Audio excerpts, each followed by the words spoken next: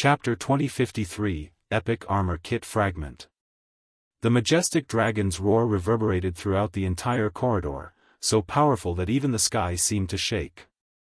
Only after the roar faded away could Shifeng finally move his body again. However, after the roar ended, both Shifeng and the fire spirit received a debuff called Dragon's Might, which reduced their reaction speed by 20%, movement speed by 30%, and physique by 15%.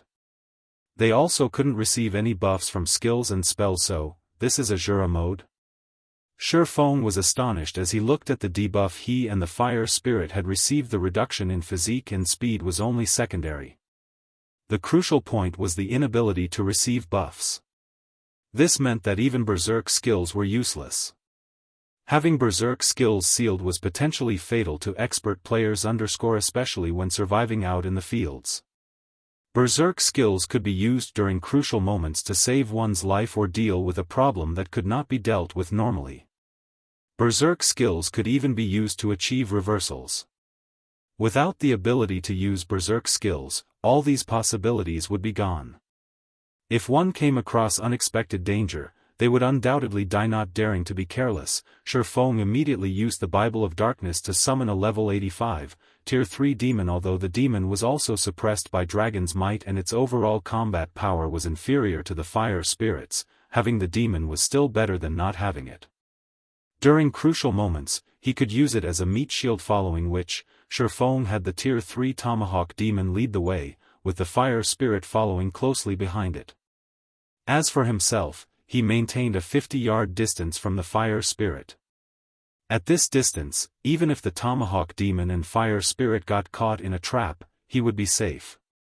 If they stumbled upon a dangerous situation, he could also run away at a moment's notice. However, contrary to his expectations, he did not come across any dangerous situations at all, even after walking for more than 10 minutes. Let alone a monster, there wasn't even a simple trap set up in the corridor. He traversed the corridor and arrived at a dark hall relatively easily. The hall was the size of a football stadium, with stone pillars erected on all sides. The divine runes carved onto these stone pillars made the place extraordinarily chilly. Even Shifeng, with his extremely high ice resistance, could not help but shudder. Fortunately, the cold only had a slight impact on his movements. He did not lose any HP. Meanwhile, as soon as the Tomahawk demon and the fire spirit arrived at the center of the hall, the divine runes on the surrounding stone pillars suddenly shone. Both the demon and the fire spirit disintegrated, the elemental mana used to make up their bodies reverting to its original form. Afterward, the entire hall lit up brightly as blade-wielding soldiers emerged from the ground one after another. These soldiers were giants made from various types of elemental mana: Elemental Guard, Elemental Creature, Great Lord, Level 72. HP 32,000,000/32,000,000. Among these elemental giants, one held a staff.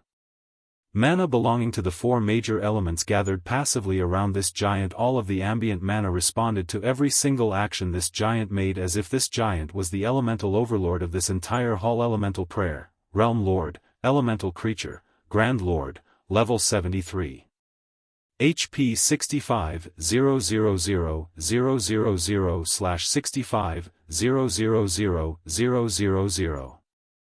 As these elemental creatures appeared, a translucent pillar made out of magic crystal rose from the center of the hall. Sealed inside this translucent pillar was a dazzling, crystalline bottle that radiated a shudder-inducing aura. Bloodline? A trace of surprise flashed across Shifeng's eyes when he saw the crystal bottle inside the magic crystal pillar. Although he had been confident that the Azura mode trial's reward would be something excellent, he never imagined that it would be this excellent. At his standard, epic items no longer posed a temptation. Only top-tier epic items could move him now. However, a bloodline was far more valuable than any epic item. The value of even the most ordinary bloodline rivaled that of a fragmented legendary item. A bloodline might provide expert players more help than a fragmented legendary item. Despite that, the first item he came across in the Azura mode, Ancient God's Maze, was already a bloodline. How could he not be surprised by this situation? However, Shifeng calmed himself very quickly. The bloodline was indeed valuable, but it would mean something only if he actually obtained it. The monsters standing before him were extraordinary. Moreover, since summoned creatures could not be used inside this hall, he would have to rely entirely on himself to deal with these monsters. However, with just a rough glance, he already spotted more than 200 Great Lord-ranked elemental guards. The elemental prayer standing at the center of the hall was even a realm lord, an existence whose combat power far surpassed that of monsters of the same rank and level. Against such a force, even a level 70, 100-man expert team would not be a match in a situation where berserk skills and summoned creatures could not be used. Even Shifeng would have no choice but to turn tail and run when coming across the elemental prayer. It wasn't because his combat power was inadequate. After all, his current weapons and equipment were already beyond extraordinary. He could easily contend against a Grand Lord of the same level. The problem was that the elemental prayer had too much HP. Before he could whittle down the elemental prayer would have long since killed him. Let's give it a try. Looking at the bloodline stored within the central pillar, Shifeng still decided to attempt the trial. Unlike other trials, the Ancient God's Secret Keys trials allowed players to head to other locations to search for treasures, even if they could not pass a particular hurdle. Each location would have varying difficulties. Only if players died would their time in the trial come to an end. However, it would be such a pity to simply abandon the bloodline and search the other locations. After all, not every location would contain treasures rivaling fragmented legendary items. Other locations in this Azura mode trial might contain only epic items, following which, Shifeng moved to a corner of the hall and started luring the elemental guards over, one after another. He planned to clear out the elemental guards first before dealing with the elemental prayer. If he tried fighting the elemental prayer and the elemental guards together, he would definitely die a very swift death. Faced with the 4-meter-tall elemental guards, an ordinary Tier 2 expert would have long since run away. However, the elemental guards posed no trouble for Shifeng, as his strength already rivaled that of great lords of the same level. The elemental guard that discovered Shifeng charged at him without hesitation, the great sword in its hands transforming into numerous phantoms as the blade slashed down on Shifeng's head. Tier 3 skill, Shadow Entanglement. Each phantom carried 120% of the elemental guard's strength, and all 7 phantoms struck down at Shifeng from different directions. Even a Tier 2 expert would be killed instantly if they were not careful. However, these attacks were nothing before Shifeng. Crisscrossing the abyssal blade and killing ray, he deflected 2 of the 7 phantom swords toward the other phantom swords, neutralizing the attack in the blink of an eye. Shifeng received no damage at all. Following which, he stabbed the elemental guard's elemental core, 43,574. He dealt a critical hit when striking the core. The elemental guard's HP promptly fell by a visible chunk. Afterward, Shifeng stabbed the elemental core once more with his other sword. As the battle wore on, the elemental guard's HP continuously decreased. Even though the elemental guard's battle recovery was strong, killing the elemental guard was only a matter of time. If another Tier 2 expert were here, they would definitely be shocked by the current scene playing out. A Tier 2 player was actually overwhelming a level 72 Great Lord without using any skills or spells, a feat that even peak experts of the same level could not achieve. However, while Shifeng was indeed capable of killing the elemental guard, at the end of the day, it was still a bona fide Great Lord. Even after he started using skills, he still took close to 8 minutes to finish off the elemental guard. After the elemental guard fell, it dropped several items. When Shifeng took a look at his experience bar, he frowned involuntarily. He had gone through great pains to kill a Great Lord, yet he was awarded only a pitiful amount of EXP, at the standard of a lord of the same level. However, when Shifeng recalled that this was an ancient god's trial, he found the situation understandable. Great Lord-ranked monsters were relatively rare in the outside world. Now, however, there was a bunch of Great Lords before him. If every one of these Great Lords gave normal amounts of EXP, then his leveling speed would be absurd. Afterward, Shifeng collected the loot on the ground. Just as he was about to lure another elemental guard, he suddenly took note of one of the items he was holding, an epic armor kit fragment. Chapter 2054, Treasure Trove.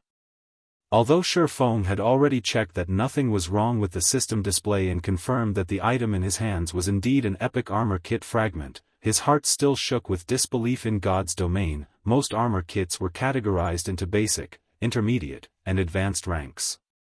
Above advanced armor kits were the extremely rare epic armor kits. Unlike the usual armor kits, epic armor kits could promote dark gold equipment to the epic rank. Most expert players already considered epic equipment godly. Since an epic armor kit could transform dark gold equipment into epic equipment, one could easily imagine how valuable an epic armor kit was, especially when players used it on dark gold equipment that they had high compatibility with. Of course, the level of epic equipment upgraded using the epic armor kit was fixed. If the base equipment was level 50, then it would only have the attributes of level 50 epic equipment. The upgraded equipment's level would not scale with players to a maximum limit. Even so, an epic armor kit was still something countless players fervently sought to obtain. Meanwhile, as long as Feng collected 100 epic armor kit fragments, he could synthesize one epic armor kit normally. Epic armor kit fragments only dropped in level 60+, 100-man hell mode team dungeons or 200-man hard mode team dungeons. Mythic field bosses also had a chance of dropping the fragments, but the drop rate was much lower than in team dungeon. Feng never thought that the elemental guards would actually drop the fragments as well. His view of the elemental guards immediately changed. Now, they were no longer detestable monsters but walking epic armor kits instead. Moreover, the elemental guard had dropped elemental cores, in addition to the epic armor kit fragment. An alchemist could use 10 cores to synthesize an elemental crystal as an energy source. The elemental crystal was superior to the magic crystal. When used instead of magic crystals in the production of magic scrolls, the resulting magic scrolls were more powerful. At the same time, an elemental crystal could also be used as the core of a magic array. Magic arrays powered by elemental crystals were at least 30% more effective. As an example, a defensive magic array that originally could block only ordinary Tier 3 attacks would be capable of blocking peak Tier 3 attacks if powered by elemental crystals. Overall, the elemental crystal was a strategic resource with a very wide range of uses on the market. One elemental crystal was worth more than 100 magic crystals now. After killing just one elemental guard, Feng had already obtained 3 elemental cores, following which, he proceeded to kill elemental guards with great enthusiasm. Despite having to fight arduously for roughly 8 minutes just to kill each elemental guard, when he thought about the Great Lord's loot, the suffering he had to endure was of no consequence whatsoever. Moreover, thanks to the high mana environment, Feng did not feel tired at all, even after killing over 40 elemental guards in succession. On the contrary, his fighting spirit reached even greater heights than before. This was because killing these 40+ elemental guards had earned him 31 epic armor kit fragments and 126 elemental cores. The various large guilds would go mad with envy if they learned about this harvest. After all, during his previous life, a 100-man expert team would have to work tirelessly for more than half a day just to obtain 2 or 3 epic armor kit fragments. Meanwhile, he had only grinded for 6 hours, yet he had already reaped many times more than that. This harvest was simply frightening. However, despite the great harvest, Feng did not continue grinding. Time in the ancient god's maze flowed at the same rate as in the real world. Since he had grinded in the maze for 6 hours already, 6 hours had also passed in the real world. In addition, it had been a long time since he had logged out of God's domain. Even if his avatar inside God's domain was still in a spirited state, his body in the real world needed a certain degree of activity to remain healthy, following which, Feng chose to log out of God's domain and rest. When he climbed out of his virtual gaming cabin, the sun outside the window had already risen to its highest point. However, the scenery at Ouroboros's main headquarters was much better than that of the Greenwater Villa. He could see the entire city from his room, unlike before. Meanwhile, ever since Zero Wing gained its new headquarters, its development speed had skyrocketed with the recruitment of a large number of experts with great potential. It now had over 2,000 internal members. Although the newly recruited internal members were not particularly high-leveled, with Zero Wing's resources in God's domain and Ouroboros's original training system, these members could soon become a part of the guild's main fighting force and be used to raid team dungeons in God's domain. the best place to obtain a large number of resources and high-ranking equipment was undoubtedly team dungeons. This was also the reason why Zero Wing was never able to match up against the various first-rate guilds and superpowers. Moreover, due to the guild's rapid expansion, the guild was also spending credits like there was no tomorrow. The credits the guild had saved up were gone before anyone realized it. Now, the guild couldn't sustain its operations simply by relying on the income from completing tasks commissioned to the guild and equipment sales. Fortunately, the company Gentle Snow's family ran provided some financial support. With the additional funding, the guild was just barely able to get by. Aqua Rose and Melancholic Smile also had plenty of headaches over the lack of funds.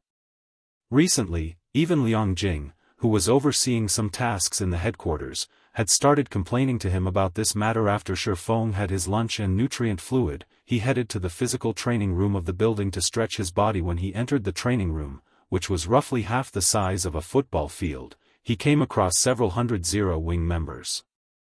These Zero Wing members stopped what they were doing and greeted him as soon as they saw him. Some of them even had a reverential look when they did so, as there were too many people present. Shifeng could only nod and smile in response. However, when he saw more than a dozen people lining up before the physical training machines, he could not help but feel a little ashamed. During his previous life, it had been rare to see 5 or 6 people waiting to use the physical training machines Shadow possessed. Now, there were more than a dozen people waiting for their turn. He had to admit that the current Zero Wing was only the shell of a first-rate guild. If it wished to catch up to the various first-rate guilds and superpowers, it needed a lot more funds. Insufficient funding would impede the guild's development significantly. I need to figure out a way to earn some credits through God's domain, Shifeng thought to himself as he gazed at the guild members working out. After all, he couldn't rely solely on Gentle Snow's company. Previously, 5 major companies were necessary to keep Ouroboros functioning. Although the current Zero Wing wasn't as large as the past Ouroboros, sustaining its operations with just one major company was still impossible. Roughly 1 hour into Shifeng's training, Blackie suddenly rushed into the training room, an anxious expression on his face. Did something happen? Shifeng asked curiously. Something big happened. Representatives of the Blackwater Corporation have come to talk with us, Blackie said in a panic as he looked at Shifeng. Chapter 2055, Blackwater Visits. Blackwater? Shifeng couldn't help his confusion. Why are they here? The Blackwater Corporation was a major, international corporation. Aside from super first-rate guilds and super guilds, other existences were nothing in the corporation's eyes. Furthermore, Zero Wing had clashed with Blackwater quite a few times thus far. Our guild has been prospering in the Ore Empire recently. Maybe they're here to warn us away? Blackie wondered aloud after calming down. Why don't we just leave them hanging? Even if they're a major corporation, they can't do anything to us on the surface, and moving against us in the shadows won't be easy as long as we're prepared for it. You're overthinking things. Blackwater is still a major corporation at the end of the day. They wouldn't bother with a personal visit to warn us because of our skirmishes in the Ore Empire. They wouldn't be able to afford the humiliation of such an act, Shifeng said, chuckling. Forget it. Rather than waste time with random guessing, we might as well hear them out. He still knew a little about how these major corporations operated. If Blackwater really wanted to strike out at Zero Wing in the real world, it wouldn't have sent representatives. It would have made its move behind the scenes, following which, Blackie led Shifeng to the top-floor reception room. In the reception room, Liang Jing, who was slightly nervous to receive the Blackwater Corporation's representatives, visibly relaxed when she saw Shifeng enter the room.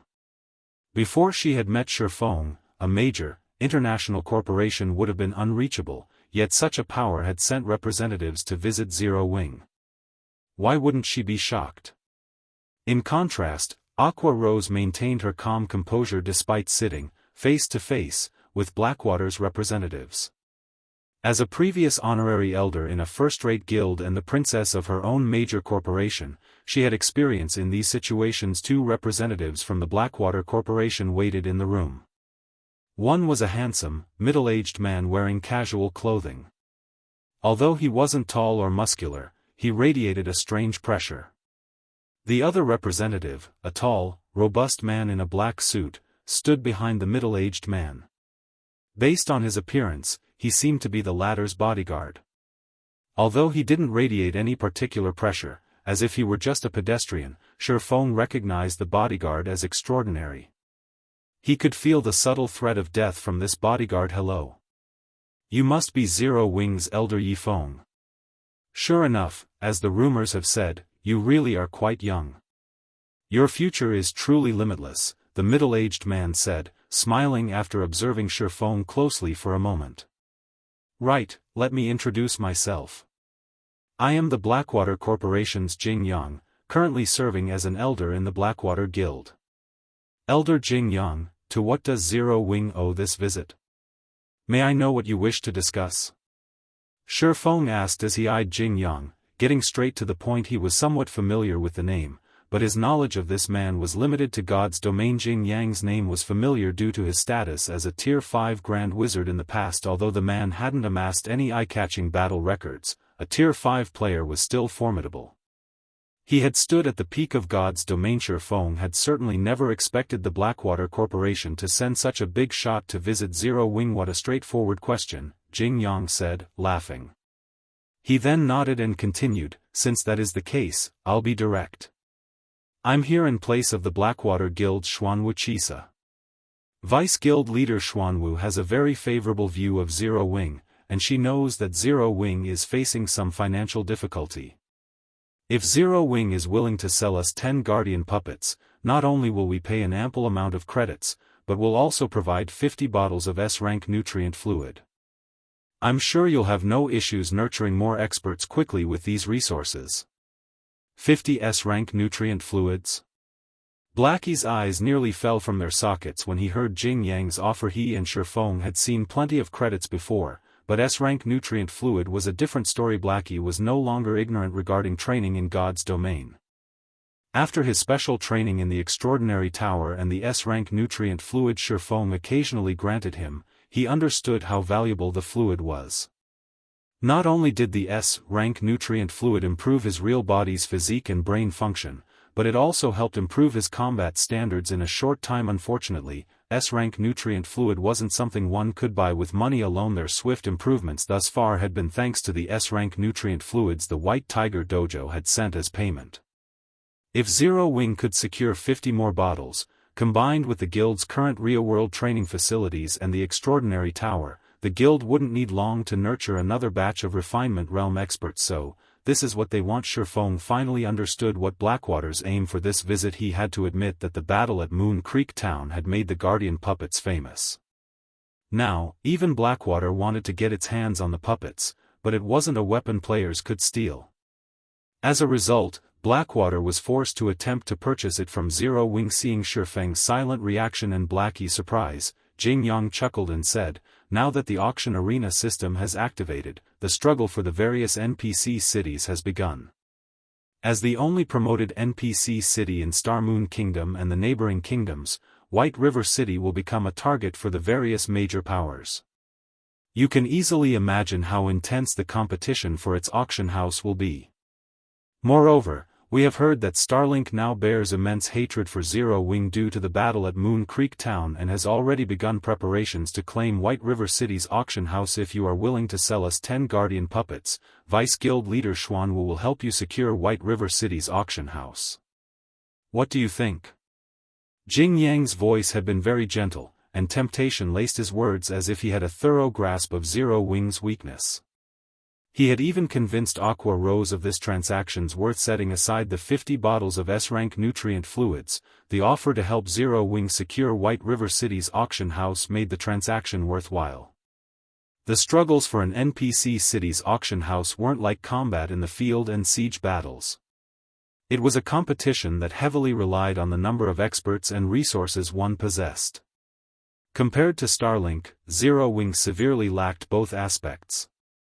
However, if Zero Wing had Wuxia's assistance, one of Blackwater's Vice Guild leaders, securing White River City's auction house was almost guaranteed. Moreover, Zero Wing desperately needed operating funds. If the guild received a large income of credits, its development could skyrocket. When Jianghu saw the yearning looks on both Aqua Rose and Blackie's faces, he was not surprised in the least. Blackwater's conditions were quite generous, offering exactly what Zero Wing currently needed. All they had to do was sign the contract and seal the deal. However, after giving the matter some thought, Shifeng looked at Jianghu and earnestly replied, "I'm sorry, but we refuse." Chapter 2056, You'll regret it. At Shifeng's words, the reception room fell deathly silent.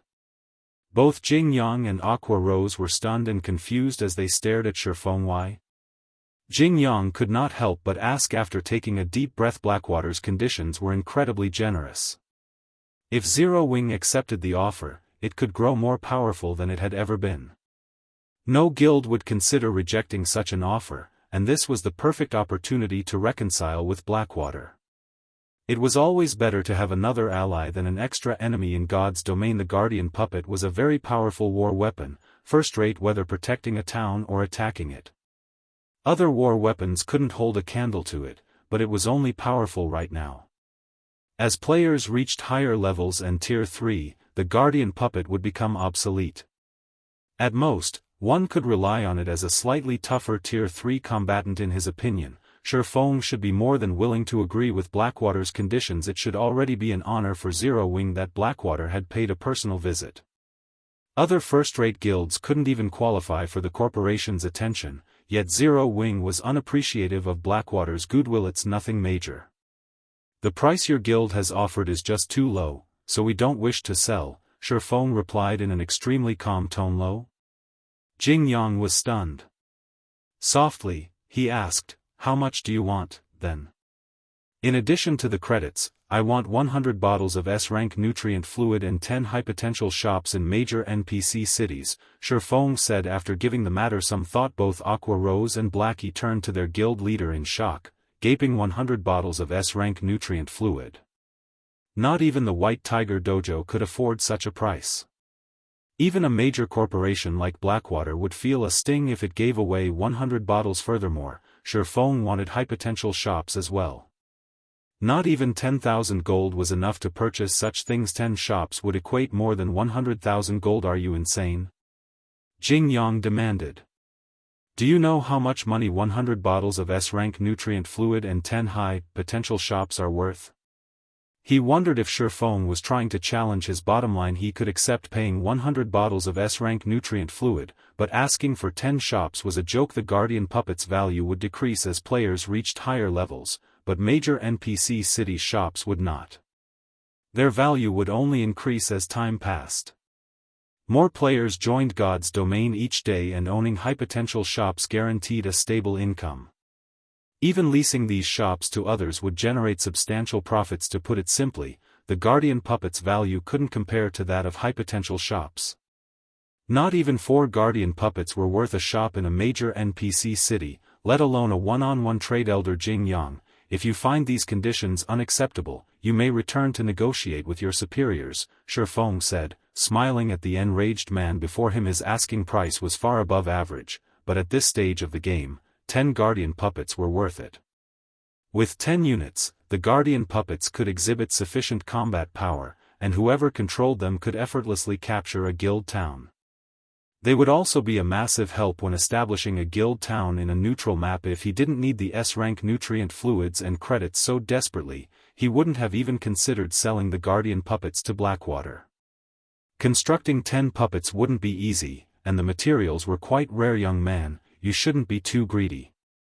Zero Wing will only benefit in the future if it secures Blackwater's friendship.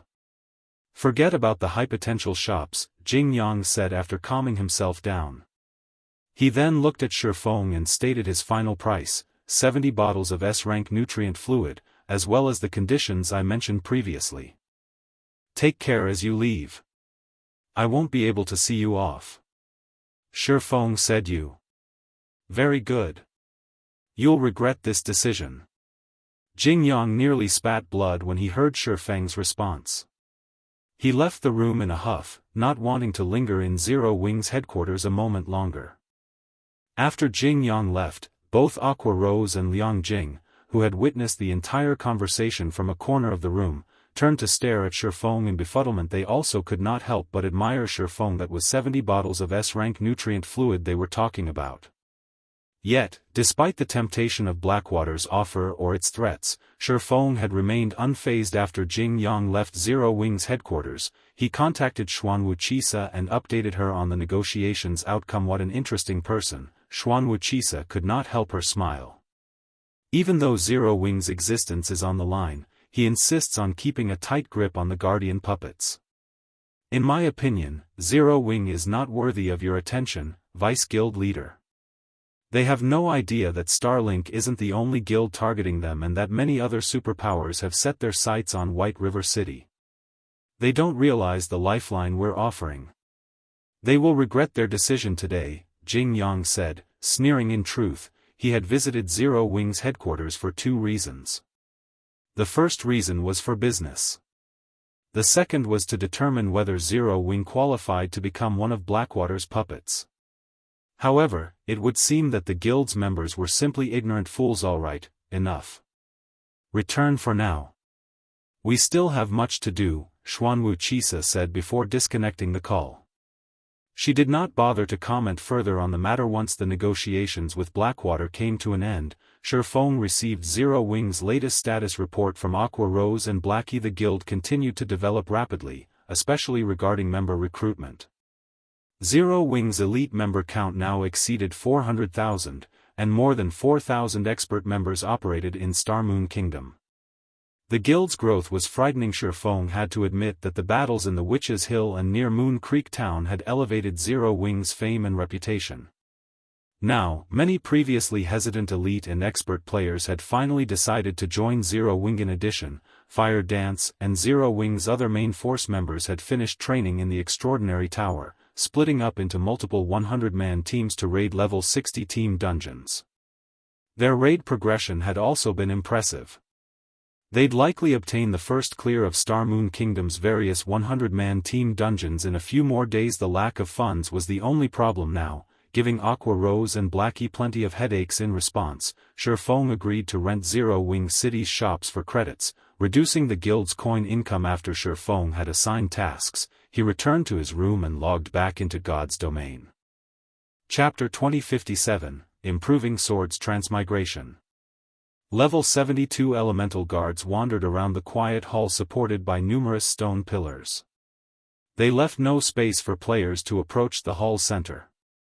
As one approached the central crystal pillar, the elemental guards closed ranks. The moment Shifeng logged back into the game, he returned to clearing out these elemental guards. Blackwater's sudden business proposition and Zero Wing's rapid development had helped Shifeng realize that his guild's development had reached a bottleneck.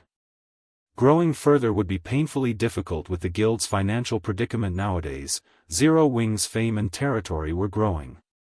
The guild's member count also continued to rise. Although he had been working to secure Zero Wing's foundations and had restricted the recruitment conditions further, the guild had still reached its financial limit. Even an outsider like Blackwater could see this. It was easy to imagine that other guilds had also noticed Zero Wing's struggles. Normally, a guild would attempt to negotiate with companies and corporations for investment once it reached a developmental bottleneck. Shadow had been the same in the past. Due to the guild's rapid development, the guild had desperately needed capital. Only after receiving several large companies' investments did the guild continue its development, eventually becoming a second-rate guild. This was the most common option for upstart guilds, although it also scattered the guild's shares, decreasing its cohesion. Of course, there was another method to break past this bottleneck. A guild could maintain its state or reduce its member count, ultimately slowing its development speed. Normally, Shifeng might have chosen that option. At worst, it would allow other guilds to surpass Zero Wing. However, now that the auction arena system had activated, the competition between the various major powers had reached a peak. If Zero Wing's competition surpassed it now, it wouldn't be surprising if the guild were removed from God's domain entirely. Hence, deliberately stifling Zero Wing's development would only ensure a slow and imminent death. Since he didn't wish to share the guild's authority or abandon its phenomenal development speed, there was only one option available. He had to earn a large sum of credits through God's domain. Shifeng hadn't had the means to do so in the past.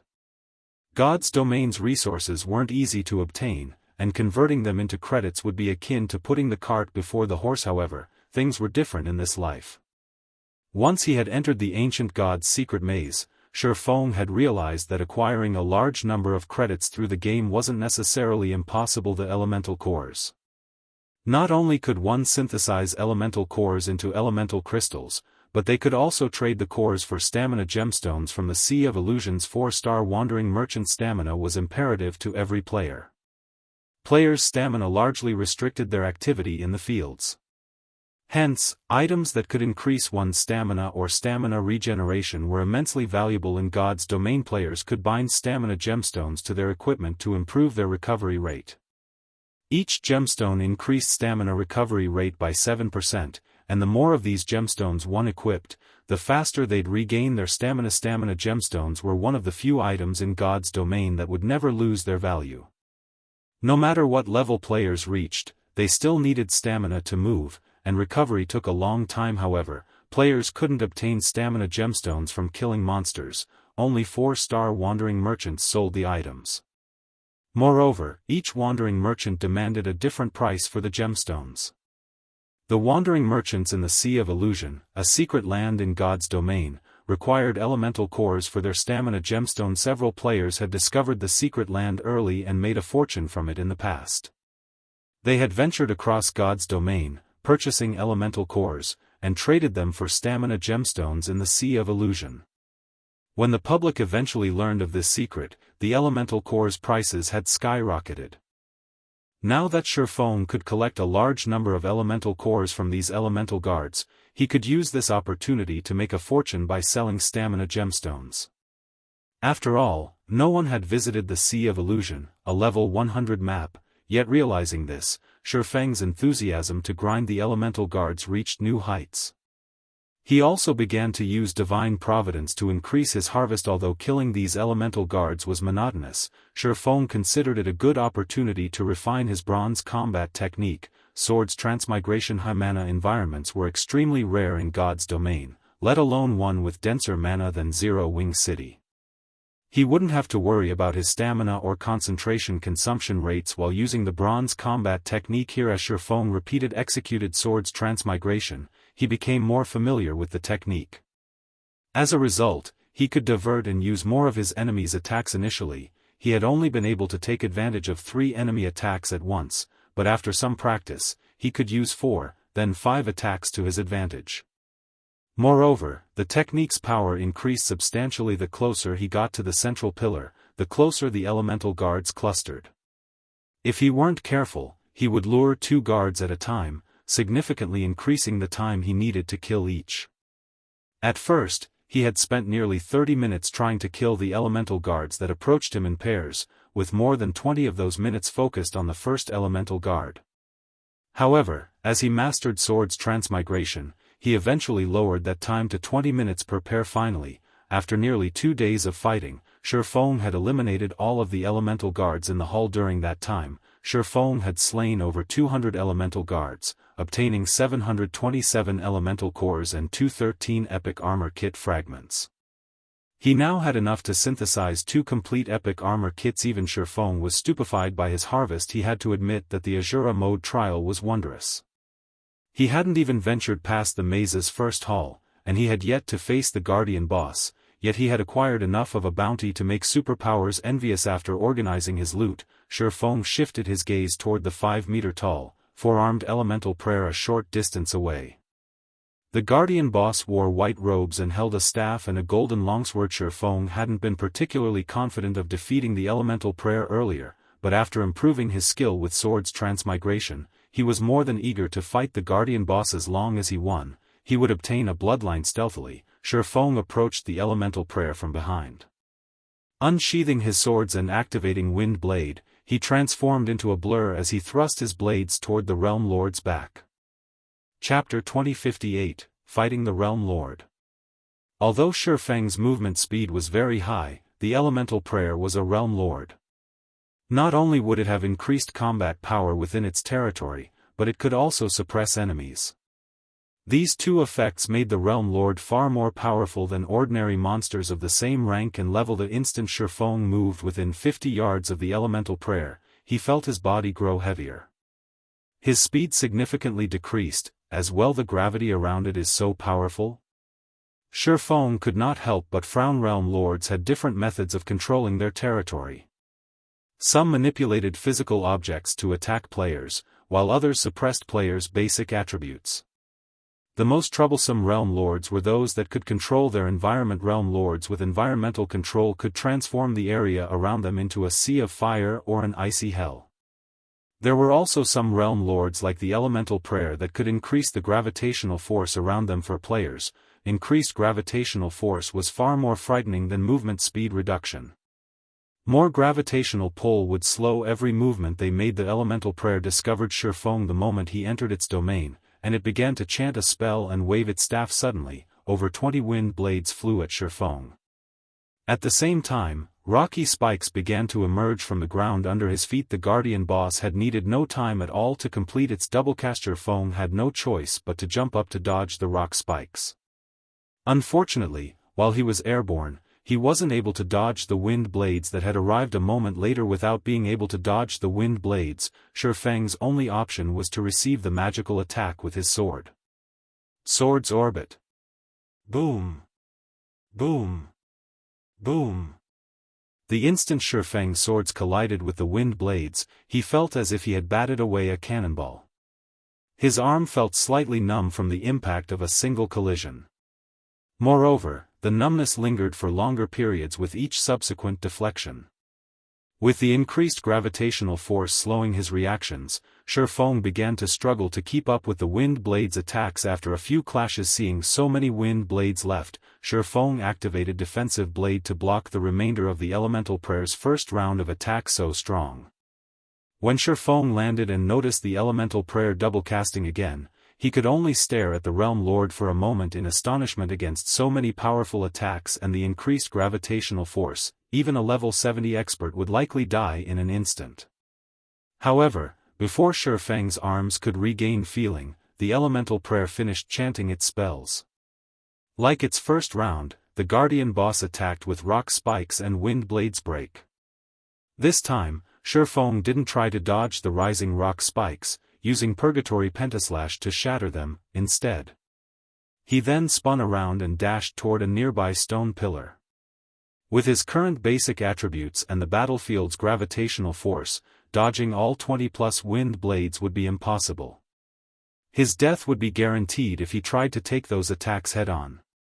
Hence, he had to rely on the stone pillars around him to block the wind blades. Using the stone pillars to reduce his blind spots, Shifeng found it easier to dodge and block the incoming wind blades. In the end, he survived the Elemental Prayer's second offensive unscathed. Sure enough, these stone pillars are here for a reason. Shifeng breathed a sigh of relief when, after taking a few hits from the wind blades, he saw that the stone pillar remained intact. If the wind blades, which had peak tier 3 power, had shattered the stone pillars, this battle was as good as over for him. Although he could rely on the stone pillars to block the Realm Lord's attacks, approaching the Elemental Prayer was still extraordinarily difficult. After multiple attempts, Shifeng discovered that the Realm Lord used a greater variety of spells the closer he got to it. Sometimes, the Elemental Prayer fired a beam of roaring flames. Other times, it called down a column of water from above. Of course, the Guardian boss still used the occasional rock spikes and wind blades. The boss's coordination with the 4 types of attacks made approaching the Elemental Prayer practically impossible, as expected of a Realm Lord. This boss could likely even annihilate a 100-man team of the same level. Trying to fight it alone is asking too much. Shifeng could not help his bitter smile as he watched the Elemental Prayer cast one spell after another. Magical class monsters were most afraid enemies getting close. After all, they were vulnerable in close-range combat, but Shifeng couldn't even get within 40 yards of the Realm Lord, much less melee range. He felt as if he were surrounded by a party of Tier 3 magical class players as Tier 3 spells continued to bombard him. He could only rely on the surrounding stone pillars to evade the spells. If any other peak expert were in his shoes, they'd have likely died a long time ago. Feng had to admit that the Azura mode Guardian boss was astounding.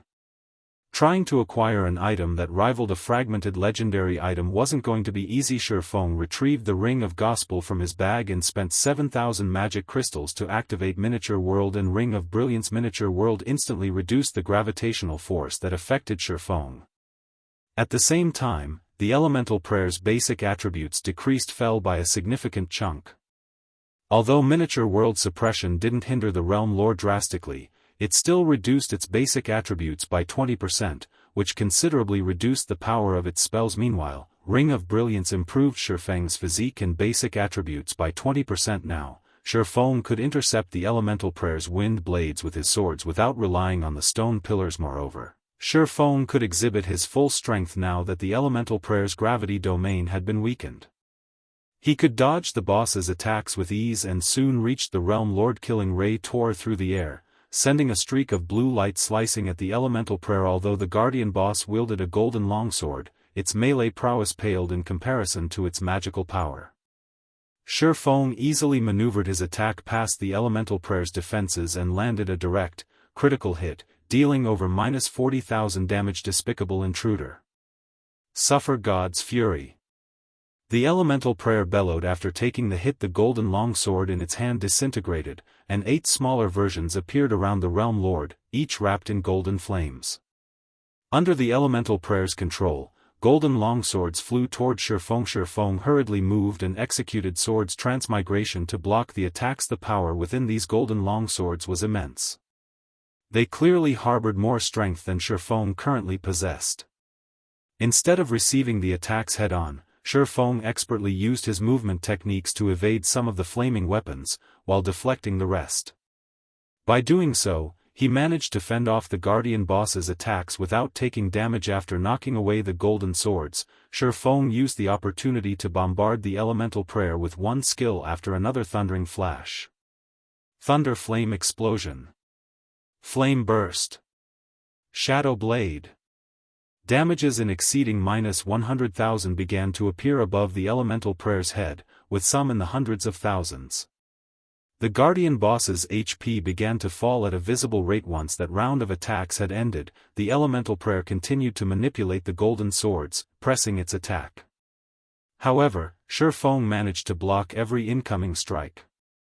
Although the Elemental Prayer occasionally cast spells, Feng could heal himself with the 7 Luminaries Ring's life domain. Overall, although Feng had the advantage, the Elemental Prayer had too much HP. Although its maximum HP had been reduced to 52 million, its battle recovery restored 520,000 HP every 5 seconds. This slowed Feng's progress in the fight. Even after more than 5 minutes, the Elemental Prayer still had 95% of its HP remaining. Unfortunately, Miniature World only had a 10-minute duration, and without it, Feng wouldn't be a match for the Realm Lord. Furthermore, Feng had to spend 5,000 magic crystals each time he activated the skill, and he had only brought a little over 20,000 with him. Should I give up? Feng had fought for nearly 10 minutes, yet the Elemental Prayer still had 92% of its HP. If he couldn't increase his DPS, the Guardian boss would eventually wear him down and kill him. However, when Feng saw the 8 golden longswords flying toward him once more, his eyes lit up with inspiration as he considered a way to increase his damage. He simply needed to use the Elemental Prayer's strength against it. This time, Feng didn't dodge the 8 golden longswords. Instead, he met all of them in battle. Sword's Transmigration. Chapter 2059, Bronze Combat Techniques. True Ability. The Elemental Prayer's attacks were quite cunning. Since the start of the battle, it had used the 8 golden longswords to attack Feng from all directions. Moreover, the flaming weapons were far more nimble than the wind blades and could even alter their attack trajectories during their attacks. Even a shield warrior or guardian knight skilled with the shield would take a direct hit if they weren't careful. As soon as Feng began to execute Sword's Transmigration, he deflected 5 longswords, sending them in different directions. 2 of them slammed into 2 longswords Feng hadn't deflected, nullifying the attacks. Due to Feng's limited strength, he couldn't fully utilize the remaining 3 deflected longswords. He wasn't able to send them toward the Elemental Prayer. Moreover, he wasn't able to deflect or nullify the last longsword, and it cut through Shifeng's right shoulder. 83-167. Sure enough, I'm really pushing my limits. Shifeng breathed a sigh of relief when he saw his HP. Just one of these golden longswords could deal enough damage to kill a level 60 magical class player. Even a level 60 MT would likely be in danger.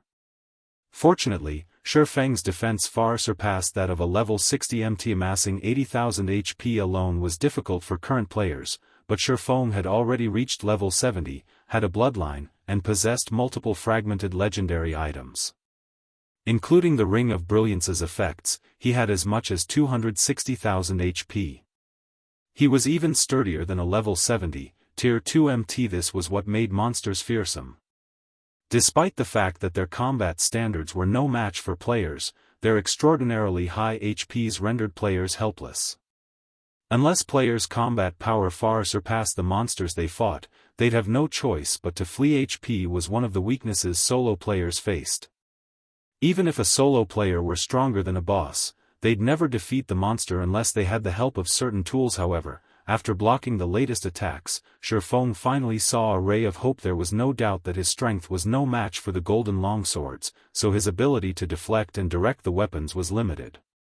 However, sending the flaming weapons toward the elemental prayer wasn't impossible. Only, his grasp of positioning and timing had to be perfect. This was also the first time he had to deflect 5 attacks with so much strength, so he severely lacked the proper experience. After taking a brief moment to consider his next move, Shifeng began to attack the Realm Lord again. Like before, the 8 golden longswords flew toward him from multiple directions. This time, however, Shifeng immediately activated Void Shield, the translucent barrier enveloping his body. Sword's Transmigration.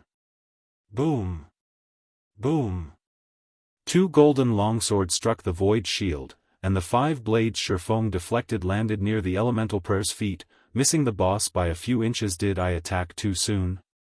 Seeing the flaming longswords land at the elemental prayer's feet, Shifeng knew he had been too hasty, resulting in an undesirable outcome. He needed to make some minor adjustments. Despite seeing the elemental prayer launch another round of attacks, Shifeng deliberately maintained his speed. Boom! 3 golden longswords flew into the Void Shield simultaneously. Fortunately, Shifeng had sent one of the 5 longswords he had deflected into the elemental prayer's foot. A damage of over -300,000 appeared above the Realm Lord's head, far exceeding what Shifeng's normal skills were capable of. This excited Shifeng. The outcome was almost as he had imagined. The system calculated the damage monsters dealt to each other differently than the damage they dealt to players. Although the flaming weapon had lost a fraction of its power after Shifeng had deflected it, it still dealt far more damage than what he could manage now. Shifeng, more or less, understood why the various superpowers in the past had kept such a tight lid on their bronze combat techniques. Mastering a bronze combat technique like Sword's Transmigration was far more powerful than obtaining a curse or taboo skill.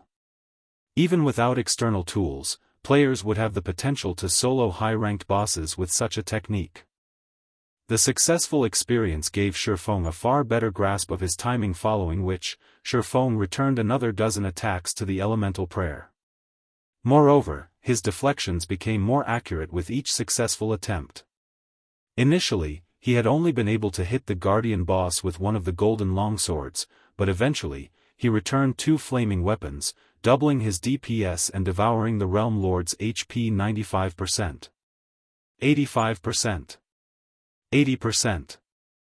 Although he wasn't able to return the other 3 golden longswords he deflected, as he became more familiar with the process, he was able to nullify the remaining attacks. He no longer allowed any of the golden longswords to hit him. Time quickly passed. When the elemental prayer's HP fell to 30%, the Realm Lord went berserk and called down lightning to strike around it. This forced Shifeng to activate Absolute Domain to survive. Foolish mortal! Burn to ash! The elemental prayer's eyes lit with a scorching glow as it glared down at Shifeng. Suddenly, the surrounding mana began to surge toward the guardian boss, and the mana storm that ensued prevented Shifeng from approaching. The elemental prayer then raised its staff, manifesting a 3-fold magic array above its head that covered a 100-yard radius. Raging thunder. Suddenly, Arcs of golden electricity shot up from the ground. A large-scale destruction spell? Surprised, Feng activated the 7 Luminaries Rings Fantasy Domain, which made him immune to all magic damage. Magical class bosses generally possessed a few large-scale destruction spells, but they didn't normally cast the spells when players were within melee range, since such spells didn't differentiate between friend and foe. It was very easy to get caught within one's own spell if cast at close range. This was also why Feng hadn't bothered to use any of his own large-scale destruction spells yet. The elemental prayer before him cast its spell without hesitation. The guardian boss intended to perish along with its enemy. After Feng activated Fantasy Domain, a sea of electricity enveloped everything within a 100-yard radius, with the elemental prayer in its center. Even the guardian boss suffered damage, his HP continuing to decrease.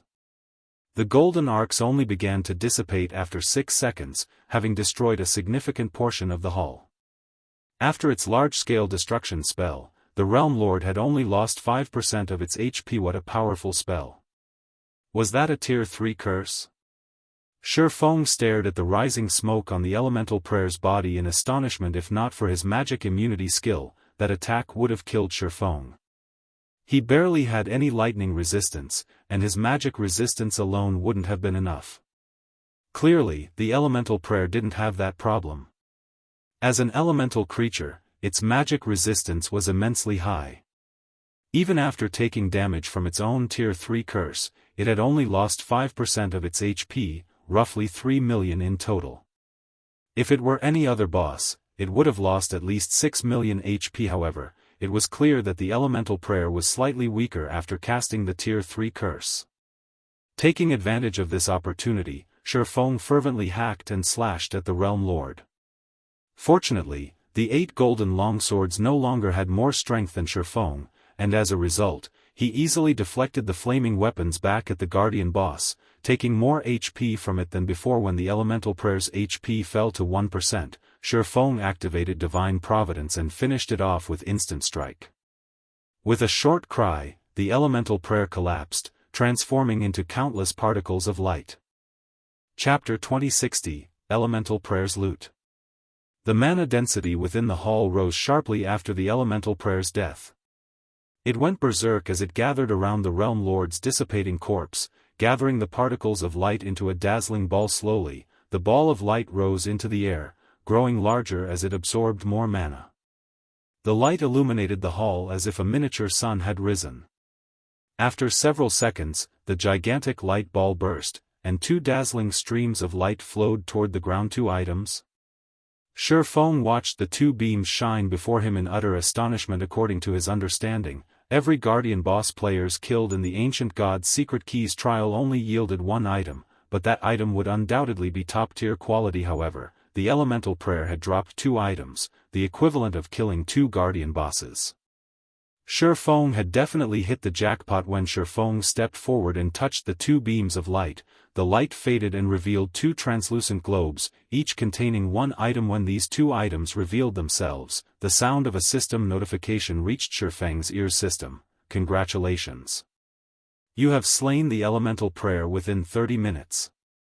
You may choose one of the 2 items before you as your reward. Feng was speechless. He had hoped that Divine Providence had doubled his loot, but in the end, he'd still walk away with a single item. This choice was simply a result of killing the elemental prayer within half an hour. However, after giving the matter some more thought, Feng found the situation reasonable. All of the items these guardian bosses dropped were the best of the best. Being able to double one's loot with higher luck would be absurd. Let's have a look at these 2, then. After containing his excitement, Feng tapped on the 2 items and inspected their attribute panels. After a brief look, Feng's heart began to pound with elation once more. Although he knew that these items would be top tier, he couldn't help his gasp after inspecting them. Both items were amazing. Not even a mythic field boss's loot could compare to either item's value. One of the 2 items was an emerald bead named Elemental Protector. It was a bona fide epic item that could summon 4 elemental beasts of the same tier as the user and 5 levels higher at no cost. Each of these 4 elemental beasts could use skills and spells that correlated with their element: earth, water, wind, and fire. However, this item could only summon up to Tier 4 elemental beasts, and it had a 12-hour duration and a 2 Nature Day cooldown. As long as a player reached Tier 4, they could use the Elemental Protector to summon 4 Tier 4 beasts to fight alongside them. It was an astounding ability.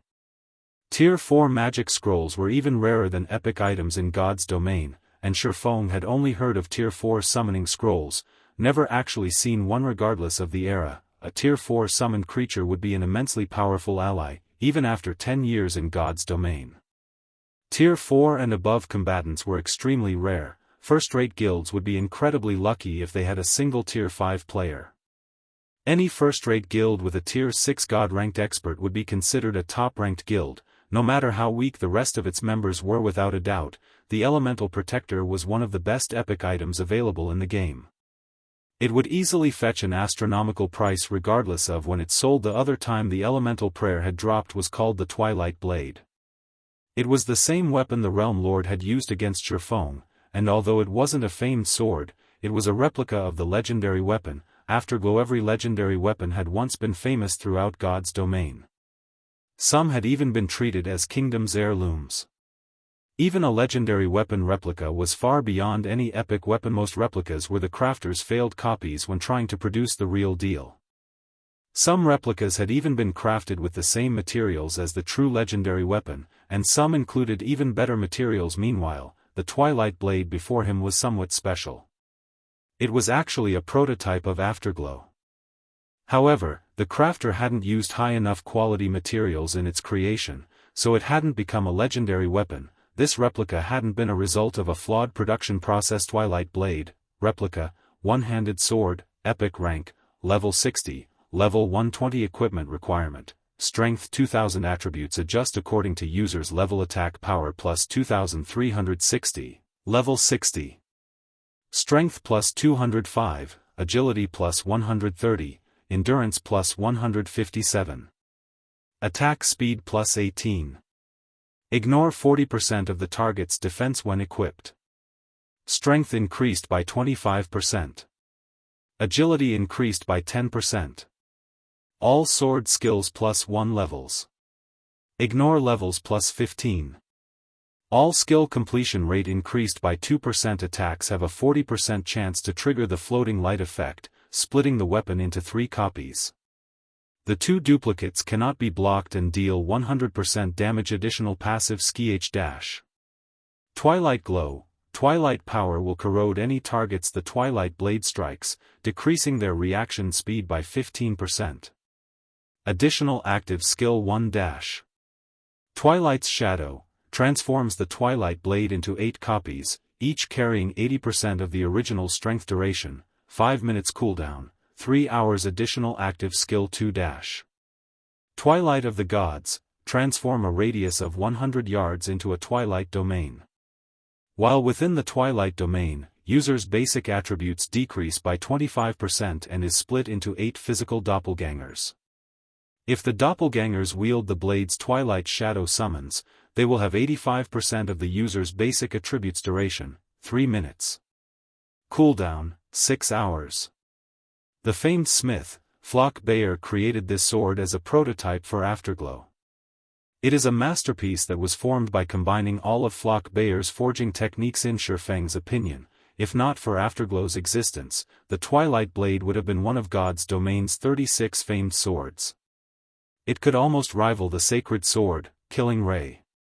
If he only compared the weapon's attack power and strength, it was even more powerful than Killing Ray. Killing Ray had been crafted with a fragment from one of God's domain's 10 great legendary weapons, yet the Twilight Blade could rival its power. Although the Elemental Protector allowed players to summon elemental beasts, boosting their combat power, the Twilight Blade was a top-tier epic weapon with amazing additional skills.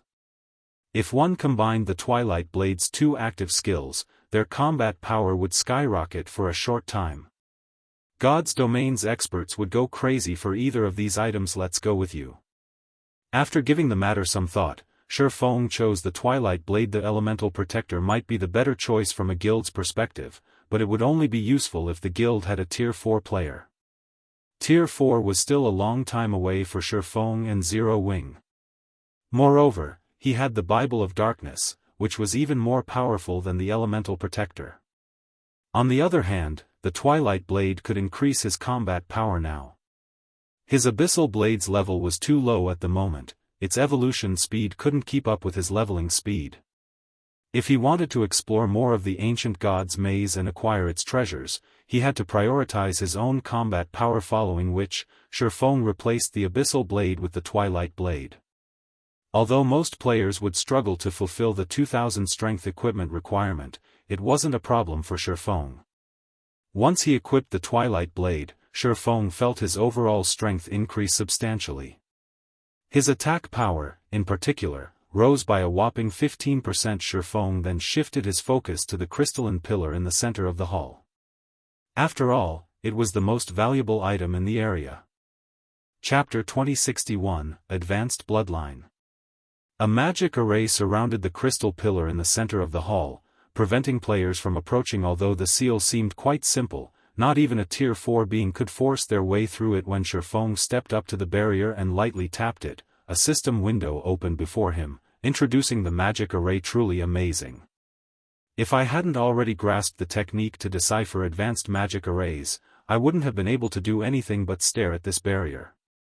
Shifeng couldn't help his surprise after gaining a general understanding of the array. There were two types of magic arrays that protected system-generated treasure in God's domain. The first type disappeared once the guardian boss protecting the treasure died. The second type required players to unravel the magic array through their own abilities. This type didn't care for players' combat power, but their ability to understand magic arrays. The first type was the easiest to remove, but as players leveled up, they'd begin to encounter more of the second type. Hence, it had been very important for players to take on the Magician subclass and develop it during Shifeng's previous life. Many expert players had to study magic arrays seriously even though they hated learning about them, especially magical class players due to how common the second type of magic arrays had become at later levels. God's domain's various guilds had also turned more focus to the Magician subclass. During the game's later stages, a Master Magician's status wasn't any lower than that of a Master Forger or Master Alchemist. Meanwhile, to remove the magic array protecting the crystal pillar before Shifeng, one had to be a master at deciphering advanced magic arrays at the very least. Normally, players only encountered basic ranked ceiling magic arrays after level 70. It was very rare to find an intermediate magic array protecting items of this level, yet the array before him required an advanced magician to untangle. Although the various superpowers had tasked many of their players to learn about magic arrays, there were very few intermediate magicians at this stage of the game, much less advanced magicians. Once Shifeng had inspected the array, he began to dismantle it. Dismantling a magic array wasn't particularly difficult, although that didn't mean it was easy either. As long as a player knew how to draw the ceiling magic array in question, it could be undone. Looking at the array, Shifeng was relieved that he had already become an advanced magician. Otherwise, he could only watch as a bloodline slipped through his fingers. Finally, after studying for 5 hours, Shifeng finally learned how to draw the ceiling magic array. The barrier around the crystalline pillar began to shatter, and shortly after, it fell away entirely, revealing the pillar before Shifeng. The crystal pillar was translucent, and the bloodline within it shone with a dazzling light due to the magic barrier around the pillar. Shifeng hadn't felt anything particular from the bloodline, but now that he had removed the magic array, he could feel an intense pressure. The difference between his life rating and the bloodline's pressed down on him. Although he only stared at the bloodline, he felt as if he were being suppressed. Is it an advanced bloodline? Shifeng could not help his surprise as he felt the pressure. Bloodlines fell into 3 categories: basic, advanced, and peak. The dark iron bloodline he had obtained from the divine shrine was a basic bloodline. However, since the dark iron bloodline was extremely compatible with the swordsman class, it was considered a top-ranked basic bloodline. Yet despite that, he still felt an immense pressure from the bloodline within the crystal pillar. The only explanation was that his life rating was inferior to this bloodline. Hence, Shifeng guessed that it was an advanced bloodline. Although he very much wished that it was a peak bloodlines were as rare and valuable as legendary items.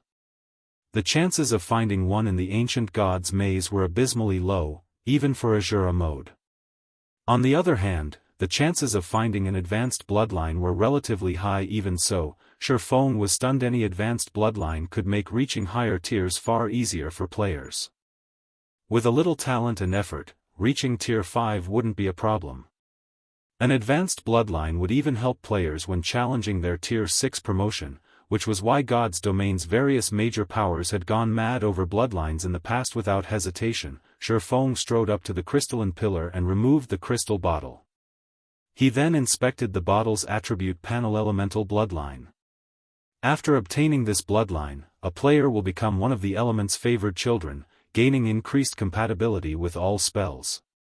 Mainly improves intelligence and vitality, followed by agility, endurance, and strength. It really is an advanced bloodline. After inspecting the elemental bloodline, Shifeng was ecstatic. Although the elemental bloodline's attribute panel did not indicate the bloodline's rank, basic bloodlines only focused on one attribute, while advanced bloodlines increased two. Since the elemental bloodline concentrated on two attributes, it had to be an advanced bloodline. Moreover, the ability it provided was incredibly powerful, increasing a player's compatibility with all spells. It was, at the very least, far more powerful than any of the advanced bloodlines Shifeng had seen in the Divine Shrine. If a magical class player used this bloodline, their overall prowess would increase. This was certainly a top-tier advanced bloodline, even more valuable than top-tier fragmented legendary item. Shifeng carefully stored the elemental bloodline before he continued to explore the ancient god's maze. The maze was excruciatingly complex, and each time he entered a new hall, he had to face another group of elemental monsters.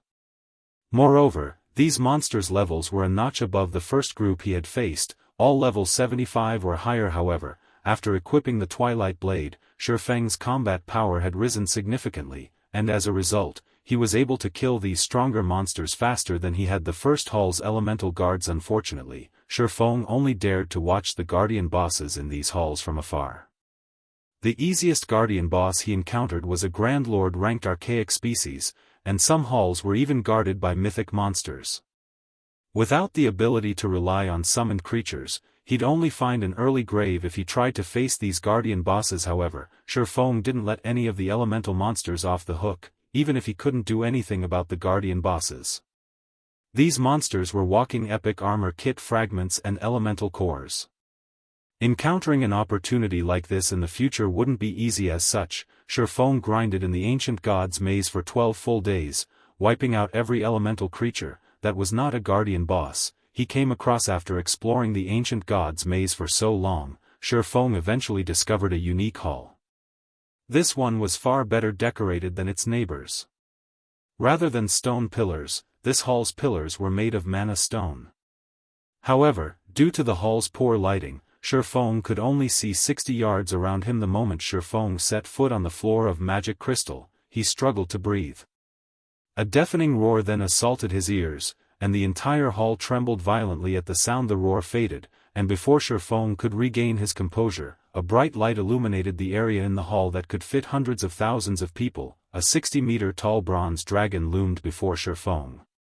The bronze dragon's incredible aura was so powerful that it warped space around it, and when bathed in this aura, Shifeng couldn't even move an inch. Chapter 2062, Bronze Dragon King. A dragon. Shifeng stared at the titanic figure before him in disbelief. Even though he stood several hundred yards away from the dragon, its aura felt as if he stood before a towering mountain. The pressure he felt from the dragon was absolutely stifling. Its aura was so powerful that he couldn't even move, he could only stand there quietly, staring at the being powerful. Destruction. Death. These words ran through Shifeng's mind as the dragon's aura washed over him. Bronze Dragon King, Dragon, Tier 5, Level? HP?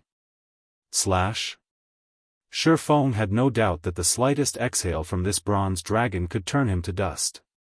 Even a Tier 5 existence would be powerless before this bronze dragon king. A dragon's life rating was extremely high, and once it reached adulthood, it would automatically advance to Tier 5.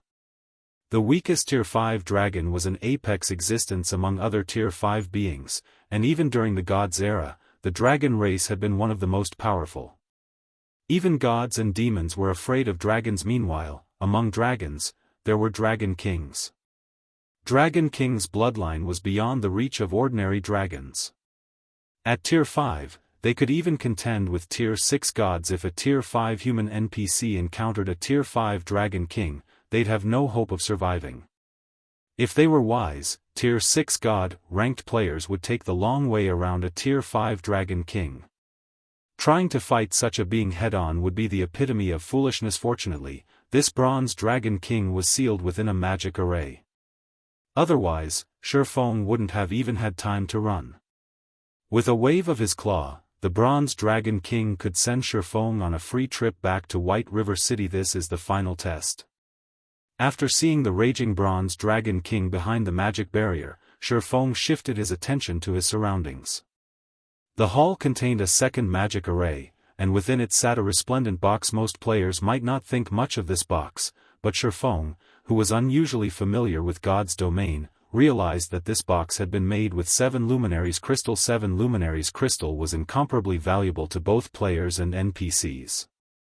It was one of the reasons that so many major corporations invested in God's domain. Nothing else in the hall grabbed Shifeng's attention.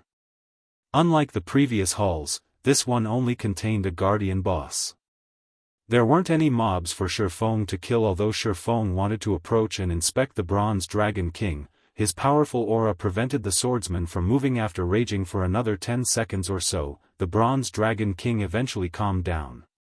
The ferocity of its aura also began to lessen, and Shifeng regained control of his body. But as soon as Shifeng began to relax, the imprisoned dragon spoke. Little human. The fact that you have reached this place proves that you have some ability. According to the rules those despicable gods and demons had set, I will give you 3 options, the Bronze Dragon King said, watching Shifeng. Your first option is to accept my trial. If you pass, you'll receive the treasure those gods and demons left behind. Taking the gods and demons' oath is your second option. You can also acquire the treasure this way. Your third option involves signing a contract with me. Although you won't get the treasure, you will receive my blessing. My blessing will grant you strength beyond human limits. Make your decision. Although the Bronze Dragon King spoke in the dragon language, which Shifeng knew nothing about, he was actually able to understand the Dragon King's intentions. There are choices? The situation surprised Shifeng a little. He had never imagined that the final hall in the ancient god's maze would offer him choices. He had never heard of such a thing. According to his knowledge regarding the Secret Keys trial, players weren't given any choices. If players wanted any of the trial's treasures, they had to defeat the guardian bosses, yet he now had 3 options to consider. The first option was undoubtedly the standard procedure. If players were confident of their strength, the first option would be the best. The second option allowed players to obtain the treasure without risking themselves overmuch. Many players would likely choose this option without a second thought. This was the final hall in the ancient god's maze, after all. The treasure in this room would be extraordinary, but Shifeng understood one thing: there were no free lunches in this world. Current players might know nothing about gods and demons' oaths, but he did during his previous life. These oaths had earned the nickname, divine contracts, and every one of them was a two-way deal. By signing a divine contract, players would have to abide by the conditions the gods and demons had set. If they failed to do so, they'd suffer a miserable fate. Many in the past had eagerly signed divine contracts and failed to meet the stipulated conditions, and in the end, they had suffered such severe penalties that they had been forced to delete their accounts. Hence, while the second option the Bronze Dragon King had stated sounded good, the risk was considerable. The third option wasn't much different than the second, although this contract would be between the player and the Bronze Dragon King. There was no real difference between signing the Bronze Dragon King's contract and signing one with gods and demons. Although the third option wouldn't award the final hall's treasure, a Dragon King's blessing was just as extraordinary. Any blessing held great significance to players, especially the Bronze Dragon King's. Its effects were likely even stronger than that of a bloodline. Blessings were so valuable in God's domain because of how few were granted. Only incomparably powerful existences could bless others, and those that received a blessing would acquire great power. However, this power had its price. The blessing's giver would have to segment a fraction of their strength, granting it to their target. In other words, the blessing giver would lose strength to empower others. Hence, even Tier 6 gods were incredibly careful when offering a blessing. They never gave one on a whim. May I know what the oath's conditions are? Shifeng asked after giving the matter some thought. This I cannot answer. You may only learn more about the oath after taking it. This is a condition those gods and demons set for me so long ago, the Bronze Dragon King explained indifferently. Human, I do not have much patience. You only have 10 minutes to consider. Can't tell me, huh? Shifeng realized what was happening after listening to the Bronze Dragon King's words. Since players could obtain the treasure by taking the oath, its conditions were undoubtedly quite strict. However, whether or not a player could accept these conditions remained unknown. By denying players the oath's details, players couldn't determine the condition's severity. This also ensured some sense of fairness to the Bronze Dragon King situation. If players knew the oath's conditions, they wouldn't bother with the dragon's blessing. Human, what is your choice? The Bronze Dragon King demanded in a deep tone after 10 minutes had passed. After taking in a deep breath, Shifeng replied, the first option. Whether it was the gods and demons' oath or the Bronze Dragon King's contract, the risk was too great. On the off chance that he couldn't fulfill the conditions, he would have to delete his account and start all over again. He didn't dare take such a gamble. What? The first option? Shifeng's decision stunned the Bronze Dragon King. Are you sure that is your choice? Chapter 2063, Suppressed Swordsmanship. Confusion flashed in the Bronze Dragon King's eyes as he watched Shifeng. He was so surprised by this swordsman's answer that he couldn't help but ask for confirmation. Yes. I choose to accept your trial, Dragon King, Shifeng said, nodding. You really are a strange human. Ever since this maze was built, thousands of adventurers have visited, but none have accepted my trial because they already knew what outcome awaited them. Do not think my trial is so easy to complete. The Bronze Dragon King growled. But since you have decided, according to the rules the gods and demons have set, if you can survive against me for 3 days, you will pass my trial. Let's begin.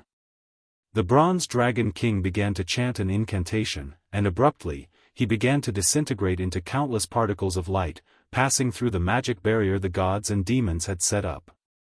After passing through the barrier, these particles of light gathered to form a humanoid shape before Shifeng. After a short moment, a soldierly, middle-aged man in a suit of bronze stood within the hall. Unlike ordinary people, golden, divine runes marked this man's face and body, as if they were a seal.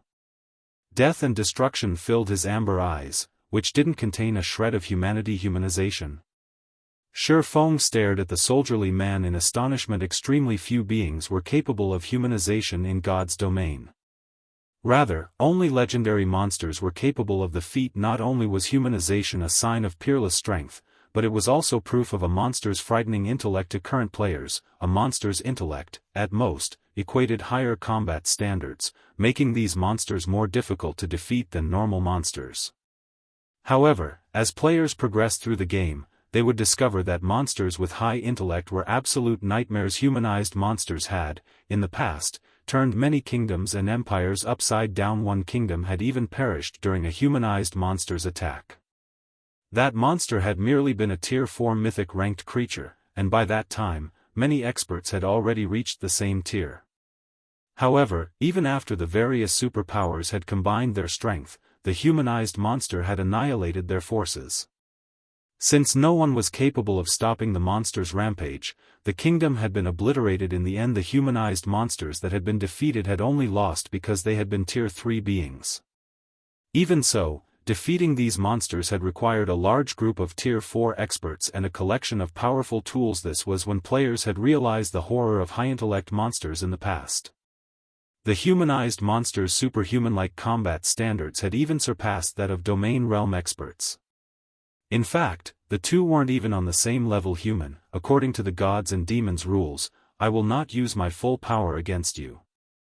Moreover, you have 300 chances to succeed. You simply need to survive against me for 3 days, the Bronze Dragon King said as he smiled at Shifeng. If you don't have any more questions, let the slaughter begin. Shi Feng's expression darkened as an unprecedented chill wrapped around him. Almost instinctively, Shi Feng activated Void Shield, and his mind went on maximum alert. Although he had known that this trial wouldn't be easy, he hadn't expected it to be this difficult. Players that hadn't experienced this situation might assume that the conditions for the Bronze Dragon King's trial were quite simple.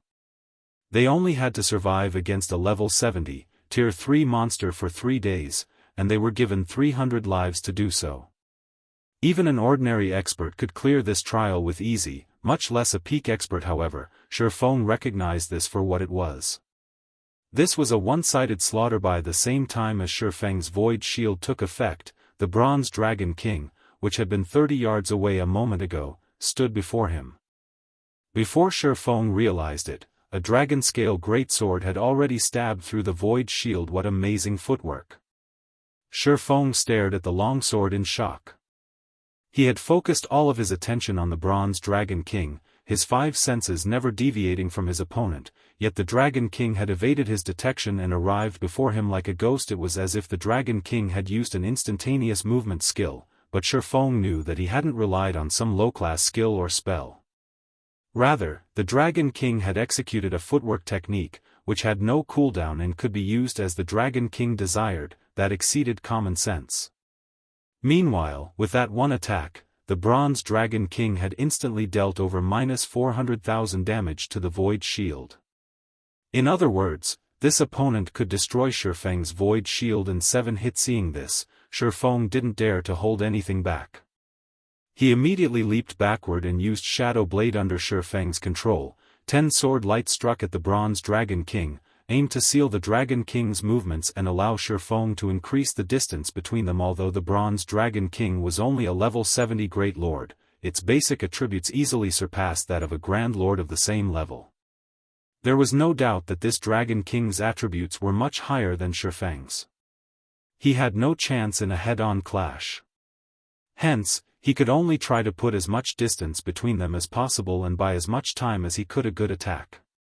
Despite being immortal, you've actually reached such a standard, the Bronze Dragon King leisurely praised Shi Feng as he examined the swordsman's incoming attacks. Just before the 10 sword lights found their mark, the Dragon King swung his greatsword, shattering the sword lights before they could come within 20 centimeters. The Bronze Dragon King's swing created a mesmerizing arc of light, which even captivated Shi Feng. But in the next second, the Dragon King stood next to Shi Feng, and he hadn't even seen his opponent move.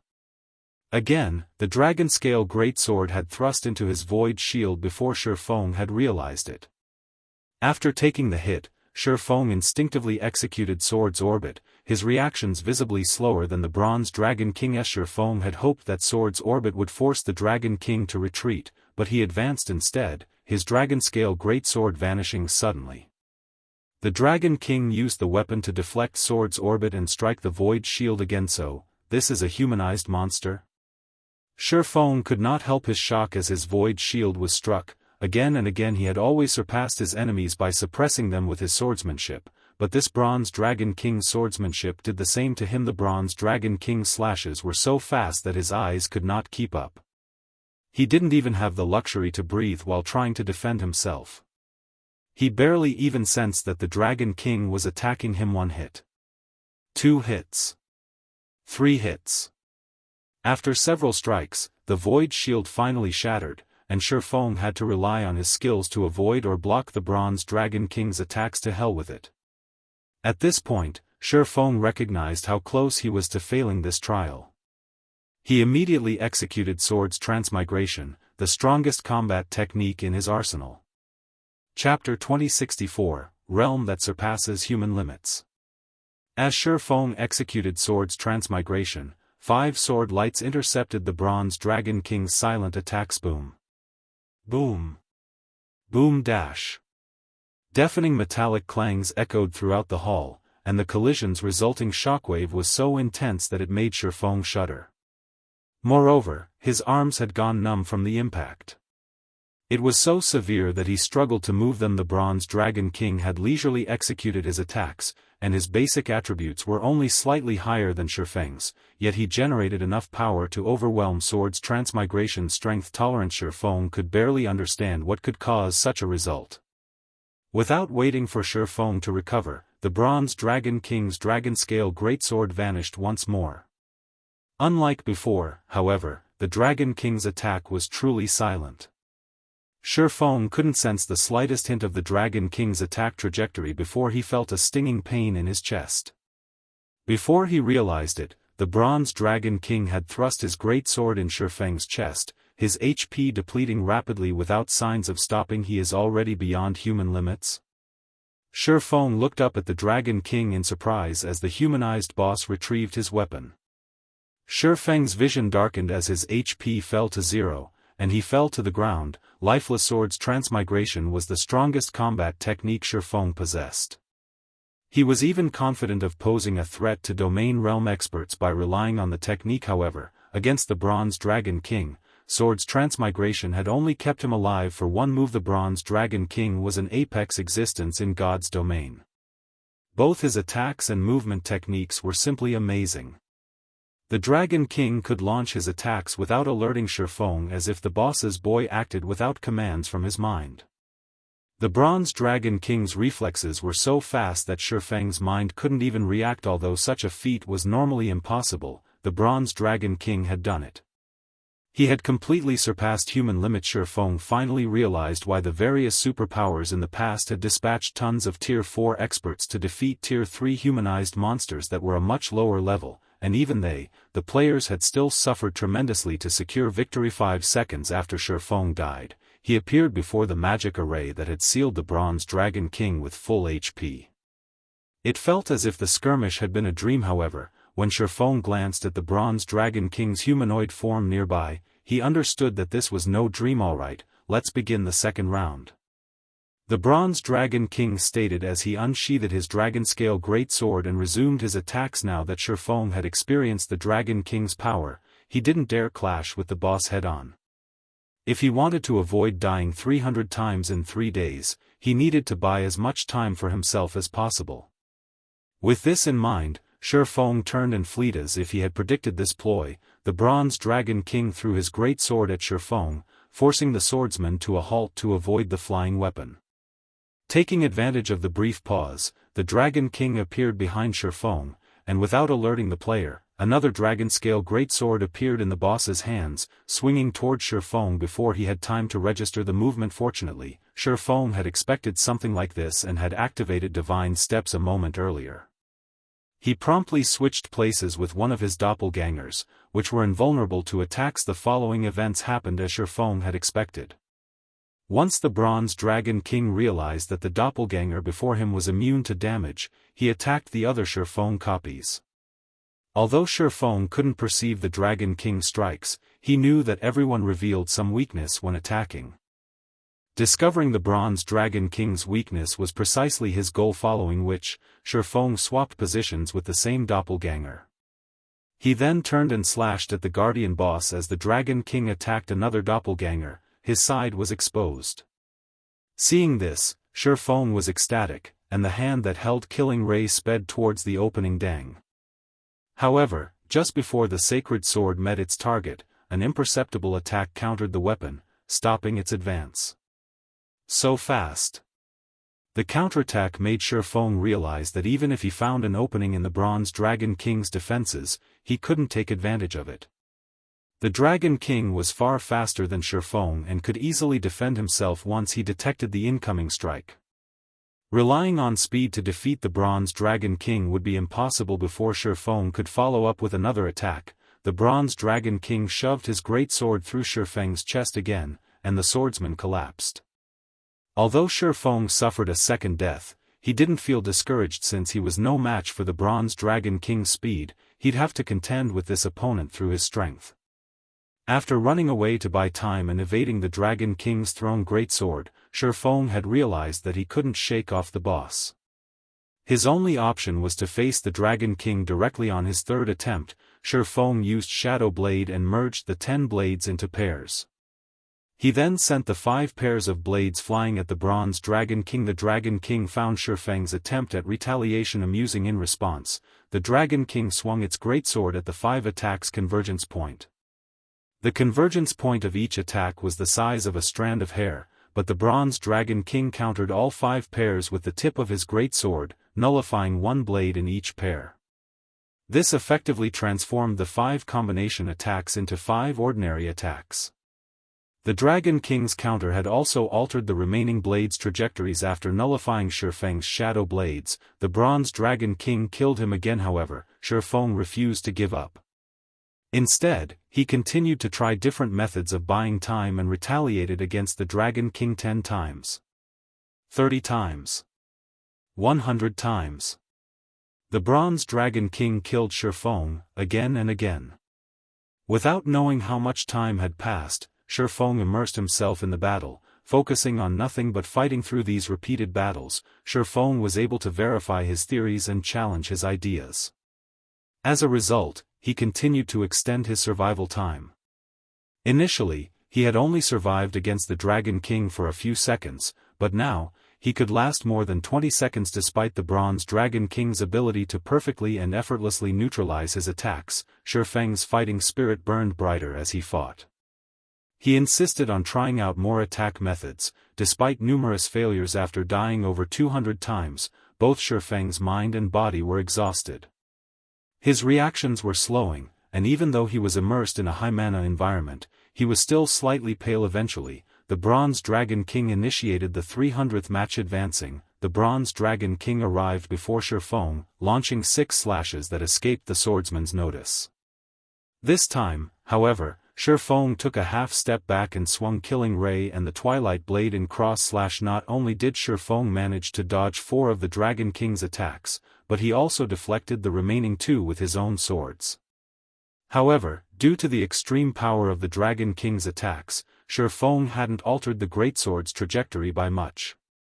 As a result, one of the Dragon King's attacks grazed Shifeng's shoulder, dealing more than -100,000 damage. He blocked my attacks? Confusion flashed in the Bronze Dragon King's eyes as he stared at Shifeng. Shouldn't he be exhausted by now? How did he block them? Did he get lucky? I don't care how lucky you may be, this is the end. After Shifeng blocked the Bronze Dragon King's attacks, the boss assaulted his target more fervently. 9 extreme slashes. Chapter 2065, Domain Realm. 9 streaks of silver light cut at Shifeng. Not only were the Dragon King's 9 extreme slashes silent, but the sword lights also bloomed like flowers, creating a mesmerizing scene.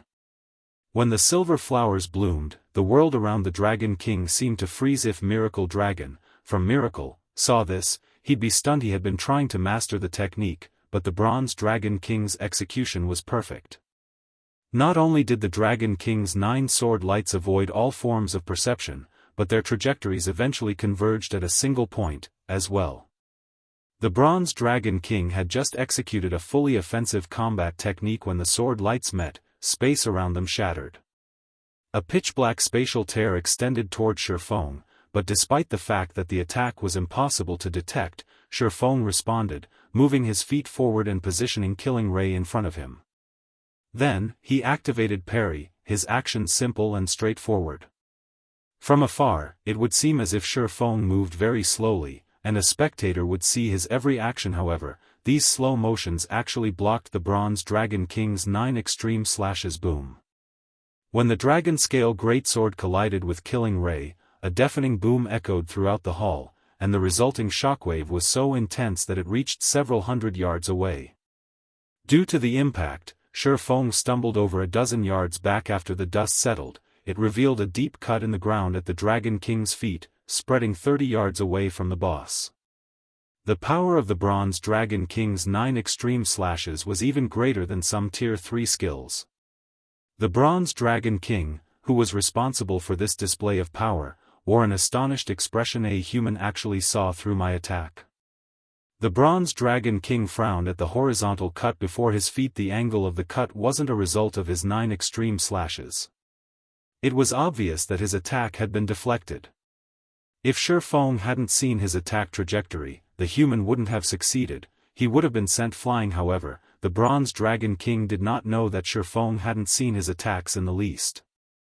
Rather than self-reflection, Shifeng had forced his way through the bottleneck he had been stuck in and finally entered the domain realm. The outcome even surprised Shifeng. After such a long life-or-death battle, he was exhausted. Even his vision was blurry. He couldn't sense the Bronze Dragon King's attacks normally, much less with blurry vision. Under such extreme conditions, Shifeng had used every method he could think of to detect the Dragon King's attacks. Finally, rather than trying to predict the boss's attacks by watching his arms and body, Shifeng began to read the Dragon King's breathing and subtle movements. After repeated deaths and experiments, he finally managed to see the Bronze Dragon King's attack trajectory. So, this is the domain realm? Shifeng could not help his growing excitement as he glanced at the trembling sacred sword in his hand. He had finally risen to the realm he had never been able to touch. Perhaps it was because of his widened horizons or his changed perception of the world, but he now felt as if the world around him was utterly new. He finally understood how amazing it was to wield a domain. It was no wonder why domain realm experts were considered monsters now. He could predict his opponent's intentions and movements by watching the subtle changes to their bodies. It was no wonder why domain realm experts easily toyed with weaker players. However, the distant Bronze Dragon King had no intention of stopping his assault as Shifeng celebrated his successful evolution into the domain realm. The Dragon King immediately advanced and swung his dragon-scale greatsword toward Shifeng's neck. Previously, every time the Dragon King had employed such lightning-fast attacks, Shifeng had fallen in the next moment. But the swordsman wasn't as blind as he had been. Although barely, he read and predicted a fraction of the Bronze Dragon King's attacks and countered them. Dang! Dang! Dang! Metallic clangs echoed throughout the hall. The battle that had been one-sided for so long had evolved into a fierce back and forth. Although Shifeng was still at a complete disadvantage, and his HP continued to fall, this fight was no longer a one-sided slaughter. Although Shifeng had entered the domain realm, he's still shocked by the Dragon King's strength. He could counter some of the boss's attacks now, yet the Dragon King didn't evade his counterattacks, receiving them head-on. As a result, the massive gap between them hadn't shortened in the slightest despite Shifeng's newfound ability to predict some of the Dragon King's attacks. Following which, Shifeng activated one skill after another. He had even activated Life Domain. In the end, however, he couldn't change the outcome as the Bronze Dragon King continued to shave away his HP. It was only a matter of time before he died, yet as luck would have it, this was his 300th attempt. If he died again, he would fail this trial. Seeing how little HP he had remaining, Shifeng couldn't help but sigh. He decided to use all of his cards and see how far he could go. Not even a full day had passed since he had begun this trial. With the small fraction of HP he clung to, he wouldn't even survive 5 more minutes, much less 2 more days. Since he was going to die anyway, he might as well use this Bronze Dragon King to test his new strength. Shifeng used the Twilight Blade's 2 active skills, Twilight's Shadow and Twilight of the Gods. The Twilight domain dominated everything within 100 yards of Shifeng. Suddenly, he split into 8 copies of himself, each with 75% of the main body's basic attributes. Each copy then claimed a Twilight Blade, and their basic attributes soared to 85% of the original form. Although Shifeng had sacrificed some of his basic attributes to activate Twilight of the Gods, he had turned the 1-on-1 fight into an 8-on-1 battle. As the Bronze Dragon King charged toward him again, Shifeng activated the Ring of Gospel's Ring of Brilliance as well. Unfortunately, Shifeng didn't have enough magic crystals on him to activate Miniature World, but due to Ring of Brilliance, his doppelgangers now had 100% of his basic attributes.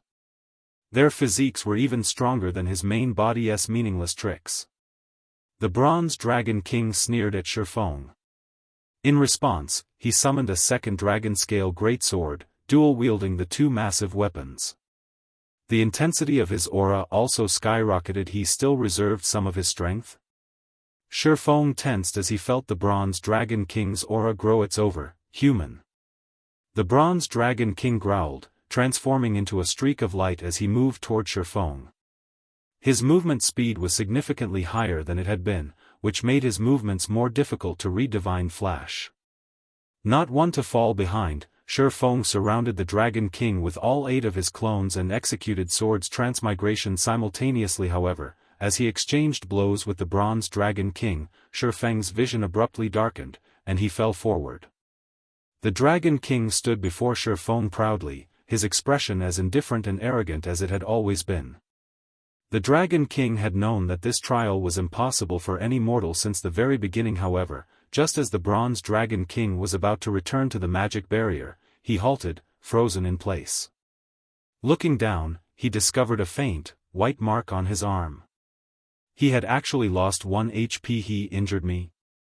Shock brightened the Bronze Dragon King's eyes as he stared at the mark on his arm. Chapter 2066, Legendary Item. Feng expected the system to teleport him out of the ancient god's maze after his battle with the Bronze Dragon King, but when he reopened his eyes, he wasn't in the outside world. Instead, he found himself inside an elegant hala red carpet crossed the hall, leading to a golden throne at one end. A beautiful galaxy of stars decorated the ceiling, allowing the hall's occupants to view the universe. Spear-wielding knights in golden armor stood alongside the red carpet. Not only were they all level 200, but the weakest knight among them was also tier 4. The knight captain in the lead was even a tier 5 being. Moreover, none of the knights were human, but bona fide angels. Any one of these tier 4 knights could rival a tier 5 human NPC in terms of combat power. The knight captain could even rival a tier 5 dragon if these angels wished it. They could obliterate an entire empire before Feng could process what was happening. The sound of a system notification reached his ears. System, congratulations. You have triggered the hidden event, Hero's Heart, and have been summoned by the Archange, Vatra. Archangel Vatra? The system notification surprised Feng. The angel race's life rating was only slightly weaker than that of the dragon race, and among angels, archangels were akin to dragon kings. They could even contend with tier 6 gods. Every archangel had a mission and was more than capable of influencing the entire continent of God's domain. In the past, a tier 6 berserker god named Double Brilliance had been an unknown, ordinary player during the game's early stages, but after a fortuitous encounter with an archangel, he had activated an ancient world and shook the very foundation of God's domain, altering the status quo. Double Brilliance had even been responsible for some superpowers' fall. Like a raging cyclone, he had grown stronger at a tremendous rate and eventually became a tier 6 berserker god. God's domain's players had regarded Double Brilliance's achievement as one of the game's legends. Many players dreamed of their own archangel encounter. Unfortunately, players had only encountered such beings twice in Feng's previous life. He had certainly never expected to meet an archangel here before Feng could snap out of his daze. A handsome man with pure white robes and 4 equally white wings appeared before him. Feng had failed to sense this angel's movement, but more surprising, he felt nothing from this being. Although the angel stood before him, it didn't feel as if the angel truly existed. He was nothing like the Bronze Dragon King, who had radiated an intensely stifling pressure. If not for the magic array that had sealed the Dragon King, he would have likely killed Feng with his aura alone. I have watched your battle with the Bronze Dragon King, and I have to say, it was very interesting. Not even the Bronze Dragon King had imagined that a human like you could injure him, the male angel said, laughing heartily as he watched Feng. He then continued in a softer tone, during your battle, I was able to sense your bravery and tenacity. Hence, I have invited you here in the hope that you can help me with something. Are you willing to assist me? System, do you wish to accept Archangel Vatra's request? Lord Vatra, it would be my honor, Feng respectfully replied. Only a fool would refuse a request, an archangel's request. The quests archangels issued weren't like normal quests. If one failed an archangel's quest, they wouldn't suffer a penalty, and the quest's rewards would be beyond imagination. Take Double Brilliance's reward, for example. According to the rumors, Double Brilliance had received his patron Archangel's blessing after completing his quest. Not only had his individual strength skyrocketed, but he had also secured an advantage from the ancient world he had activated, allowing him to perform one impossible feat after another. Wonderful. Currently, God's domain's world barrier is clashing with the undead world's world barrier. This, in turn, has created holes in God's domain's barrier. Taking advantage of this situation, some of the undead world's inhabitants have snuck into God's domain and begun to cause havoc. Although we angels wish to stop them, we cannot interfere with the continent's matters due to the rules the various gods have set for us. Hence, we need a representative to handle these matters, Vatra said. I wish to appoint you as my representative in removing the undead from the continent of God's domain. System, you have accepted the hidden quest, Undead World. Quest content, you must annihilate the undead hiding and causing chaos on the God's domain continent. Rewards unknown. Of course, you cannot complete the task with your current strength. Hence, I have prepared 2 items for you. The first is the dragon summoning flute I've carefully handcrafted. The second item is this stone. These 2 items will help you deal with the undead that have snuck into God's domain. After saying so, Vatra revealed a shining horn and simple black stone, handing them to Shurfeng dragon summoning flute, replica, legendary rank item. A horn rumored to summon a flock of dragons. Spend 3,000 advanced magic cores to summon 5 dragons to assist in battle for 3 hours. Cooldown, 15 days. The dragons summoned can only fight NPCs. They cannot fight players or monsters. A legendary item? Shurfeng was stunned into silence as he examined the dragon summoning flute. He had to admit that a legendary item was awe-inspiring. The dragon summoning flute could actually summon 5 dragons. If only he could use it during his own battles, it would be a truly incredible item. However, the cost to use the flute was painfully high. Advanced magic cores could only be obtained from high-ranked bosses. Moreover, advanced magic cores had a large variety of uses. Not only could they be used as a component when crafting master potions, epic weapons, and epic equipment, but they were also necessary for building many types of constructions. At this stage of the game, even first-rate guilds would be fortunate if they had 2,000 advanced magic cores, yet the dragon summoning flute required 3,000 for each use. No ordinary guild could afford such an expenditure. After inspecting the dragon summoning flute, Shurfeng shifted his attention to the black stone in his other hand. Mysterious stone, consumable. From the outside, it looks just like a simple stone. However, this stone contains a strand of a god's power. It has a chance of granting players self-awakening. This stone may be used up to 33 times self-awakening. Is this stone that amazing? Shurfeng was still speechless after reading the black stone's introduction. Self-awakening might be a foreign concept to current players, but Shurfeng was quite familiar with the idea. Self-awakening could allow players to master a combat technique forcibly. Of course, learning a combat technique so brutally had a downside. Players would consume far more stamina when using the technique they learned through self-awakening. However, this method also had its benefits. Self-awakening would allow players to experience what it felt like to use the full technique and master it, which would, in turn, lower the technique's stamina consumption.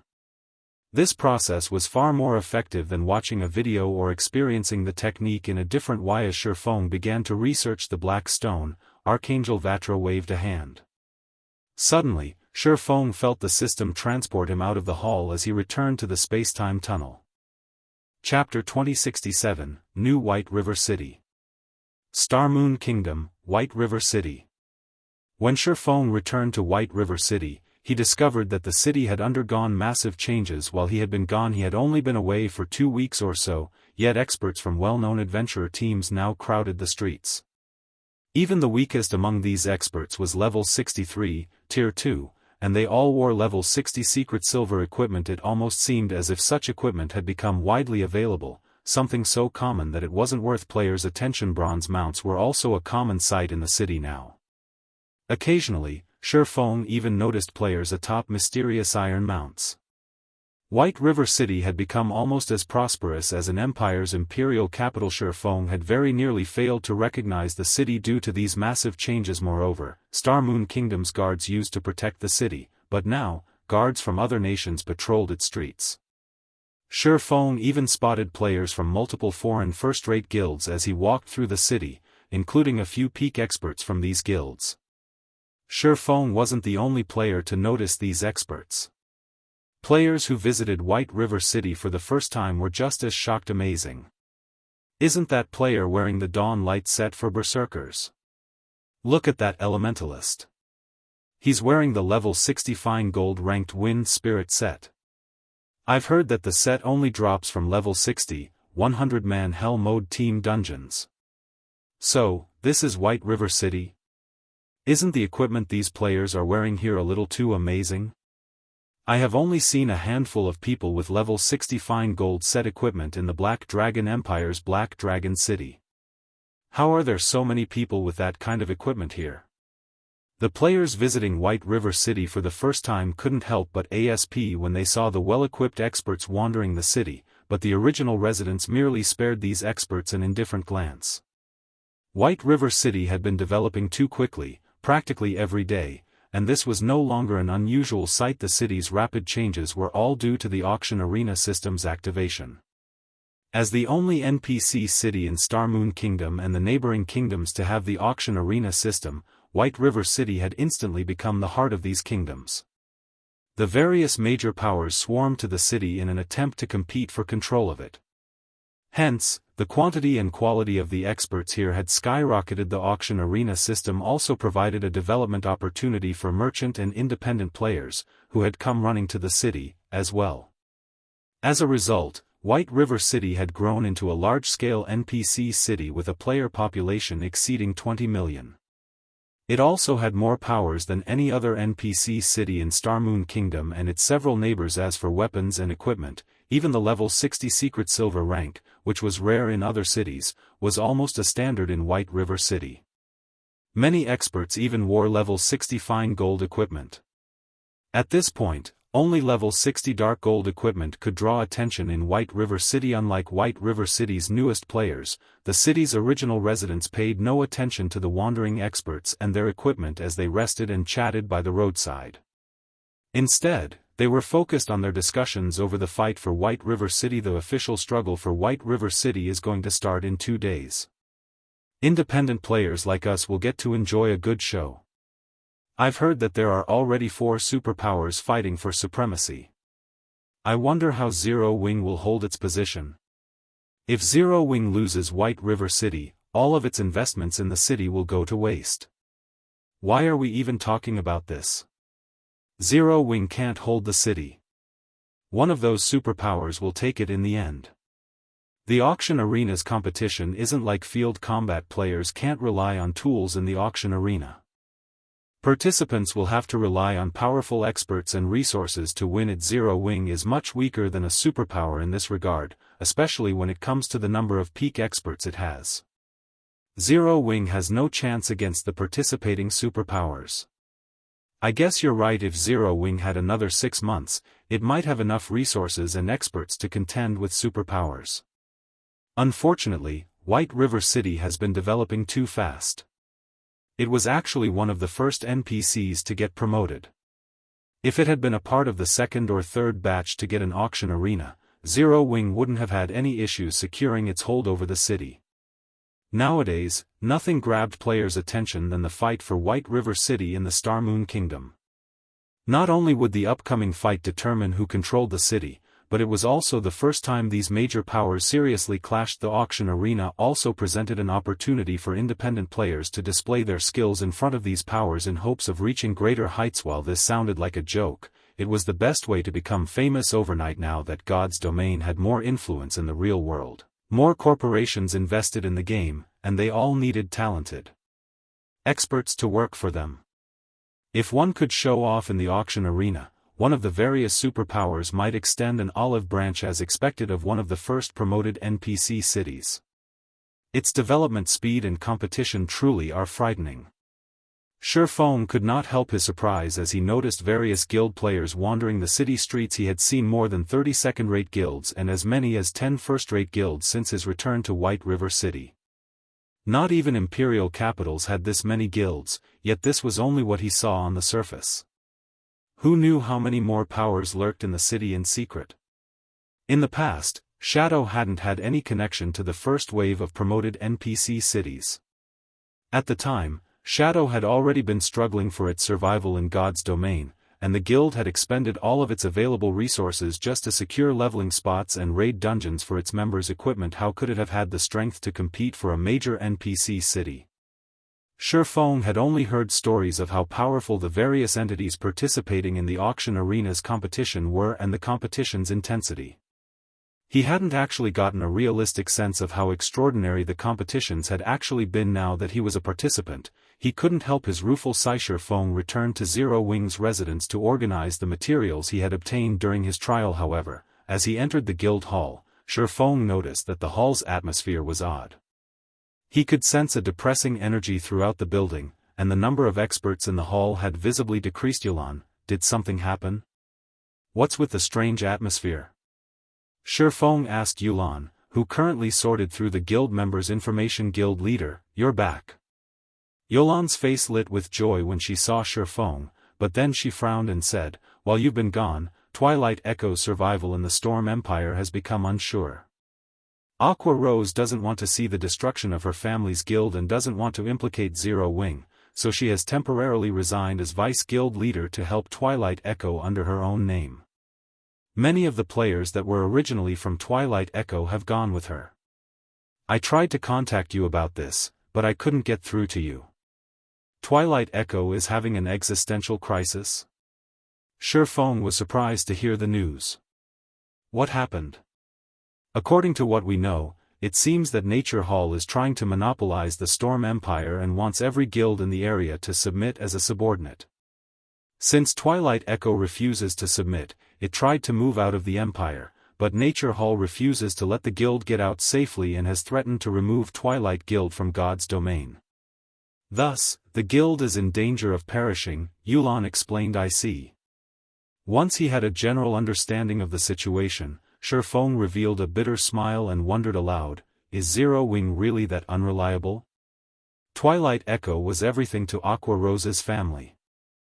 Although she had broken away from her family's influence to develop independently, if Twilight Echo perished, so would Aqua Rose's family. Naturally, she couldn't just sit by and watch. However, Nature Hall was not the first-rate guild it had been in the past. It had secured major corporations' investments and not long ago, had successfully removed a super first-rate guild from the Storm Empire. Since it had a long time to develop after that incident, it was easy to imagine how powerful Nature Hall had become. Considering Zero Wing's current problems, if Aqua Rose used her identity as one of Zero Wing's vice guild leaders to help Twilight Echo, Nature Hall would turn its ire on Zero Wing, increasing its number of enemies. Guild leader, should we send some people to help her? Yulan asked. Of course, we should. Not only are we going to send some of our people, but I also want you to send someone to inform Nature Hall that Twilight Echo is under Zero Wing's protection. Chapter 2068, Zero Wing's Protection. Storm Empire, Nethermine. The Storm Empire was located in a mountainous region, and various ore veins were common around the empire. As a result, the empire had become famous as an ore producer on the God's Domain continent. Meanwhile, the empire possessed the nether mine on one of its borders, which bathed in nether energy all year round. Because nether energy increased players' stamina consumption several-fold, and the mountains around the mine were home to level 70 and above demonic beasts, players were rarely interested in grinding and leveling in the area. However, several thousand players had gathered near one of the creeks between the two mountains. The lowest leveled of these players was level 62, and all of them would be considered experts only. These several thousand experts were members of two groups, one with fewer than 400 players, and the other with nearly 3,000. If the Storm Empire's players were present, they'd be shocked. The smaller group consisted of Twilight Echo's core members, the pillars that supported the guild. Roughly 30 of them were top-ranked experts in the Storm Empire, and to ordinary players, they were unreachable. The strongest of these experts had to be Dark Wave, Twilight Echo's current guild leader and a player that ranked among the top 10 within his class. Many powers operated in the Storm Empire, and its player population was even more frightening. Ranking among the top 10 on one's class ranking list was an impressive feat. Dark Wave could easily rank among the top 20 or 30 in any kingdom's overall combat power ranking. Such a group of experts shouldn't even fear an army of 10,000 elite players, but despite facing a legion of less than 3,000, Twilight Echo's core members wore grim expressions. Their eyes even held traces of fear to think Nature Hall would send even you, Vice Guild Leader Owl, to greet us. Your guild must think highly of us, Dark Wave commented to the robust, bear-like man carrying 2 epic-ranked one-handed axes, fear flashing in his eyes. Owl Life had only been an ordinary expert, but after joining God's domain, he had repeatedly challenged the game's experts, growing stronger at a ridiculous rate. In the end, he had grown from an unknown player into one of the Storm Empire's famous experts. He then caught Nature Hall's attention, and the guild recruited him.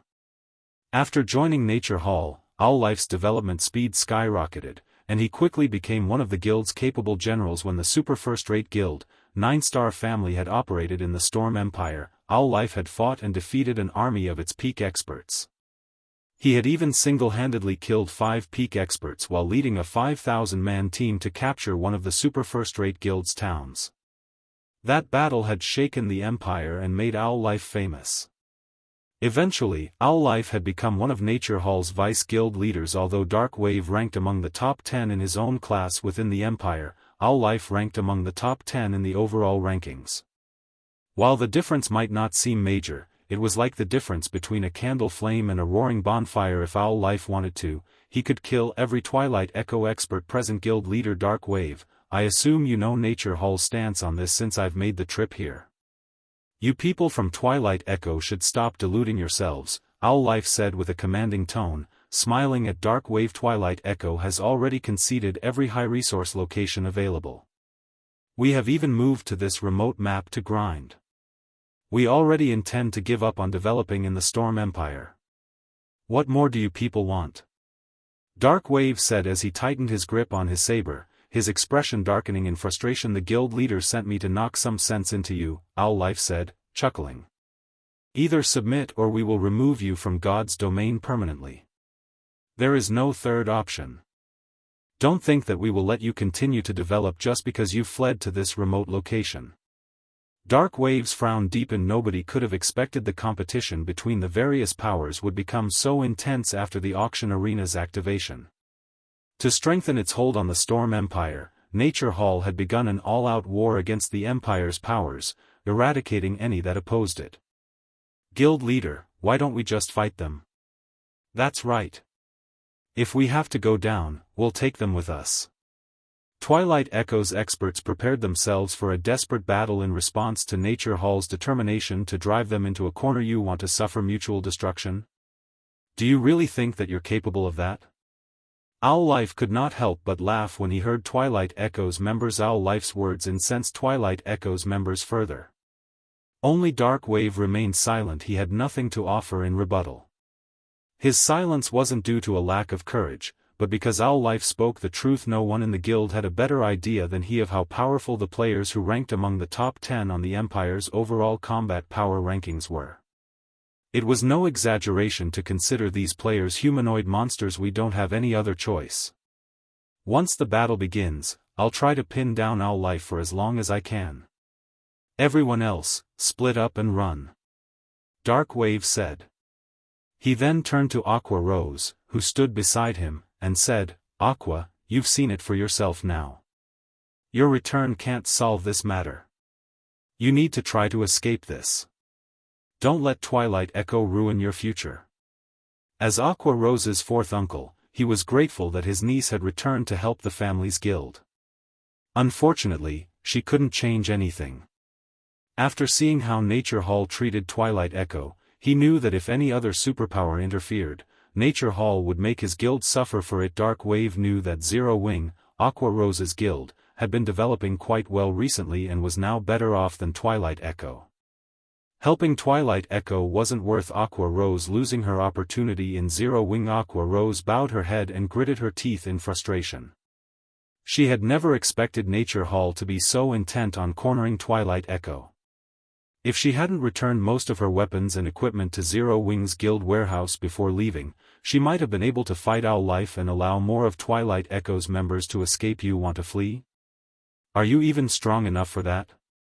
Owl Life ridiculed, sneering at the serious expressions on Twilight Echo's members. However, just before a fight broke out, 1,000 players ran into the valley. An elegant girl in beautiful mage robes, looking like a fairy, led the force, and many of the players in the valley couldn't help but stare. Among the 1,000 new arrivals, the lowest leveled player was 63, while most were level 64. The weakest piece of equipment these players wore was level 60 secret silver rank. Many of these players even wore level 60 fine gold and dark gold equipment. Both Nature Hall and Twilight Echoes members watched these newcomers with envy. However, the most noticeable aspect of these players was their sharp auras. They clearly weren't ordinary experts. Who are you? Can't you see that Nature Hall is busy here? If you don't want any trouble, leave immediately. Owl Life warned the approaching 1,000-man legion. Normally, he would have already commanded his subordinates to eliminate any intruders, but this 1,000-man legion clearly wasn't a normal force. Even his players would suffer if they attacked these new arrivals without care. We're from Zero Wing, Violet Cloud said with a faint smile. Zero Wing? Isn't that a guild from Starmoon Kingdom? Owl Life faintly recalled such a guild, and from what he could remember, Zero Wing had been developing excellently recently. He then asked, "Why have you come here?" "We have orders from our guild leader to inform Nature Hall that Twilight Echo is under Zero Wing's protection," Violet Cloud calmly replied. Chapter 2069, Defeating Nature Hall in 2 moves. Zero Wing wants to protect Twilight Echo? Nature Hall's members were stunned when they heard Violet Cloud's announcement. Twilight Echo's members were just as dumbfounded. Nature Hall was akin to the Storm Empire's emperor. It had already grown powerful enough to demand respect from super guilds, yet Zero Wing, which was barely on par with a first-rate guild, intended to oppose Nature Hall. The guild leader plans to interfere? When Aqua Rose saw the 1,000-man legion from Zero Wing, excitement and worry flashed in her eyes. She hadn't had a specific understanding of Nature Hall before her return to the Storm Empire, but it wasn't long before she realized that Nature Hall shouldn't be provoked. Nature Hall's foundations were beyond her imagination. The guild already had more than 100 peak experts and tens of thousands of expert members. With so many experts, Nature Hall's rule in the Storm Empire was unshakable. How arrogant. This is Nature Hall's territory. Do you think that a few words will protect Twilight Echo? Owl Life roared in anger. Not even your ally, the Dragon Phoenix Pavilion, would dare to act so pompously before Nature Hall. Vice Guild Leader, what's the point of wasting words on them? Since these ignorant players dare to act so insolently before our guild, we should get rid of them, here and now. That's right. Let's teach these country bumpkins the difference between a kingdom's overlord and an empire's. We'll show them how little they matter in the Storm Empire. Nature Hall's members voiced their outrage over Violet Cloud's declaration, even offering to teach Zero Wing's members a lesson. We are only here to give you notice. Your reply is irrelevant, Violet Cloud calmly responded. If you don't have any more questions, we'll be escorting Twilight Echo's members away now.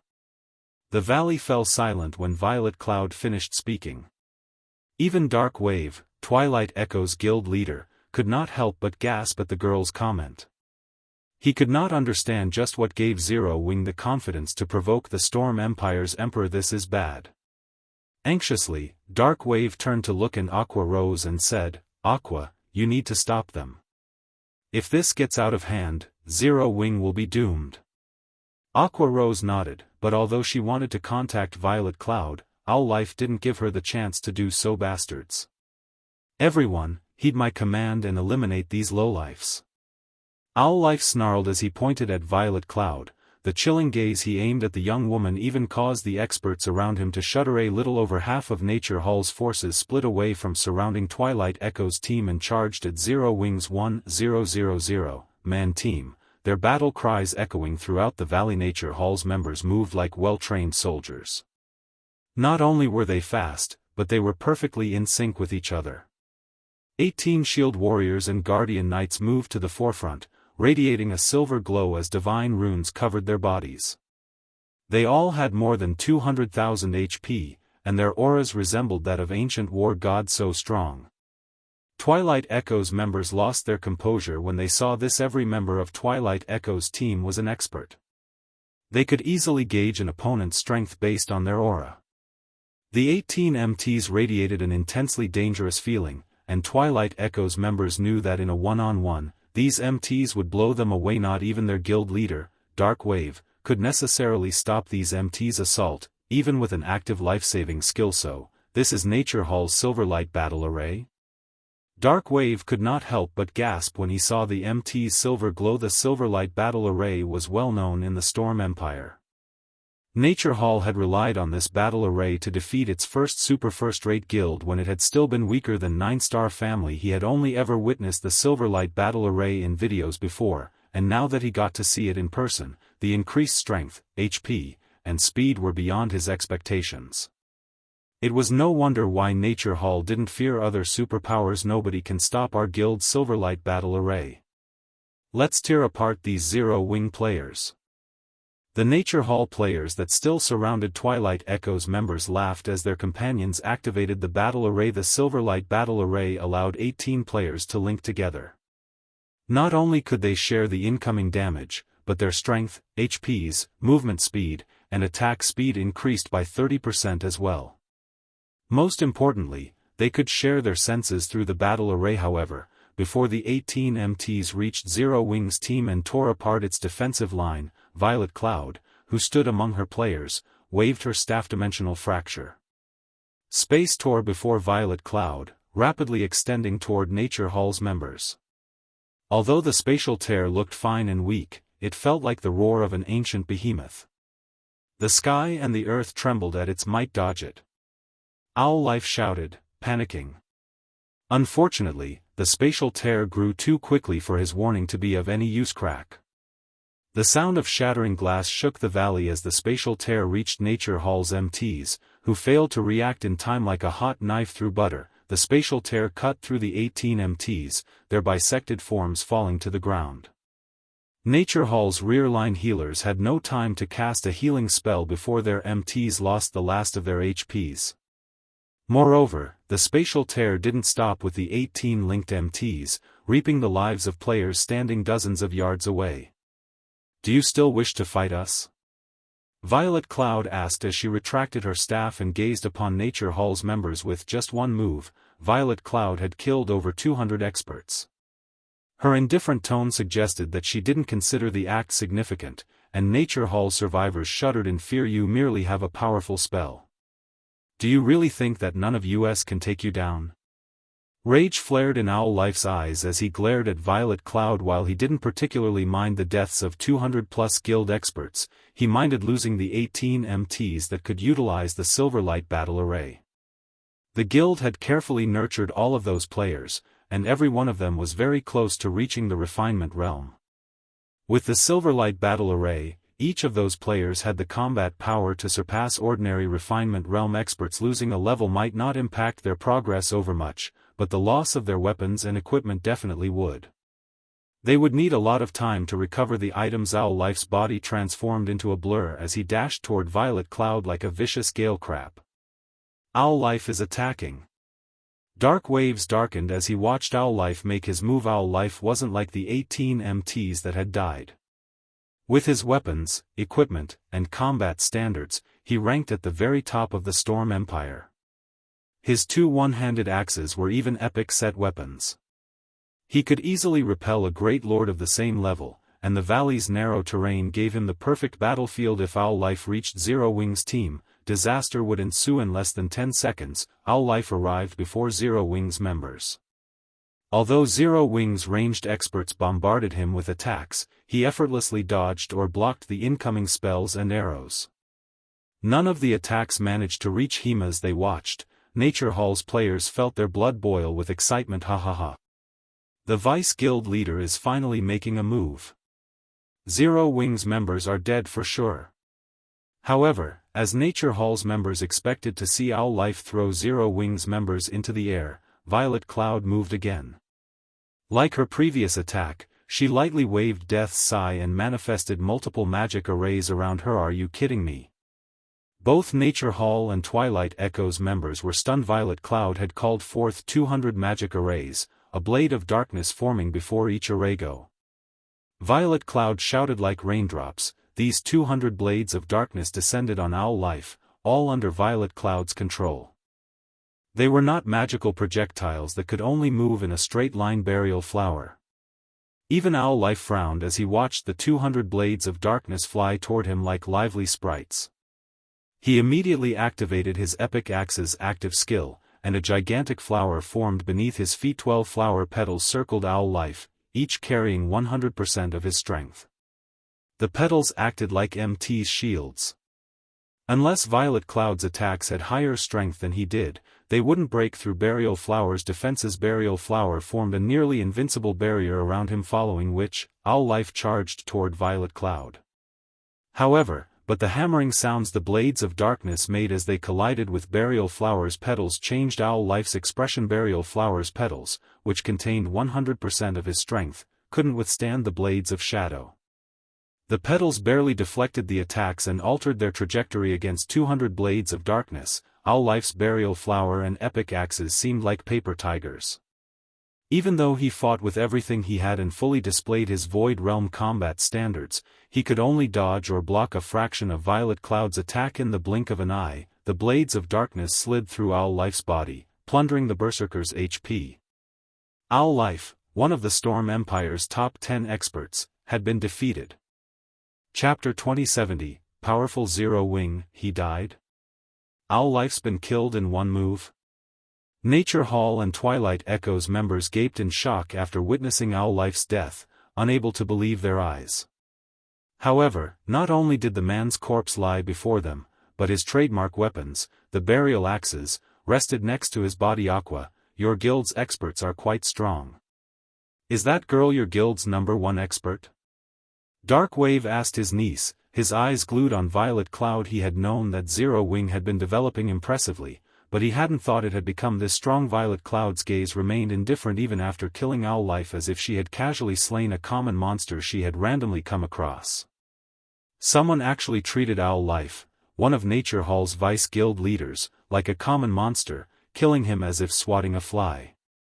If news of this spread, it would shake the very core of the Storm Empire. No, Violet doesn't rank #1 in the guild, but she should stand among the top 5. Only, Aqua Rose stopped herself, watching Violet Cloud in confusion. She was very familiar with Violet Cloud's standards. Like her, the girl was a refinement realm expert. However, Violet had achieved more in the refinement realm than she had. Although, if it came down to a fight, and their levels and equipment were equal, she could fight Violet Cloud to a standstill with her Sea God's legacy. If the battle happened at sea, she'd win by a landslide. If Aqua Rose had to fight a peak expert like Owl Life, even with all of her epic equipment, she'd have a very hard time defeating him.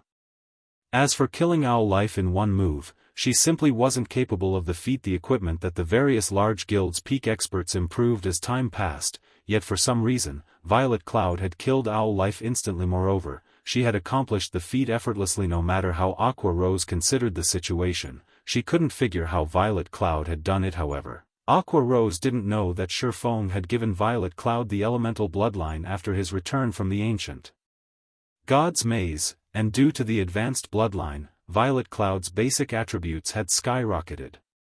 With her massive basic attribute advantage, it was only natural that she had slain Owl Life like a common monster. She's only in the top 5 with that kind of strength? Darkwave stared at his niece in shock. He no longer dared to imagine how powerful Zero Wing truly was. Nature Hall likely had less than a handful of experts that could kill Owl Life instantly, yet a non-superpower like Zero Wing had 4 more of these experts. Meanwhile, Nature Hall's members panicked after watching Owl Life die.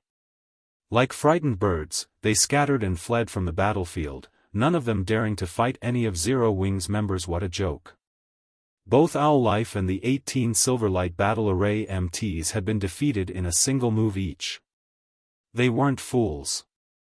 Now that they knew they were no match for Zero Wing, they wouldn't stay and fight. Doing so would be nothing more than suicide. Once Nature Hall's members fled, Violet Cloud turned her attention away and approached Aqua Rose. Big sis Aqua, here are the items you stored in the guild warehouse, Violet Cloud told Aqua Rose, who wore a hesitant expression. After trading the equipment, she said, "Ah, right, guild leader asked me to tell you this, don't hold back." The guild has your back. Guild leader. For a moment, various emotions overwhelmed Aqua Rose when Twilight Echo's members heard Violet Cloud's message for her comrade. They couldn't help their envy. A large guild like Zero Wing was actually willing to start an all-out war with a superpower to support one of its guild members. They had never even dared to imagine such a thing in the virtual gaming world. If they could join such a wonderful guild, what more could they possibly ask for? Once Aqua Rose regained her composure and re-equipped her weapons and equipment, her change stupefied Twilight Echo's members. She had already felt incredibly powerful, but after replacing her weapons and equipment, she felt like a butterfly breaking out of its cocoon. Not only did she look beautiful, but she also radiated an intensely powerful aura. Although they couldn't tell the quality of her items since she had hidden the glow effects, her aura was even stronger than Dark Wave and Owl Life's. So, this is the guild Aqua joined? Dark Wave's shock was even greater than when he had watched Owl Life die. The fact that Violet Cloud had killed Owl Life made it clear that Zero Wing had its own capable experts, but the equipment that had instantly elevated Aqua Rose's combat power, which could now rival Owl Life's, had an entirely different meaning. Let's leave this place and return to Windy City. Now that we've killed one of Nature Hall's vice guild leaders, Nature Hall won't let this matter rest, Aqua Rose said as she glanced at Owl Life's corpse. A vice guild leader was one of a guild's public faces. If they did not handle this incident's aftermath properly, Twilight Echo would have a difficult time leaving the Storm Empire. Rest assured, Big Sis Aqua. The guild leader has led a group to Storm City to discuss the situation with Nature Hall. I believe he will settle this matter very quickly, Violet Cloud said, giggling. What? They went to meet Nature Hall? Dark Wave nearly jumped up in shock. Are they tired of living? Although Owl Life was only Nature Hall's 8th vice guild leader, one of the lowest-ranked vice guild leaders in the guild, he was still a vice guild leader, yet as Violet Cloud had killed the man, Zero Wing had been heading to Nature Hall for negotiations. Zero Wing was clearly trying to provoke Nature Hall. Zero Wing would likely have trouble getting out of this unscathed, much less negotiate a better situation for Twilight Echo. Meanwhile, in the Storm Empire's Storm City, Shifeng's party of 6 had arrived before Nature Hall's residence. As the Storm Empire's imperial capital, Storm City's player population even surpassed Black Dragon City's. Storm City had nearly 27 million resident players, and its businesses were particularly prosperous. The city's prosperity was due to the Storm Empire's ores. Plenty of ores and gemstones, which other kingdoms and empires severely lacked, were produced within the empire's borders every day. Because of this production, a large number of foreign players visited the empire to trade and purchase items. Moreover, due to the abundance of ores, the Storm Empire's forging industry was exceedingly well-developed. Shops that specialized in selling and crafting weapons and equipment could be found all over the city, and plenty of players wore the advanced forger's insignia. Intermediate forgers were a dime a dozen, as well. Not even White River City could say the same. Moreover, as many as 8 known master forgers also called the Storm Empire home. Among them, 2 were independent players. No other empire could dream of achieving the same at this stage of the game. Purely in terms of weapon and equipment production, Storm City far surpassed White River City. Please notify the guild leader Nature that Star Moon Kingdom's Zero Wing has come to discuss something with him, Shifeng said as he approached the Nature Hall member stationed by the residence's entrance. All right, but I can't guarantee that our guild leader will meet with you, the player replied, disdainfully eyeing Shifeng's party. Normally, a large number of guild representatives visited the residence to meet with Nature Hall's guild leader, including representatives from the Storm Empire's first-rate guilds. Even so, their guild leader usually ignored their requests. As for a guild from a kingdom, even the vice guild leaders would likely refuse the request. The Nature Hall member then left to report the matter to his superior. Meanwhile, a middle-aged man sat behind an office desk, flipping through the documents in his hand, in the guild leader's office within Nature Hall's residence. Several level 64 players stood beside this man, all of which were experts with multiple pieces of epic equipment. Any ordinary expert would feel as if they stood in a cage of bloodthirsty beasts if they stood before this group. Suddenly, a player entered the room, and upon seeing the players beside the middle-aged man, he couldn't help but shudder. However, he suppressed the fear in his heart and announced, "Guild leader, there's a group of representatives from Zero Wing asking to meet with you. They're a guild from Star Moon Kingdom. A guild from Star Moon Kingdom? Nature Manifestation raised his head as he listened to the subordinate's report, curiosity flashing in his eyes. Can't you see that the guild leader is busy? It's just a guild from a small kingdom. Send them back to their countryside. A robust man shouted. However, as the subordinate began to turn and leave, the icy-cold goddess sitting beside Nature Manifestation received a message. As she read the message, her expression darkened. Wait. The woman shouted. Qilin? What's wrong? The robust man, who carried a gigantic scale shield, asked. Ivy just received news that Owl Life has been killed. The woman, Jade Qilin, softly replied. That brat got done in? Who did it? Was it Dark Wave? That shouldn't be possible. The robust man was astonished. However, after recalling Twilight Echo's experts, he doubted that any of them could kill Owl Life. No. According to the reports, he was slain by an expert from Zero Wing, Jade Qilin said. Chapter 2071, Explanation. Zero Wing? Isn't that the guild trying to meet with the guild leader? The shield-carrying man frowned at Jade Qilin's reply. He then turned to the reporting ranger, killing intent lacing his words. These people sure have guts. A vice-guild leader was one of a guild's public faces. Guilds typically avoided killing each other's vice-guild leaders or guild leaders unless they wanted to shed all pretense, much less one of Nature Hall's vice-guild leaders. They dare visit us after killing our people? Zero Wing is too arrogant. A gloomy youth sitting on one of the sofas in the office turned to Nature Manifestation and said, Guild leader, why don't you let my evil spirit legion take care of them?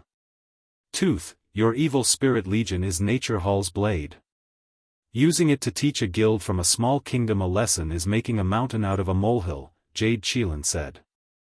Moreover, Zero Wing must have realized the severity of its actions and come to make amends. Hearing Jade Qilin's reasoning, the other players in the room nodded in agreement. The Evil Spirit Legion was Nature Hall's trump card, and it was a large part of the reason for Nature Hall's victory over the Nine-Star family. Zero Wing didn't even qualify to face this legion. As Jade Qilin had said, Zero Wing must have realized how detrimental killing one of Nature Hall's vice-guild leaders was and was likely here to make amends for the mistake. How could a guild from a small kingdom afford to provoke a superpower like Nature Hall, after all? Enough! Nature Manifestation commanded with a low shout, silencing everyone in the room. He shifted his gaze toward the reporting level 63 ranger, saying, have someone lead Zero Wing's representatives to the reception room. Understood, the level 63 ranger answered and bowed nervously. A short moment later, one of the Nature Hall members guarding the residence's entrance led Shifeng's party to the guild hall's reception room, surprising many independent players and the guild's members. Who are those people? The guild leader is actually willing to meet with them? Nowadays, Nature Hall's strength grew rapidly. Guilds often visited the residence in hopes of allying with Nature Hall, but not even first-rate guilds' guild leaders usually made it inside. And yet, Shifeng and his companions followed a guild member to a reception room. Why wouldn't they be surprised?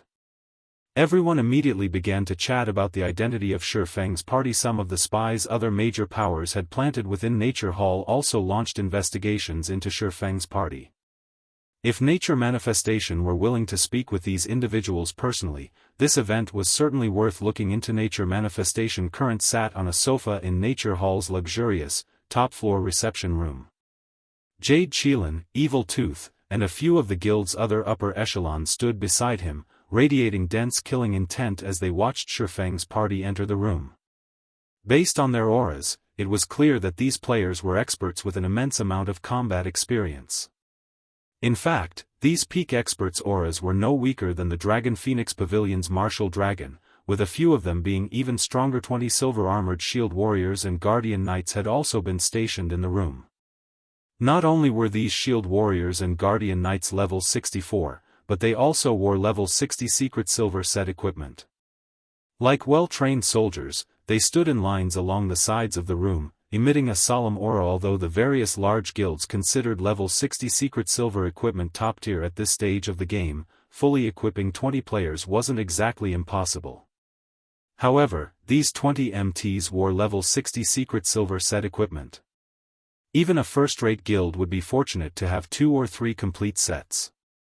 Furthermore, players had crafted these MTs equipment, which meant that Nature Hall was fully capable of crafting more. Nature Hall's foundations were extraordinary. I've heard that Zero Wing has something to discuss with me. May I know what you wish to discuss? Nature Manifestation watched Shifeng's party enter the room through narrowed eyes. In a deep tone, he continued, if this is about Vice Guild Leader Owl Life, you may return to your kingdom. I am not interested in listening to your reasoning. As soon as Nature Manifestation was done speaking, the intensity of the 20 silver-armored MT's auras skyrocketed, rapidly decreasing the temperature in the room. Jade Qilin and Nature Hall's other upper echelons revealed sneers and pitying expressions. Nature Manifestation typically let them handle matters related to guilds from small kingdoms, considering the matters beneath him. However, he had insisted on meeting Zero Wing's representatives in person. They had been curious about his sudden change of heart now. They understood Owl Life's death had enraged Nature Manifestation, so he wanted to speak with the culprits personally. It had been a long time since they had seen Nature Manifestation so angry. The last time he had been this furious, he had removed 3 guilds from God's domain permanently. Those guilds hadn't been small, but first- and second-rate guilds. Since this guild had dared to enrage Nature Manifestation, Zero Wing would suffer a tragic ending. Even if Zero Wing regretted killing Owl Life and wished to make amends, it was too late to change its fate. Once he was angry, no one could stop Nature Manifestation. Not even 9-Star Family had succeeded in this regard. Explanation? What explanation? Shifeng simply shrugged in response to Nature Manifestation's chilling gaze. What? After all you have done, are you seriously trying to deny your crime? Jade Qilin said, sneering at Shifeng's leisurely expression. Deny? Deny what? Shifeng turned toward Jade Qilin, frowning slightly. Is there even a need to say it? You are responsible for killing our Vice Guild Leader Owl Life in the Nether Mine. Jade Qilin hissed, her expression becoming even colder. Oh, that's what you're talking about? Shifeng asked as realization lit his features. Calmly, he continued, that's right, we did that. You. Shifeng's relaxed reply stunned Jade Qilin. She had assumed that he'd try to deny the fact. She certainly hadn't expected him to admit it so boldly. It's good that you acknowledge it. What do you have to say for yourselves? Everyone in the room from Nature Hill, including the 20 MTs, Evil Tooth, and the others who stood beside Jade Qilin, radiated dense killing intent. Their expressions made it clear that they were prepared to slaughter these visitors if Shifeng said the wrong thing. What's there to talk about? Could Violet fail to kill this Vice Guild Leader, Owl Life? Shifeng asked in a strange tone. The hall fell silent as every player from Nature Hall glared at Shifeng as if they were about to devour him alive. Arrogance. They had never seen such arrogance. Shifeng simply didn't know how to spell the word death. After a short moment, Shifeng returned his gaze to Nature Manifestation, calmly stating, we are merely here to tell you one thing. Twilight Echo, which your guild has targeted, is now under Zero Wing's protection. Chapter 2072, Repelling the Enemy with One Move. For a time, Nature Hall's members in the room were stunned into silence. They had no idea of how to respond to Shifeng's declaration. Not only had Zero Wing dared to kill one of their Vice Guild leaders, but the guild's representatives had also come to Nature Hall's residence as if the death was of little significance. This swordsman acted as if Zero Wing had killed an ant on the roadside, not a Vice Guild leader. They couldn't help but marvel at Zero Wing's bravery now. Zero Wing even announced its protection of Twilight Echo, Nature Hall's latest target. This wasn't bravery. Zero Wing simply had a few loose screws. Not even superpowers would display such arrogance before Nature Hall. Jade Qilin even wondered if Shifeng knew anything about God's domain. Perhaps he had decided that, since his guild was doomed and would be removed from the game, he might as well provoke Nature Hall on its doorstep. Ha ha ha. Good. Very good. It's been too long since our guild has done anything outside of the Empire. To think a small kingdom's guild dares to act so pompously before us. Evil Spirit revealed a grin as he stared coldly at Shifeng, anger tainting his smile after chasing 9-star family out of the Storm Empire. The Empire hadn't had any powers that dared to provoke Nature Hall.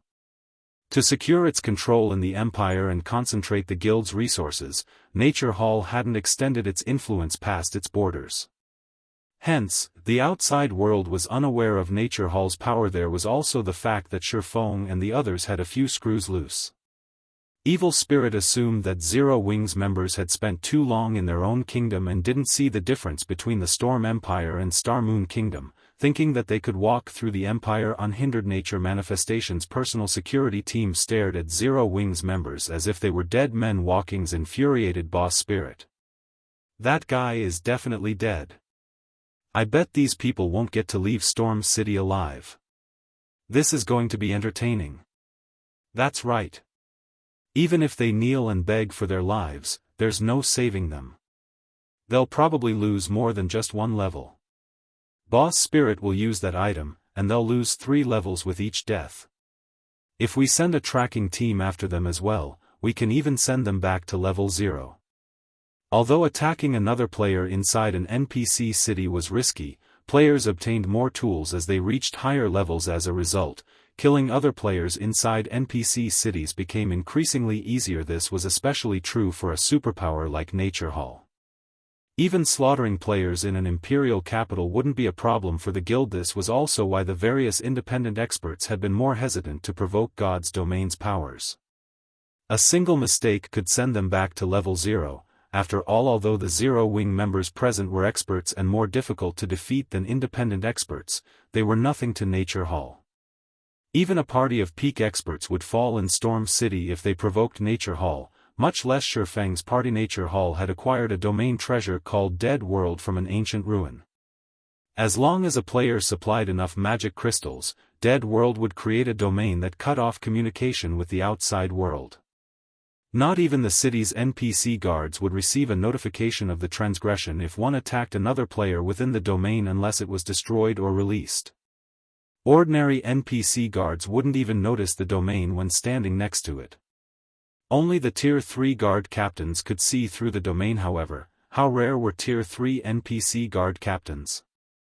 There wasn't even one Tier 3 guard captain for 10 patrol squads in an imperial capital like Storm City. Meanwhile, each patrol squad generally monitored 3 to 5 streets.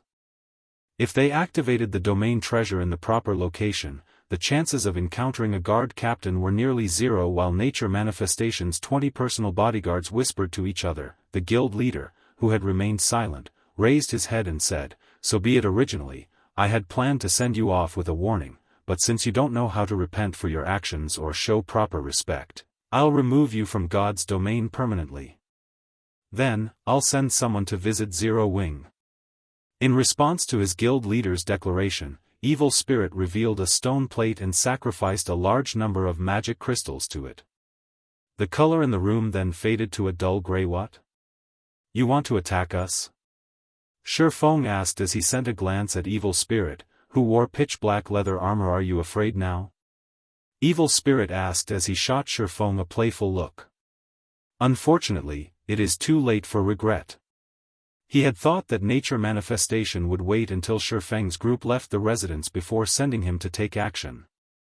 He hadn't expected his guild leader to order an attack now. It was clear how truly furious Nature Manifestation was. However, he didn't think the reaction was unreasonable. Zero Wing's representatives were insufferably foolish. Even the King of Hell would laugh at their lunacy and imprison them for a few extra millennia. "Afraid?" Shifeng shook his head. "You're not strong enough for me to fear." "Crap. This is the first time I've met someone so stubborn." "Everyone, attack. Kill him." Evil Spirit commanded, his eyes twitching in anger. The 20 silver-armored MTs surged toward Shifeng and his companion. Seeing this, Jade Qilin could not help but watch with a pitying gaze. Zero Wing's members might have made it out of Storm City alive, but now, not only had they lost that hope, but they would pay an even greater price. Although she did not know what gave Zero Wing's members so much confidence, she was certain that they'd die in this room. Moreover, Players who died in the dead world wouldn't lose a single level, but 3 at their level. Leveling up required a lot of time and effort.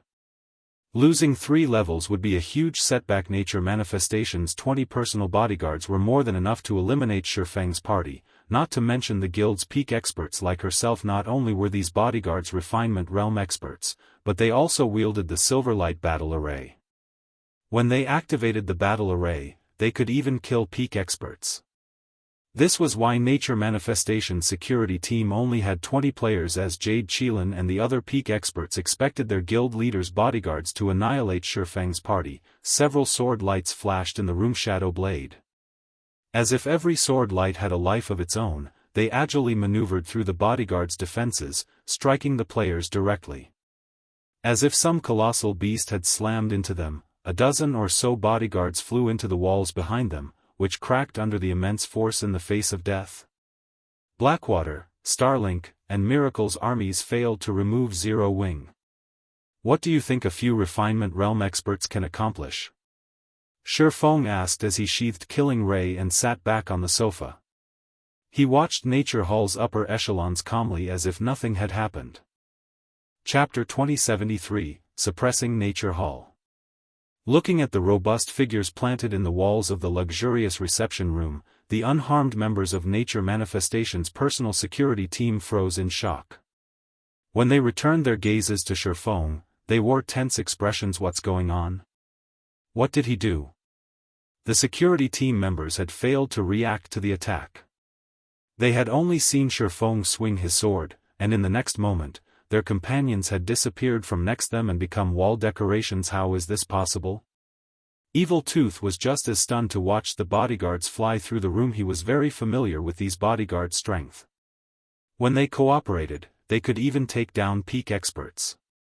The Silverlight battle array allowed them to share their senses, which greatly strengthened their defenses. However, despite the bodyguards' enhanced defenses, Shifeng had maneuvered his skill past their defenses and dealt direct damage. His control with the skill was frighteningly accurate. Good. No wonder why you dared to show such arrogance. Everyone, use your magic scrolls. Don't fight him at close range. Evil Tooth commanded after snapping out of his daze. He then turned toward Jade Qilin and whispered, "Qilin, I need your help in a moment. This person is far stronger than I expected." He admitted that even he could replicate Shifeng's performance, but he was an assassin, and the assassin combat method allowed him to slay opponents that were far stronger than him. You're going to fight as well? Fine, leave it to me. Jade Qilin nodded. Jade Qilin immediately began to chant an incantation. In the meantime, the rest of the bodyguards followed Evil Tooth's command and retrieved Tier 2 magic scrolls from their bags. These magic scrolls were extremely rare, some containing control spells, some holding AoE spells, and others possessing single-target spells. They had originally prepared these magic scrolls to use against enemies when outnumbered, but against such a strong melee opponent like Shifeng, they had no choice but to rely on attacking from afar with these magic scrolls. In the next moment, flaming thorns, spears of light, and chains of sand flew toward Shifeng, launching a wide array of spells like a combined assault from a team of magical class players. With how cramped the reception room was, dodging all of these spells wasn't realistic. Most of the spells were also impossible to block as they were AoE attacks. Die. The bodyguards shouted. However, before the multiple spells bombarded Shifeng, he lifted Killing Ray and slashed the empty space before him. Countless arcs of lightning appeared out of thin air, devouring everything in their path. Even the Tier 2 spells vanished the moment they touched the lightning edge. Boom! A massive explosion shook the reception room, its lavish decorations becoming nothing more than remnants. The bodyguards that had attacked Shifeng had vanished from the room. The weapons and equipment pieces on the floor were the only indicator of their prior presence.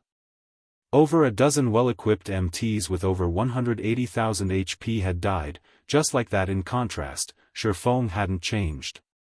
He hadn't even moved from his original position, much less taken damage. Shifeng had executed only 2 moves, yet he had killed more than half of Nature Manifestation's famous security team. The security team's remaining members were crippled. Shifeng's combat power was horrific. How was he supposed to be a player? He was basically a monster that destroyed everything in his path.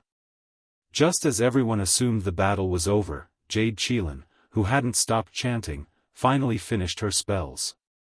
She slammed the butt of her resplendent staff against the floor and commanded, "Seal."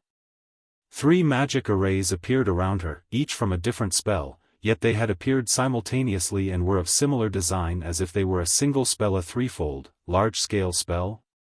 Alluring Summer, who stood behind Shifeng, was surprised to see the arrays circling Jade Qilin. Double casting was an extremely difficult technique for most magical class experts, especially when casting Tier 2 spells. Needless to say, triple casting 3 Tier 2 spells was even more difficult. However, there were certain spells in God's domain that could only be used when casting multiple spells. Generally, these were large-scale spells that required multiple players to cast, yet Jade Qilin could cast one that typically needed 3 players by herself. These large-scale spells were far more powerful than individual spells of the same tier. The instant Jade Qilin's spells took effect, 5 golden chains appeared around her, each containing soul-shuddering power. Not even Grand Lords of the same level would dare to touch these chains. As if they had a life of their own, these chains launched at Shifeng like anacondas. Let's see how he blocks this.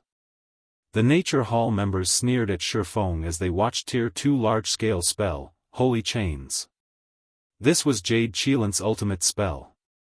Although it had a very long cast time and wasn't suited for one-on-one combat, it would exhibit tremendous power once cast. Jade Qilin had killed multiple peak experts with this move, earning the nickname Chain Killer from the Storm Empire's players. However, the expressions Nature Hall's members wore froze as they watched what happened next. Shifeng blocked the golden chains, which even Grand Lords feared, with his swords, a thunderous roar echoing throughout the room when his blades collided with the magical attack. Despite the 5 chains' exceptional strength, they couldn't reach Shifeng. He deflected every incoming attack as Shifeng defended himself against the magical chains. Evil Tooth appeared behind him in complete silence.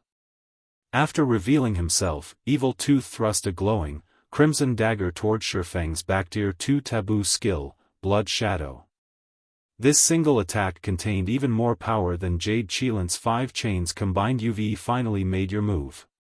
Rather than panicking in the face of this sudden and well-timed attack, Shifeng revealed a smile. Sword's Transmigration. Suddenly, the Twilight Blade and Killing Ray transformed into 2 streaks of light and wrapped around the 5 holy chains. As if they were under his control, the 5 chains then flew to intercept Evil Tooth's crimson dagger, the collision throwing sparks that temporarily blinded everyone in the room. When the light faded, Nature Hall's members wore grim expressions.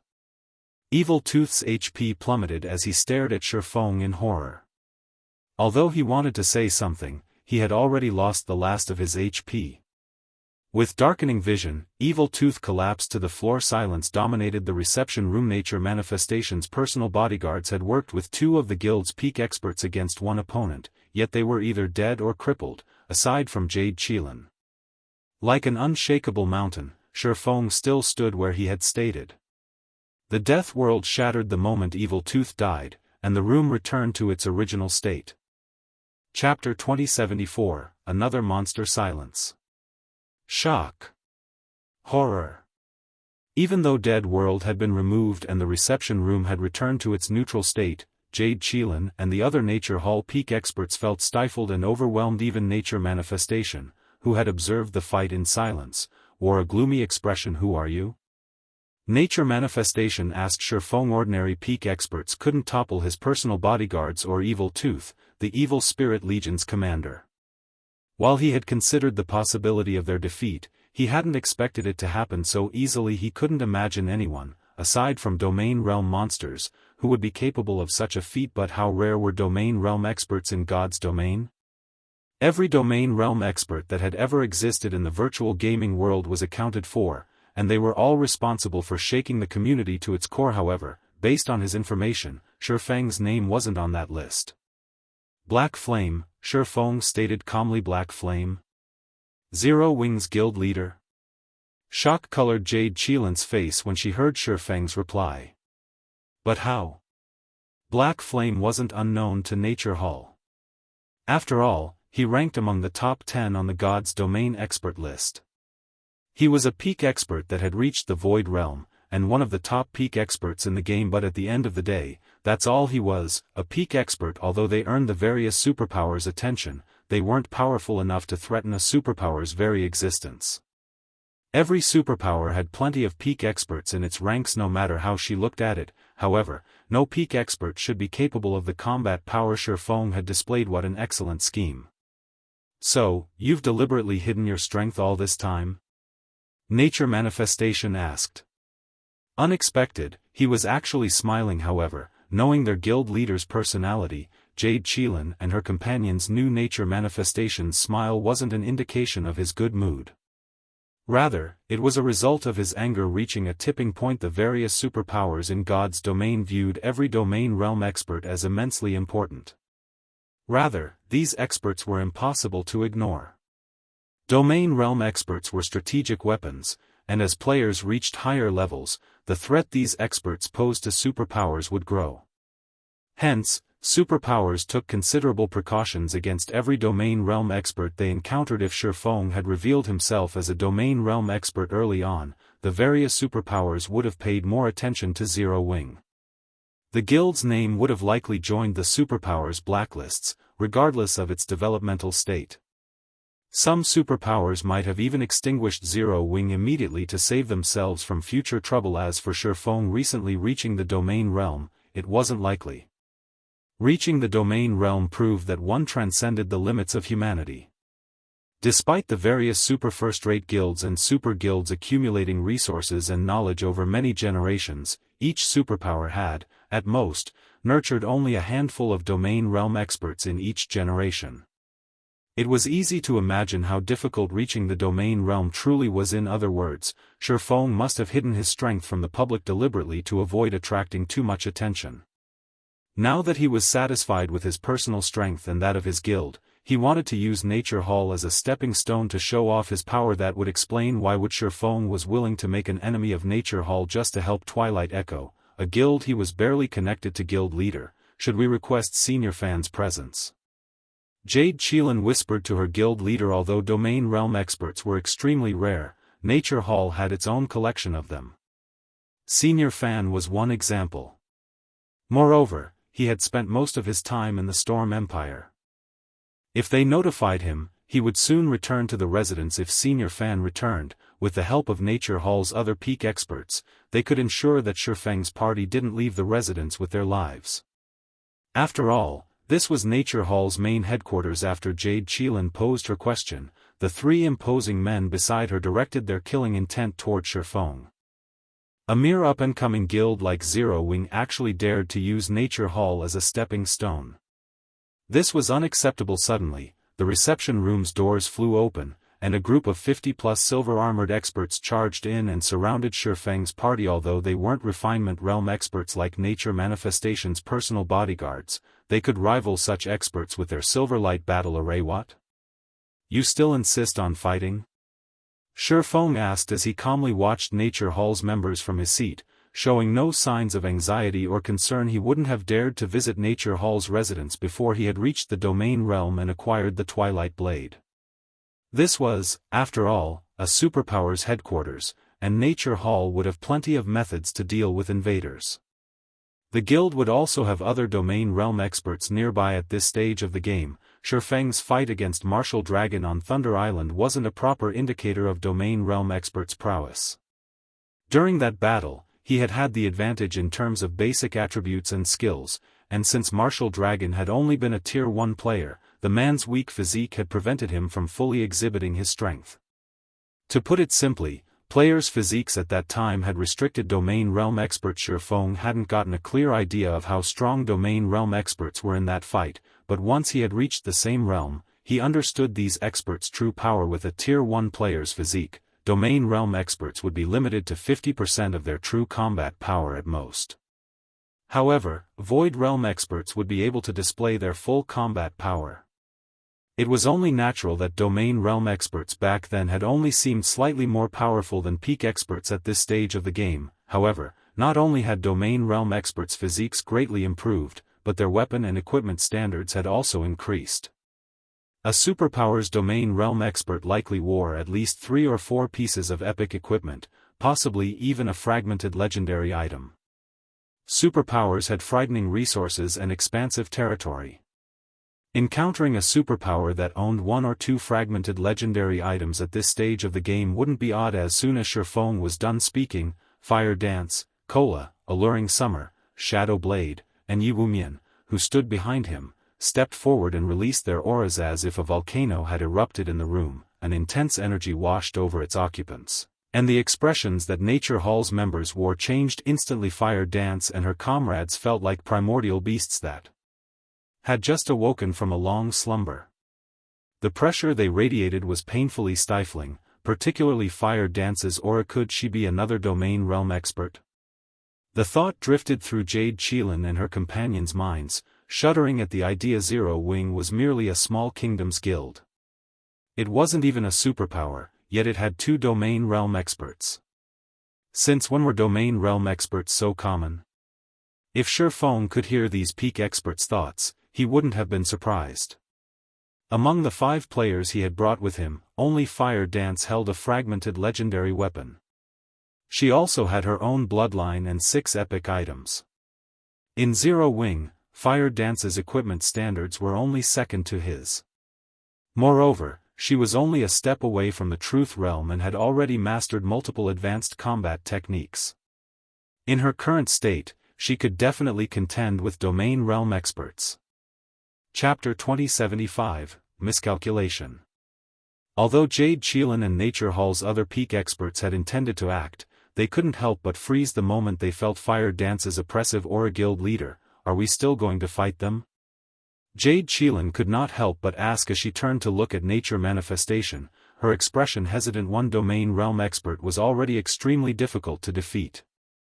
Now that Fire Dance, who felt like another domain realm expert, had joined the fray, she had to take this situation more seriously. Ordinary players might not realize the importance of 1 or 2 domain realm experts in a guild, but as one of Nature Hall's upper echelons, she was very clear of the implications. This was no longer a matter of Shifeng or Fire Dance's personal strength, but of Zero Wing's foundations. Instead, it was a matter of Zero Wing's guild foundations. If Zero Wing had only possessed a single domain realm expert, it could have been explained away as luck. It would prove nothing regarding Zero Wing's foundation. However, the fact that Zero Wing had at least 2 domain realm experts couldn't be shrugged off in the same way. Domain realm experts weren't as common as cabbages. If Zero Wing truly had 2 domain realm experts, the guild wasn't as simple as everyone assumed. Qilin, you're overthinking this. Her aura doesn't prove that she's a domain realm monster. She could simply have absurdly high basic attributes. Zero Wing has no background, so it's lucky enough to have 1 domain realm expert. How could it possibly have 2? And such a young one at that? A solemn man with a scar across his face spoke up. Listening to the man's reasoning, Nature Hall's members relaxed, releasing more than half of their anxiety. No one doubted this man's words. He was Deep Thunder, Nature Hall's first vice-guild leader and one of the guild's main support pillars. He was also one of the top 10 experts on the Gods Domain's secret experts list. The secret pavilion had 2 Gods Domain experts lists.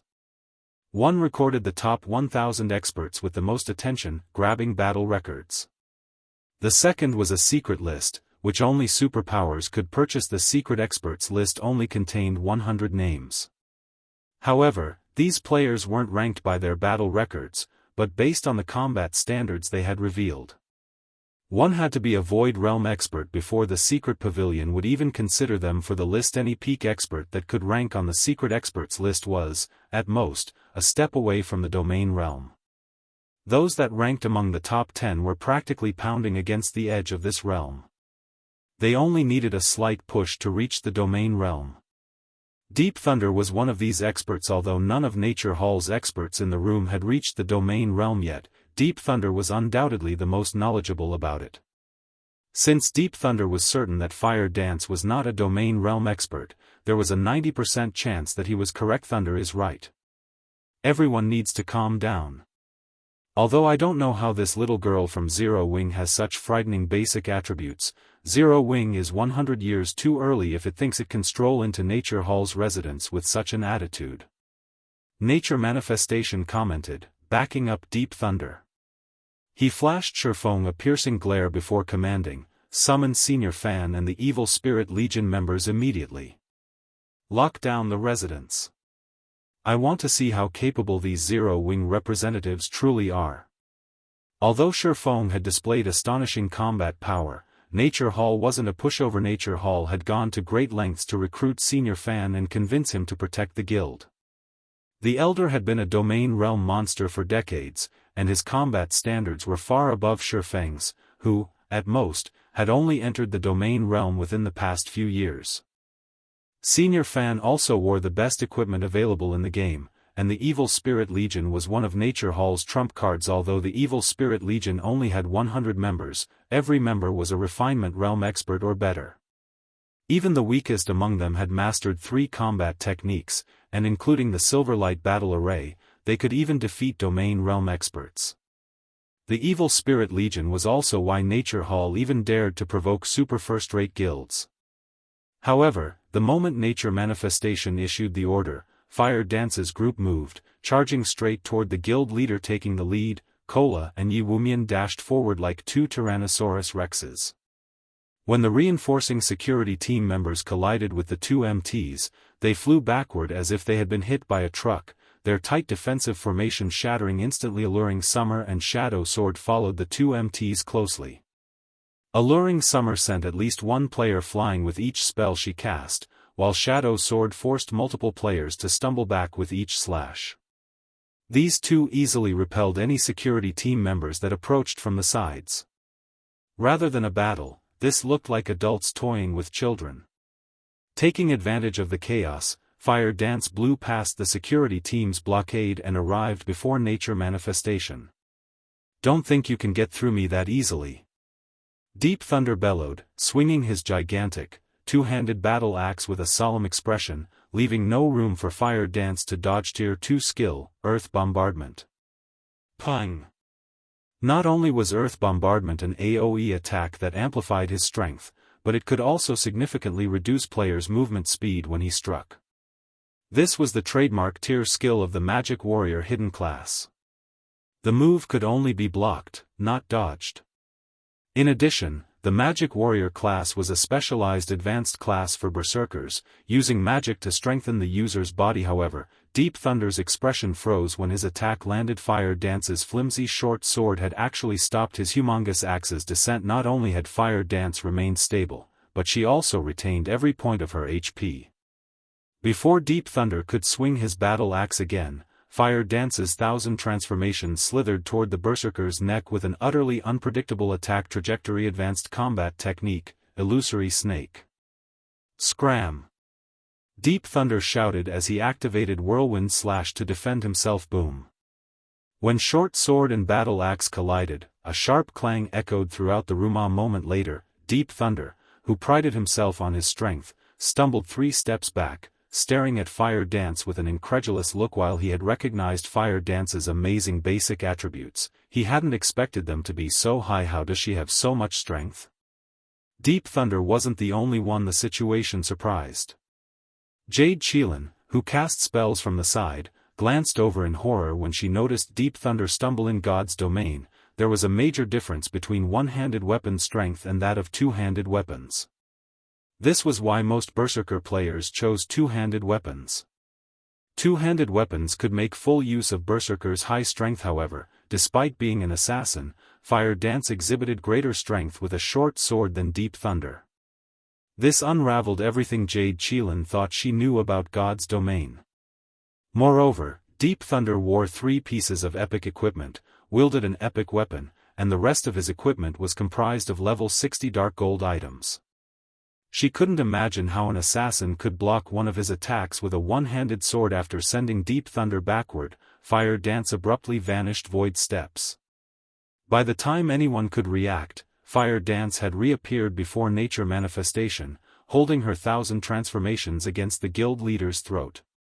As a cursemancer, Fire Dance held Nature Manifestation's life in her hand. Seeing this, Nature Hall's members paused with gloomy expressions when Nature Manifestation looked up at Fire Dance. His countenance was ashen. Fire Dance's group had only moved 5 seconds ago, yet they had already gotten past more than 50 refinement realm and better experts, threatening his life.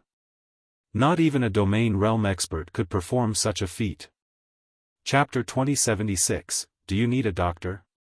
When Fire Dance took Nature Manifestation captive, Nature Hall's members stayed their hands as they hatefully glared at the female assassin. At the same time, though, a hint of fear could be seen in their eyes. What should we do now, Vice Guild Leader? Jade Qilin asked Deep Thunder quietly, frowning as she watched Fire Dance play with her short sword from behind Nature Manifestation. She didn't have enough authority in this situation to make a decision. Nature Manifestation was the guild symbol.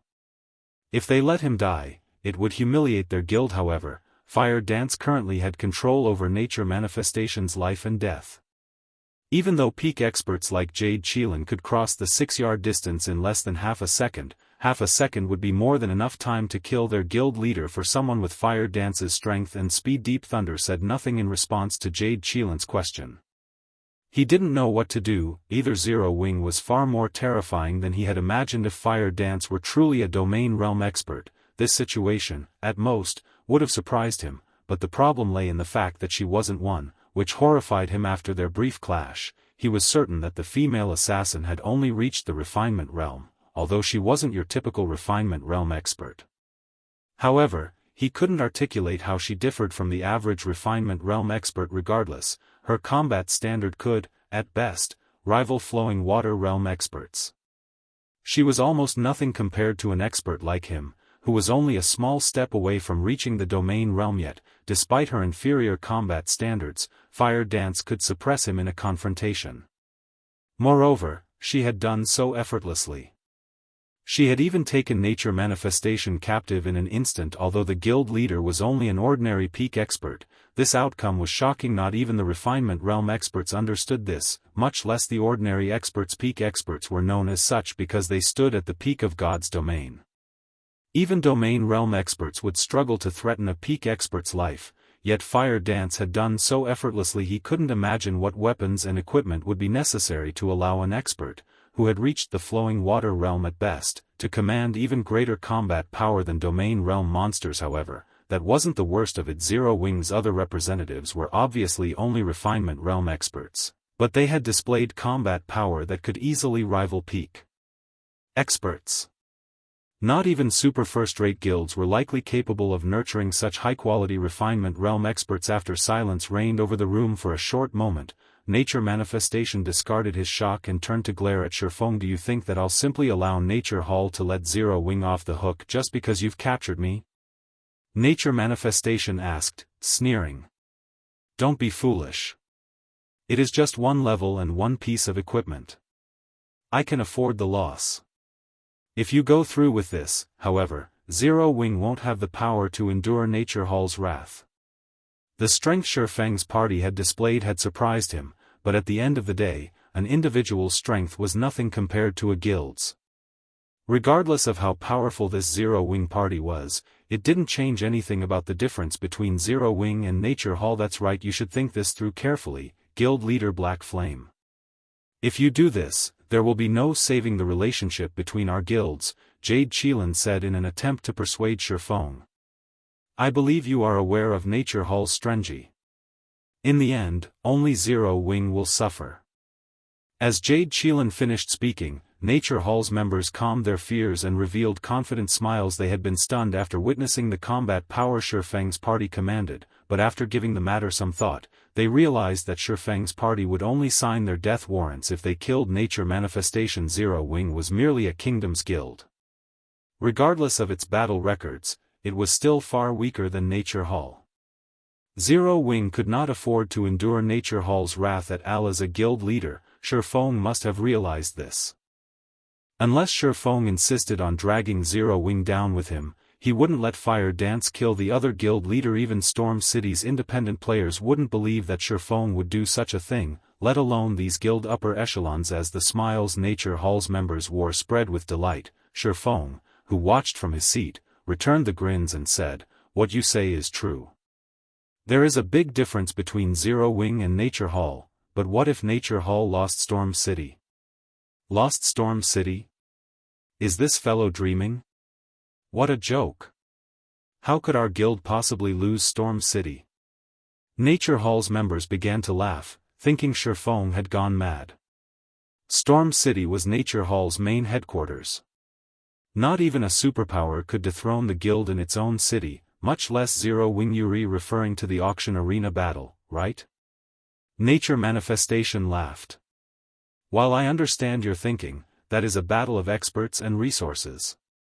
Zero Wing's experts might be impressive, but do you really think Zero Wing can outmatch Nature Hall's resources? Superpowers like Nature Hall had long since investigated the auction arena's rules. In this competition, resources were far more important than military might, hence, all of the various superpowers fervently collected epic materials while they had time before the auction arena competition began. Compared to Nature Hall, Zero Wing's material collection speed was useless.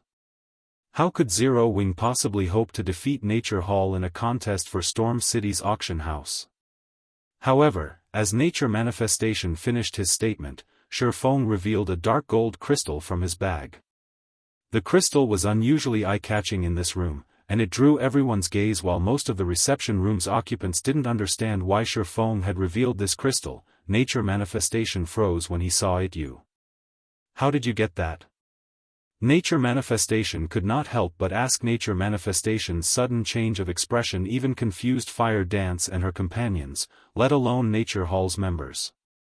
No one knew why the Nature Hall's almighty guild leader would seem scared of a single crystal. Do you really need to ask? Shifeng said, revealing a faint smile. I am the player responsible for activating Thunder Axe City, of course. Is it so strange that I have this crystal? The item in his hand was none other than the Thunder Axe Crystal, which was capable of teleporting a large number of players to Thunder Axe City.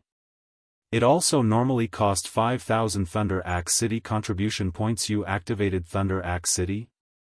That is impossible.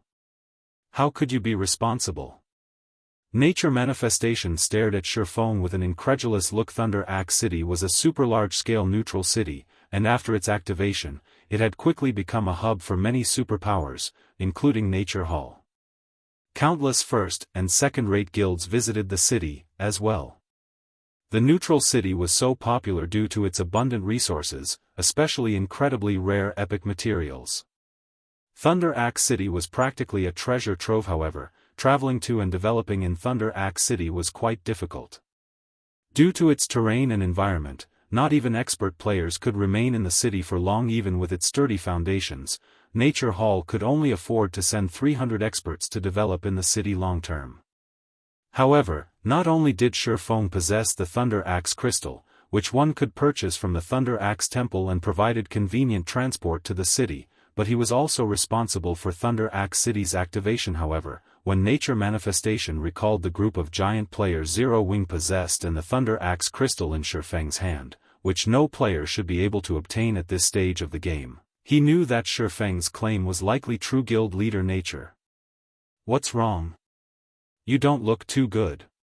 Should I call a doctor? Shifeng asked, chuckling at Nature Manifestation's deathly pale expression. Chapter 2077, Nature Hall submits. As Shifeng's calm voice continuously echoed throughout the room, Nature Manifestation's expression twisted into something ugly. Traces of fear flashed in his eyes, stupefying Nature Hall's members. Nature Manifestation stood at the very top of the Storm Empire. A single word from him could decide the life or death of the Empire's various guilds. He was also a bona fide peak expert. He could lead Nature Hall to become an overlord in God's domain in the future. Yet, now, Nature Hall's members weren't the only ones surprised. The guild leader's reaction confused Fire Dance and her companions. Nature Manifestation had reacted calmly even when Fire Dance had taken him captive, yet now, he seemed more afraid of Shifeng's few sentences. Why wouldn't they be surprised? What do you want? Nature Manifestation asked as he watched Shifeng, afraid if he had only seen Shifeng as a domain realm expert before, He viewed the man as a monster, capable of shaking Nature Hall's very foundations, after learning that this swordsman had pioneered Thunder Axe City and acquired the Thunder Axe crystal. Most people were still unaware of Thunder Axe City. Even in Nature Hall, only the guild's upper echelons and the experts that had visited the city knew about its splendor. According to their understanding, Thunder Axe City should have activated more than 2 weeks ago. The various superpowers, however, had only discovered the city 9 days ago when Nature Manifestation thought about how Sherfong could send a large number of players to the city with the Thunder Axe crystal and the man's status as Thunder Axe City's pioneer. He couldn't help but shudder. Epic materials were even more important than expert players in the auction arena's battles. Zero Wing's members had already proven their combat power. If the guild also had a wealth of epic materials, Zero Wing could pose a significant threat to Nature Hall in the upcoming auction arena contest. Meanwhile, Deep Thunder, Jade Qilin, and Nature Hall's other upper echelon stated at Sherfong in fear. They had counted themselves fortunate to send 300 experts to Thunder Axe City, but Sherfong was actually responsible for activating the neutral city. Nature Hall is so powerful. How could Zero Wing ever hope to compare? Sherfong laughed. He then said, "We are only here to help Twilight Echo learn whether or not it can withdraw from the Storm Empire in safety. You shouldn't overthink the situation, Guild Leader Nature." Fine. Out of respect for Zero Wing, our issue with Twilight Echo stops here. As long as Twilight Echo leaves the Storm Empire, Nature Hall will let it leave. Nature Manifestation answered through gritted teeth. Even Nature Hall would struggle to take out experts like Fire Dance, Cola, and the others. If Zero Wing dispatched a large number of experts and relied on the epic materials it gained from Thunder Axe City, he wasn't confident that Nature Hall could hold Storm City. After all, Thunder Axe City had a frightening supply of epic resources available. If Zero Wing took control of Storm City's auction house, Nature Hall's development would be severely affected. Even if Zero Wing failed, it could still force Nature Hall to dispatch more forces than planned, which would, in turn, ruin the guild's plans to claim other cities' auction houses. As Nature Hall's guild leader, Nature Manifestation couldn't sacrifice the guild's larger plans just to punish Twilight Echo. Moreover, he suspected that Zero Wing had far more trump cards than what it had revealed in this reception room. Of course, this was only his conjecture. The fact that Sherfong had pioneered Thunder Axe City was already frightening. Nature Manifestation couldn't think of what could be even more impressive than that. When Nature Hall's reinforcements heard their guild leader's decision, their jaws dropped. They couldn't believe what they had just heard. Just who is this Black Flame? Nature Hall's members grew more curious about Sherfong. This man had actually forced their guild leader to compromise with just a few words. No one would believe this if they told them Nature Manifestation had even chased the 9-star family out of the Storm Empire. How could he possibly submit to a guild from a small kingdom? Guild Leader Nature is quite open-minded. "If there are no other problems, we'll be taking our leave," Sherfong said with a smile. Standing, he turned and left the tattered reception room alongside Fire Dance and the other. Sherfong had never intended to steal Storm City's auction house. He had simply wanted to scare Nature Manifestation. There were currently tons of problems in White River City that required his attention. With Zero Wing's resources and experts, the guild could, at most, contest for one city's auction house. Only, Nature Manifestation did not know this. Although Thunder Axe City had an abundance of epic materials, the neutral city had only activated around 2 weeks ago. There were far too few players in the city for it to exhibit its true potential. Moreover, Nature Manifestation thought too highly of Sherfeng's position as the city's pioneer. Even if Sherfong had secured a 2-star smithy, he wouldn't acquire as many epic materials as guild's raiding team dungeons. If Nature Manifestation realized this, he'd faint with anger and try to fight Zero Wing to the death. As Sherfong and his subordinates made their way to the door, the Nature Hall players guarding the door stepped aside to let them through. After receiving a signal from Nature Manifestation, Jade Qilin and the other upper echelons only returned their attention to their guild leader. After Zero Wing's party had left the guild hall, guild leader, "Are we really going to give up Twilight Echo?" Jade Qilin asked. "If we do this, news of this incident will spread throughout the Empire. So be it. In any case, keeping a tight lid on this is impossible, Nature Manifestation grumbled as he massaged his temples. Annoyed, he continued, I never would have thought that Zero Wing was responsible for activating the city that has caused such a sensation among the various superpowers. We'll likely see a difficult period in God's domain soon. You should begin to prepare for it. Understood. Jade Qilin nodded, fully understanding Nature Manifestation's intentions. He had assumed that the first auction arena competition would be an exclusive playground for the game's superpowers, but now that Zero Wing had revealed itself as a potential competitor, the various superpowers' plans were ruined. Nobody would have imagined that Zero Wing would be the cause of the situation plaguing the various superpowers after Shifeng's party left Storm City. News of Nature Hall abandoning its harassment of Twilight Echo quickly reached the Empire's various powers. What? Nature Hall gave up on Twilight Echo? But why? What kind of guild is Zero Wing? For a time, this matter caused an uproar in the Storm Empire. Nobody would have thought that Nature Hall would stop targeting Twilight Echo out of respect for Zero Wing. Every power in the Empire was immediately curious about Zero Wing. Meanwhile, news of this matter also reached Twilight Echo's residence in Windy City. What did you just say? Nature Hall has given up on us because of Zero Wing and recalled its forces? Dark Wave was stunned when he heard his subordinates report, unable to believe the news. Chapter 2078, Twilight Echo shaken. When Twilight Echo received the news of Nature Hall's withdrawal, silence reigned of the guild leader's office. The dozen or so guild upper echelons in the room didn't know how to react to this development. Nature Hall gave up? But why? What did Zero Wing's members do? Nature Hall had intended to use Twilight Echo as an example to stabilize its rule in the Storm Empire and expand its influence past the Empire's borders. Nature Hall had been adamant on destroying Twilight Echo. They had been discussing their safe withdrawal from the Storm Empire and their defense against Nature Hall, but after nearly an hour, their despair had only intensified. The difference between their two guilds was too massive. At this point, Nature Hall only needed a fraction of its strength to remove Twilight Echo from God's domain. Even with Zero Wing's help, they didn't think that they could withstand Nature Hall. Zero Wing was, after all, only on par with a first-rate guild. Yet Nature Hall had unexpectedly withdrawn its assault. They couldn't help but wonder how Zero Wing had accomplished the feat. A powerful background? A transaction?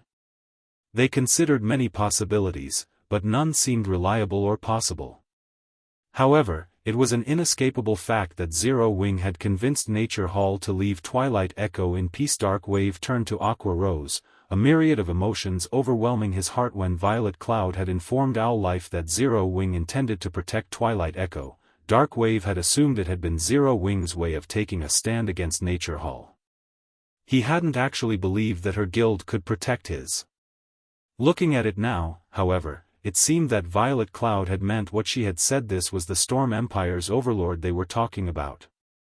Although he did not know how Zero Wing had stopped Nature Hall, its success in doing so proved the guild's strength. When Aqua Rose had left Twilight Echo to join an insignificant, upstart guild from some backwater kingdom, many of the guild's members had mocked her for her foolishness. They had all thought that she was stupid. If she hadn't been so stubborn, she would have kept her position as an honorary elder and had access to plenty of opportunities to display her talent. Twilight Echo had been a veteran first-rate guild for decades, not a force a small guild without a background could compare to. Who would have thought that the small, insignificant guild Aqua Rose had joined would grow to become so powerful? Not only was Zero Wing Star Moon Kingdom's overlord, but it also commanded the strength of a first-rate guild. Now, it had saved Twilight Echo from the brink of destruction, convincing a superpower like Nature Hall to abandon its plans. After this series of events, Dark Wave couldn't fathom how powerful Zero Wing truly was, despite the fact that he led a veteran first-rate guild. If news of this reached Twilight Echo's guild elders, the old fellows and company representatives that had mocked and ridiculed Aqua Rose would likely die from embarrassment. They had all played a major part in dismissing her from her position as honorary elder. Due to this incident and her position in Zero Wing, Aqua Rose would have considerable influence in Twilight Echo from now on. The guild might even follow her whims. Dark Wave wasn't the only one to think this. Every upper echelon in the office realized the implications of today's events. Their views of Aqua Rose had utterly changed. Aside from her joy, Aqua Rose was stunned, as well. She hadn't imagined that Shifeng would actually be able to stop Nature Hall. Shortly after, Violet Cloud relayed Shifeng's latest message to Twilight Echo's upper echelons, informing them that as long as the guild left the Storm Empire, Nature Hall wouldn't take further action against it. The young woman then left Twilight Echo's residence, returning to Star Moon Kingdom with her team. As for Aqua Rose, she only intended to return after dealing with a few matters with her old guild. Twilight Echo's upper echelons eagerly hoped that Aqua Rose would stay for some time. Twilight Echo was going to leave the Storm Empire and find another kingdom to continue its development. This meant that it would have to deal with the overlord of whichever kingdom they chose. If they had the help of a powerhouse like Zero Wing, settling in their new home would be far easier. Meanwhile, news of the events between Nature Hall and Twilight Echo soon reached God's Domain's many superpowers. Nature Hall was one of them, and even though this incident was a small matter in the other superpowers' eyes, it was still necessary to watch the situation. Or Empire, Crimson Flame Fortress. How can Nature Hall be so dumb? It gave up such a good opportunity to stabilize its position in the Storm Empire just because of Zero Wing? Did Zero Wing offer the guild some massive bribe?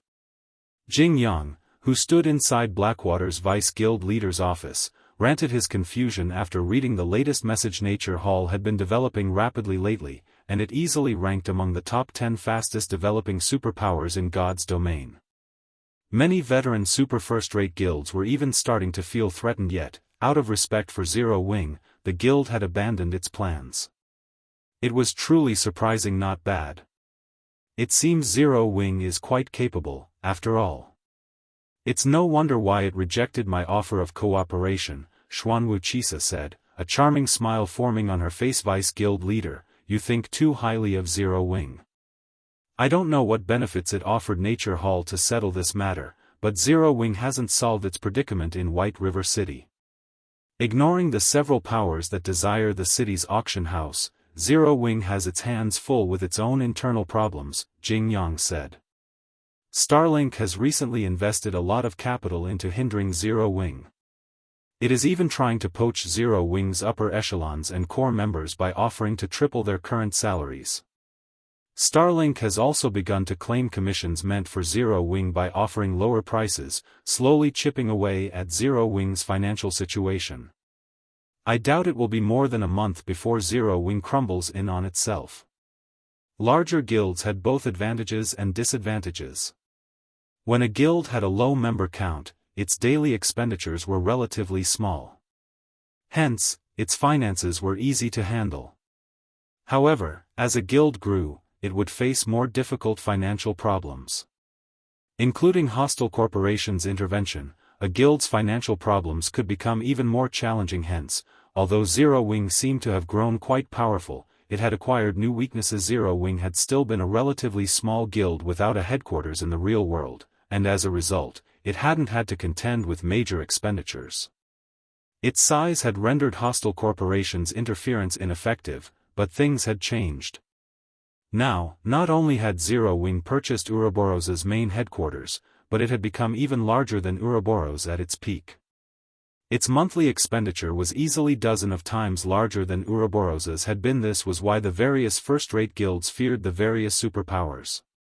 Not only could a superpower crush a first-rate guild under its military might, but it could also launch an economic assault. Meanwhile, after Shifeng's party returned to Star Moon Kingdom's White River City, he sent Fire Dance and the others to continue their team dungeon raids and collect as many epic materials as possible to prepare for the auction era. It's about time that I deal with my elemental core. Shifeng grinned as he opened his bag to inspect the elemental cores within. He then altered his appearance using the demon mask and visited White River City's teleportation hall. Spending 4 gold, 30 silver, he teleported to the distant Sea of Illusion. Chapter 2079, Sea Tribe Weapon. Sea of Illusion, Blue Coral City. Shifeng was disguised as a level 61 swordsman as he walked through Blue Coral City streets.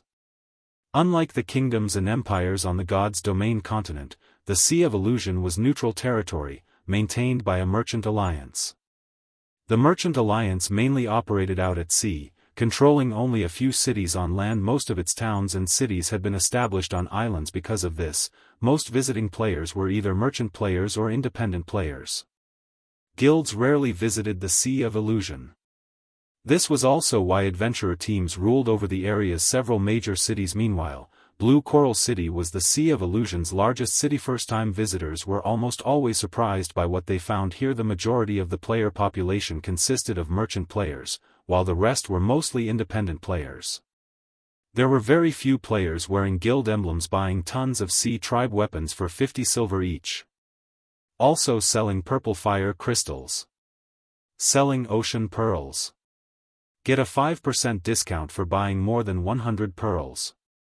Urgently selling 3 sea tribe weapons for 1 gold, 70 silver. Players busied themselves as they set up stalls along the city streets, selling a large variety of items. This wasn't typical of cities in normal kingdoms and empires. Sea tribe weapons. Shifeng slowed to a halt when he heard the advertising. Players. He vaguely remembered that sea tribe weapons had been popular for a time during his previous life. They had once been items that all naval players had desired. The sea tribe weapons could be traded to the Sea of Illusion's NPC forgers to commission crafted weapons, which would allow players to exhibit greater combat power in battles at sea. Weapons that had been made with sea tribe weapons were 15% to 20% stronger than normal weapons of the same rank, a considerable improvement. Only, trying to craft a high-quality naval weapon was not easy, and the production success rate wasn't 100%. If one wanted to commission a level 60 secret silver weapon, they'd need 3 sea tribe weapons, and the production success rate would only be 50%. A level 60 fine gold weapon would cost 5 level 60 sea tribe weapons, and the success rate was only 30%. To put it simply, the higher the desired weapon's quality was, the more sea tribe weapons a player would need, and the lower the production success rate would be. Meanwhile, players could only acquire sea tribe weapons by killing the level 50+ members of the sea tribe. Hence, complete naval weapons were incredibly expensive on the market. Of course, sea tribe weapons had another purpose, and Shifeng knew it: purchasing secret laws. Secret laws were extremely rare in God's domain, even rarer than combat techniques.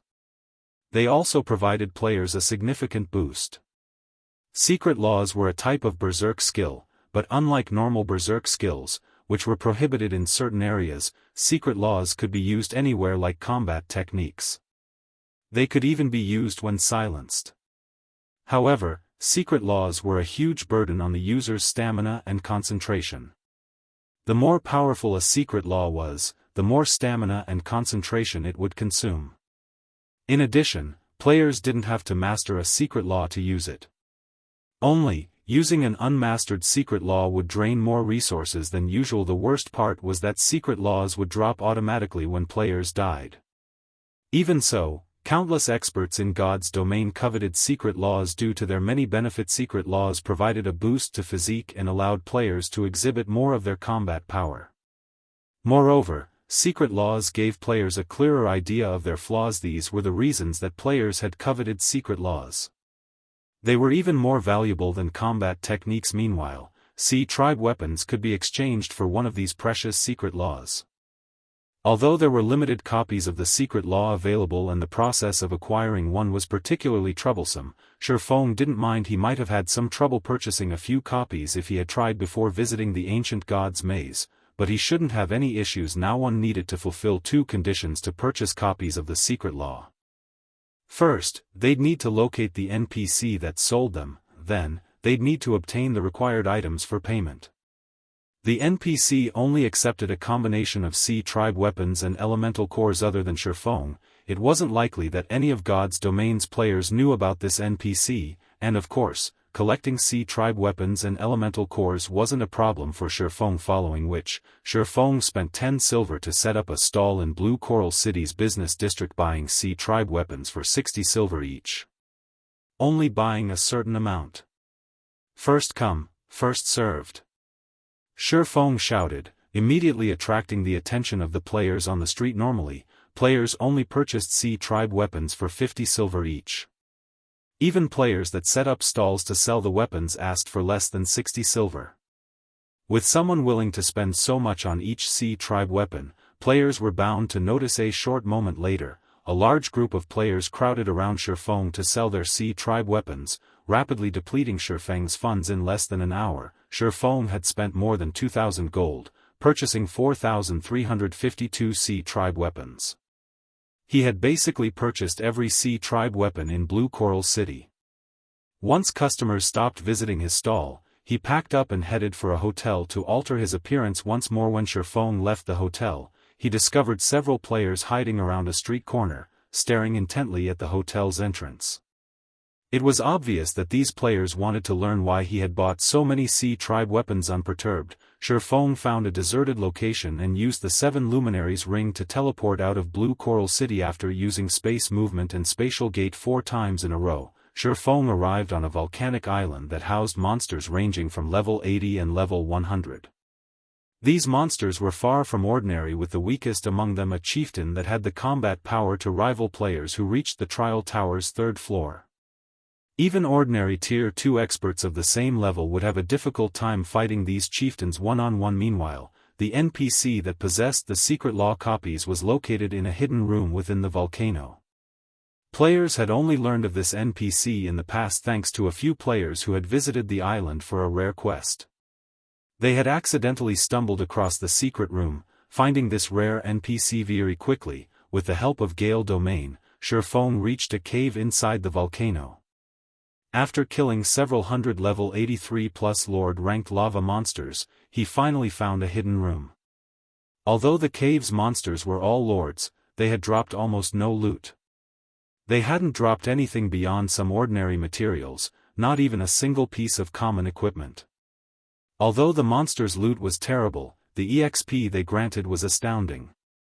After killing several hundred monsters, Shifeng had finally risen from level 70 to 71. As he opened the door to the hidden room, Shifeng was greeted by the sight of a dark, empty room.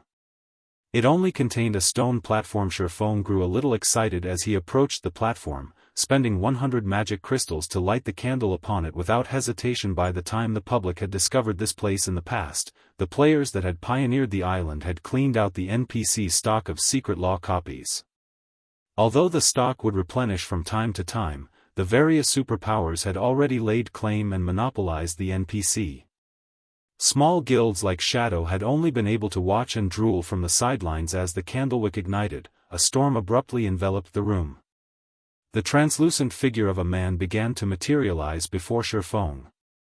After an inspection, one would discover that this man was a level 80, Tier 2 professional mage named Horus. However, when Shifeng inspected the man with omniscient eyes, he discovered that the NPC was actually a level 180, Tier 5 divine mage. If players gave in to their greed and tried to rob this NPC, only death would await them, a particularly cruel death. Young adventurer, are you the one who has awakened me? Horus asked as he watched Shifeng with eyes swallowed by dark blue flames, his gaze chilling. Yes, Lord Horus. Shifeng nodded respectfully. As a deceased entity, Horus abhorred the living. If Shifeng disrespected him, he'd get nothing from this NPC. Very good. When I was alive, the king of the Sea tribe hunted me down and killed me. Now, I want revenge on the Sea tribe. However, I cannot leave this place, so I want you to be my instrument of vengeance, slaying the Sea tribe's members. As proof of your achievement, you may bring me the Sea tribe's unique weapons. Once you complete this task, I will reward you handsomely, Horus said. Although the NPC's tone was calm, the rage in his eyes was apparent. System, you have accepted the epic quest, The Wrath of the Dead. Quest content, kill Sea tribe members and obtain 3,000 Sea tribe weapons. Rewards unknown. Chapter 2080, Epic Rank Reward. An epic quest. Shifeng was slightly astonished when he heard the system notification. He had never heard of Horus giving out an epic quest in the past. He had only known that this NPC wanted Sea tribe weapons in a bid for vengeance against the Sea tribe. The quest in the past had only been an advanced hidden quest, requiring 1,000 Sea tribe weapons to complete, and a player had to finish the quest before they could trade with Horus. Now, not only was the quest epic rank, but its completion also required 3,000 Sea tribe weapons. This massive change ruined his plans in the past. The activation quest had awarded the Ocean's Heart design, an intermediate magic array design. Although Ocean's Heart was only a barrier-type magic array, it could suppress sea monsters to a frightening extent. Ocean's Heart was even effective against mythic monsters and extremely useful to guilds trying to develop their naval prowess. The Ocean's Heart's magic array scrolls had sold for astronomical prices in the past. Of course, now that the quest had changed, its reward would be different as well. It seems I'll have to come up with a different method. Shifeng sighed deeply as he handed Horus 3,000 Sea Tribe weapons. The various major powers on the main continent had already reached a developmental bottleneck. As a result, these powers had begun to compete over the sea's resources. Fortunately, Zero Wing already had its own shipyard, many advanced speedboats, and control of several coastal towns and naval cities. Immortal Light, Zero Wing's subordinate, had also been developing its naval strength under Shifeng's orders and was now a significant power at sea. However, with how quickly the various major powers were developing, Zero Wing would struggle to maintain these advantages. Shifeng had wanted to rely on the Ocean's Heart to accelerate the guild's development at sea, but now, he had no choice but to look for other avenues. As Shifeng gave Horus the Sea Tribe weapons, the NPC's eyes glowed with excitement. Wonderful! There are indeed 3,000 Sea Tribe weapons here. Horus nodded in satisfaction, his hand abruptly flashing with a bright glow. When the light subsided, he held an ancient tome. I went to great lengths to obtain this book. Hopefully, you can make good use of it. If you obtain more Sea Tribe weapons in the future, you can find me to trade them. When Horus finished speaking, not only did Shifeng obtain the tome, but he also earned an abundance of EXP. Not only did he instantly level up from 71 to 72, but he also gained 2 additional legacy skill points from completing the quest. The quest rewards were incredible.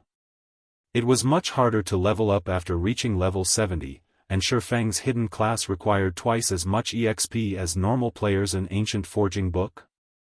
Shifeng's eyes widened in shock when he inspected the book he had earned from Horus. Ocean's Heart didn't have much use to individual players, but the magic array was quite important to guilds.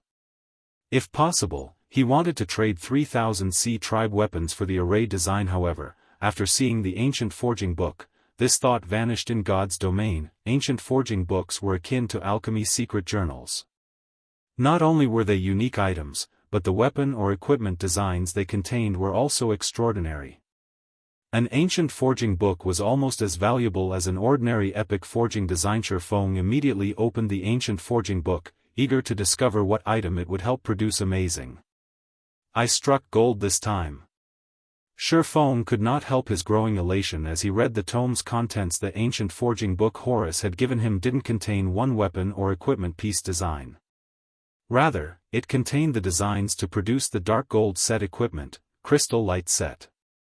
Although it was only a level 60 to level 80 set, it was an 8-piece set equipment, possessing more set effects than its 6-piece counterparts. If a level 60 player equipped the Crystal Light set, their combat power would be on par with a player wearing a 6-piece level 65 dark gold set equipment. At this stage of the game, the various superpowers could only dream of owning 6-piece level 65 dark gold set equipment. Anyone seen wearing such a set would even earn peak expert's envy. Of course, the Crystal Light set had harsh production requirements. At the very least, one needed to be a basic master forger to forge the set, and the required materials were extremely rare.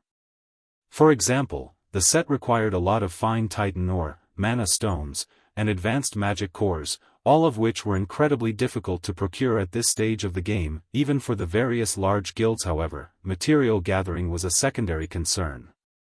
The high production cost was far more important. If Shifeng calculated the cost according to current market prices, each production attempt would cost roughly 800 gold. Furthermore, a basic master forger wouldn't have more than a 30% success rate when trying to forge the set. Even intermediate master forgers would only have a 35% success rate, while advanced master forgers would have a 40% chance. Even if one were lucky, they'd still spend nearly 2,400 gold to produce one Crystal Light set. Although Zero Wing earned a lot of coins each day, most of those coins had to be spent on paying back debts. Feng still needed to pay back the astronomical construction cost for Silverwing Town's airport. Moreover, he had instructed Aqua Rose to invest funds into the Lost Town's development in secret to enable the guild to nurture more experts in a short time. In addition, Zero Wing had to fund Immortal Light's development and purchase epic materials for the upcoming auction house competition. Right now, the guild only had around 20,000 gold available for emergencies if he wanted to mass-produce the Crystal Light set and form a personal security team like Nature Manifestations. He'd need a lot more coins. Thinking up to this point, Feng traded 1,200 sea tribe weapons and 1,500 elemental cores for 3 copies of the basic secret law, Deep Sea Meditation. Feng could only return later to trade for Horus's remaining 3 copies. Deep Sea Meditation, Basic Secret Law, allows the user to exhibit their body's latent potential through meditation, significantly improving their physique. This secret law consumes a lot of stamina and concentration when use. Drops upon death. After purchasing the secret law copies, Feng left to find the 4-star wandering merchant using the 7 luminaries ring. After teleporting 5 times, Feng arrived in a secret land. He then spent the next 4 hours clearing out the level 80+ monsters that stood in his way before locating a small, wooden house. A grey-robed, elderly man called Zal, one of 3 4-star wandering merchants in the Sea of Illusion, occupied the house. After meeting with Zal, Feng purchased all 500 stamina gemstones the NPC had, each gemstone costing 5 elemental cores. He couldn't have dreamed of doing something like this in his previous life. This NPC simply required too many elemental cores. If he hadn't obtained the 6,752 elemental cores while grinding in the ancient god's secret maze, he wouldn't have dared to purchase both the secret law copies and the stamina gemstones. When the public had discovered Zal in the past, the various superpowers had monopolized the NPC's stock. These powers left very few gemstones for other players once they had finished with Zal. Hence, it was a dream for Feng to purchase 500 stamina gemstones in a single transaction. Now the several players that had discovered Zal in the past had only purchased around 200 stamina gemstones. Even so, they had made a fortune, earning the various large guilds' envy. Following which, Feng took out a return scroll and teleported back to White River City. Chapter 2081, Stormy Winds. Star Moon Kingdom, White River City. Although White River City was not the kingdom's capital, its popularity overshadowed Star Moon City as the main headquarters of the kingdom's #1 guild and home to the Candlelight trading firm, which continued to introduce one new product after another. At this point, White River City had become the kingdom's capital in the hearts of Star Moon Kingdom's players. Since White River City was the only city in the kingdom to be promoted, its fame had reached new heights. Tons of players from foreign cities and countries visited the city every day, and it had become almost as prosperous as an ordinary empire's imperial capital. Over a dozen level 64 players in gorgeous equipment had gathered on the second floor of White River City's auction house. They all wore the same guild emblem as they watched the fight in the auction arena. Contempt filled their eyes as they looked down on the combatants as expected of a small kingdom. Although the local players' equipment standards are quite good, their combat standards are terrible. They're not even a match for some second-rate guilds in our Dark Knight Empire. It's no wonder why Zero Wing lords over Star Moon Kingdom, a level 64 berserker said as he watched several guild players from Star Moon Kingdom fight in the auction arena in ridicule. The berserker had not held back his opinion. With the physique of Tier 2 players, the combatants had heard him clearly even from 50 yards away. However, none of those players dared to comment against the berserker. They all simply lowered their heads and remained silent. This berserker had earned the right to such arrogance. This level 64 berserker had won 20 matches in the auction arena in a row. Quite a few of the berserker's opponents had been peak experts from Star Moon Kingdom, but none of them had dropped the berserker's HP below 80%. This berserker had even fought 2 opponents at once and still maintained his HP above 80%, winning the match. Moreover, the berserker's identity was extraordinary. This berserker was Dust Blood, one of the 10 great experts from the Dark Knight Empire's Bloodbath family. The Bloodbath family was a veteran first-rate guild, and at this point, it was the strongest guild in the Dark Knight Empire, excluding the 3 resident superpowers. The Bloodbath family also occupied a medium-sized kingdom and a small-sized kingdom. No ordinary first-rate guild could hope to compare to its strength, although these guilds are very weak. Zero Wing's title as Star Moon Kingdom's overlord proves that it has some ability. Furthermore, Zero Wing has 4 experts that rank on the God's Domain experts list. Black Flame, in particular, has killed many superpowers peak experts thus far. A young man in dark gray robes said Zero Wing's name had already become commonplace in the Dark Knight Empire. After all, the guild had successfully helped the 100 Flowers Palace stop Starlink's invasion in Moon Creek Town. The incident had surprised the Empire's various guilds, all of which had immediately investigated Zero Wing. However, the more they looked into Zero Wing, the more the guild surprised them. These guilds hadn't been surprised by Zero Wing's rapid development in God's domain, but by the number of frightening powers Zero Wing had provoked. The Dragon Phoenix Pavilion's 9 Dragons Emperor, the Evil God's Temple, Pantheon, Blackwater, Miracle, and the Dark Knight Empire's Starling. All of these guilds were powerful enough to make even a first-rate guild like Bloodbath family shudder in fear, yet Zero Wing had provoked every one of them. The fact that Zero Wing had survived this long was unbelievable.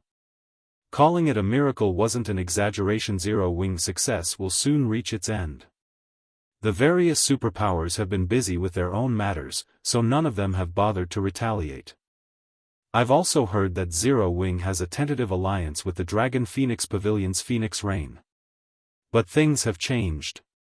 The various superpowers have set their sights on White River City, and even if Phoenix Rain makes a personal appearance, she can't change Zero Wing's fate, Dust Blood said, sneering. The fact that Zero Wing had 4 experts that ranked on the God's Domain experts list was impressive to other guilds, but the achievement meant nothing to the various superpowers. The God's Domain experts list focused on players' battle records, not their overall strength. God's Domain had many experts that hadn't accumulated eye-catching battle records, yet wielded peerless strength. Take the Bloodbath family, for example. Bloodbath family's expert members were even stronger than the Refinement Realm experts on the God's Domain experts list, but none of them had actually made it on the list. To put it simply, only small guilds and independent players took the God's Domain experts list seriously. It was merely an information source for true major powers, not an indicator of a guild's strength. Moreover, the competition for an NPC city's auction house didn't rely on war weapons or tools. Instead, it relied on a guild's resources and experts. The competition prohibited artificial strength, so the war weapons Zero Wing had been lucky enough to acquire would be useless. With how few experts Zero Wing possessed, it wouldn't even be able to defeat veteran first-rate guilds like Bloodbath family, much less the various superpowers. I guess you're right.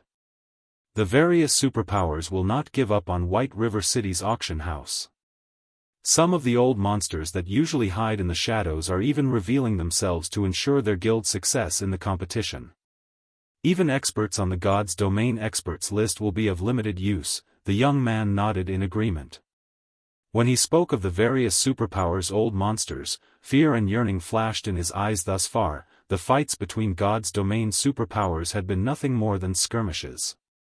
Large-scale battles between these major powers were rare. Moreover, to nurture the younger generation, the various superpowers' true experts typically avoided their guild's affairs. They kept to themselves, quietly increasing their strength. If these old monsters took action, how would the younger generation acquire any fame? Even the younger generation's greatest prodigy was a joke before these old monsters. Zero Wing is certainly unlucky. It could have remained the king of its mountain for some time. Unfortunately, White River City was promoted too quickly. Now, even its dream of standing atop its mountain as king would shatter. I've heard that even King's Return, Blackwater, and Pantheon have arrived to compete for White River City.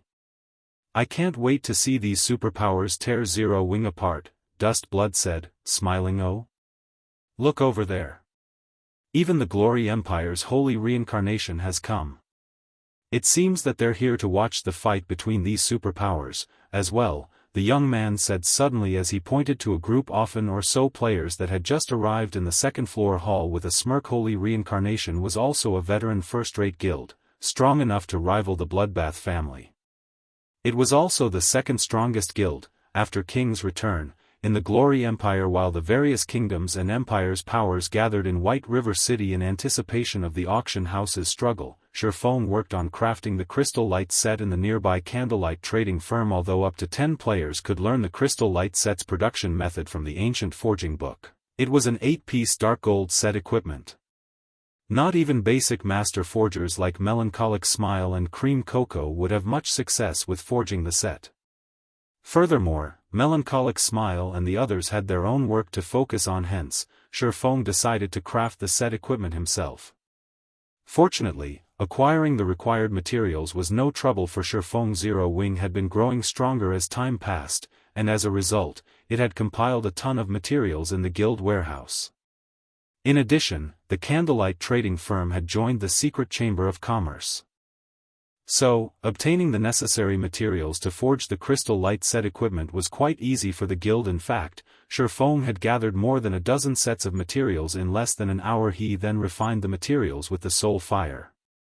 Using the Philosopher's Hand's ability, Shifeng continued to shape one set piece after another. Before he put the finishing touches on the 8-piece set, Shifeng retrieved 40 grains of temporal sand. Temporal sand was incredibly valuable, with each grain selling for more than 20 gold on the market. Not only could it increase one's production success rate, but it could also strengthen the crafted item. Shifeng allocated 5 grains of temporal sand for each set piece, the maximum amount dark gold equipment could handle. If he hadn't had the Bracelet of Time, he wouldn't have dared to use the temporal sand so extravagantly. The Crystal Light set equipment then radiated a dazzling glow, illuminating the entire room. As the light faded, it revealed 8 pieces of equipment, glowing with a sparkling light and radiating an ancient, violent aura. Chapter 2082, Timeless Equipment. Did it succeed? Shifeng could not help but grow a little excited as he gazed at the 8-piece set equipment on the table before him. Although he had more than 10 sets of materials on hand, the Crystal Light set was top-tier dark gold set equipment, its production difficulty only second to epic equipment. Although he had already become an intermediate master forger and with the help of the Philosopher's Hand, performed as an advanced master forger, successfully forging the Crystal Light set was incredibly difficult. Theoretical success rate, after all, had nothing to do with the actual forging process. In the game's early stages, the main god system had simplified the various production processes to their base limits to allow players to familiarize themselves with god's domain subclasses. However, as players reached higher levels and adapted, the main god system would gradually withdraw its assistance, and the various production processes would become more complex and detailed. Meanwhile, successfully forging a dark gold set equipment was a massive threshold for lifestyle players. During God's Domain's ancient times, weapons and equipment had only fallen into 2 categories, ordinary and extraordinary. More categories had only been added after the ancient gods had fallen. Ordinary equipment split into bronze, mysterious iron, secret silver, fine gold, and dark gold ranks. Extraordinary equipment had been broken down into epic and legendary. Dark gold weapons and equipment were considered the peak of ordinary equipment, hence, they were extremely difficult to obtain and produce without a larger power support. An ordinary expert player would be limited to dark gold weapons and equipment at best. Meanwhile, dark gold set equipment was at the very apex of ordinary equipment, the best available without any flaws. No matter how high one raised their theoretical production success rate, a single mistake would result in failure. There was no room for error when crafting dark gold set equipment. One could argue that crafting dark gold set equipment was even more difficult than producing epic items, since the latter allowed for some mistakes. Only, the theoretical production success rate was much lower compared to dark gold set equipment. As Shifeng began to inspect the Crystal Light set before him, the sound of a system notification reached his ears. System: Crystal Light set has been successfully forged.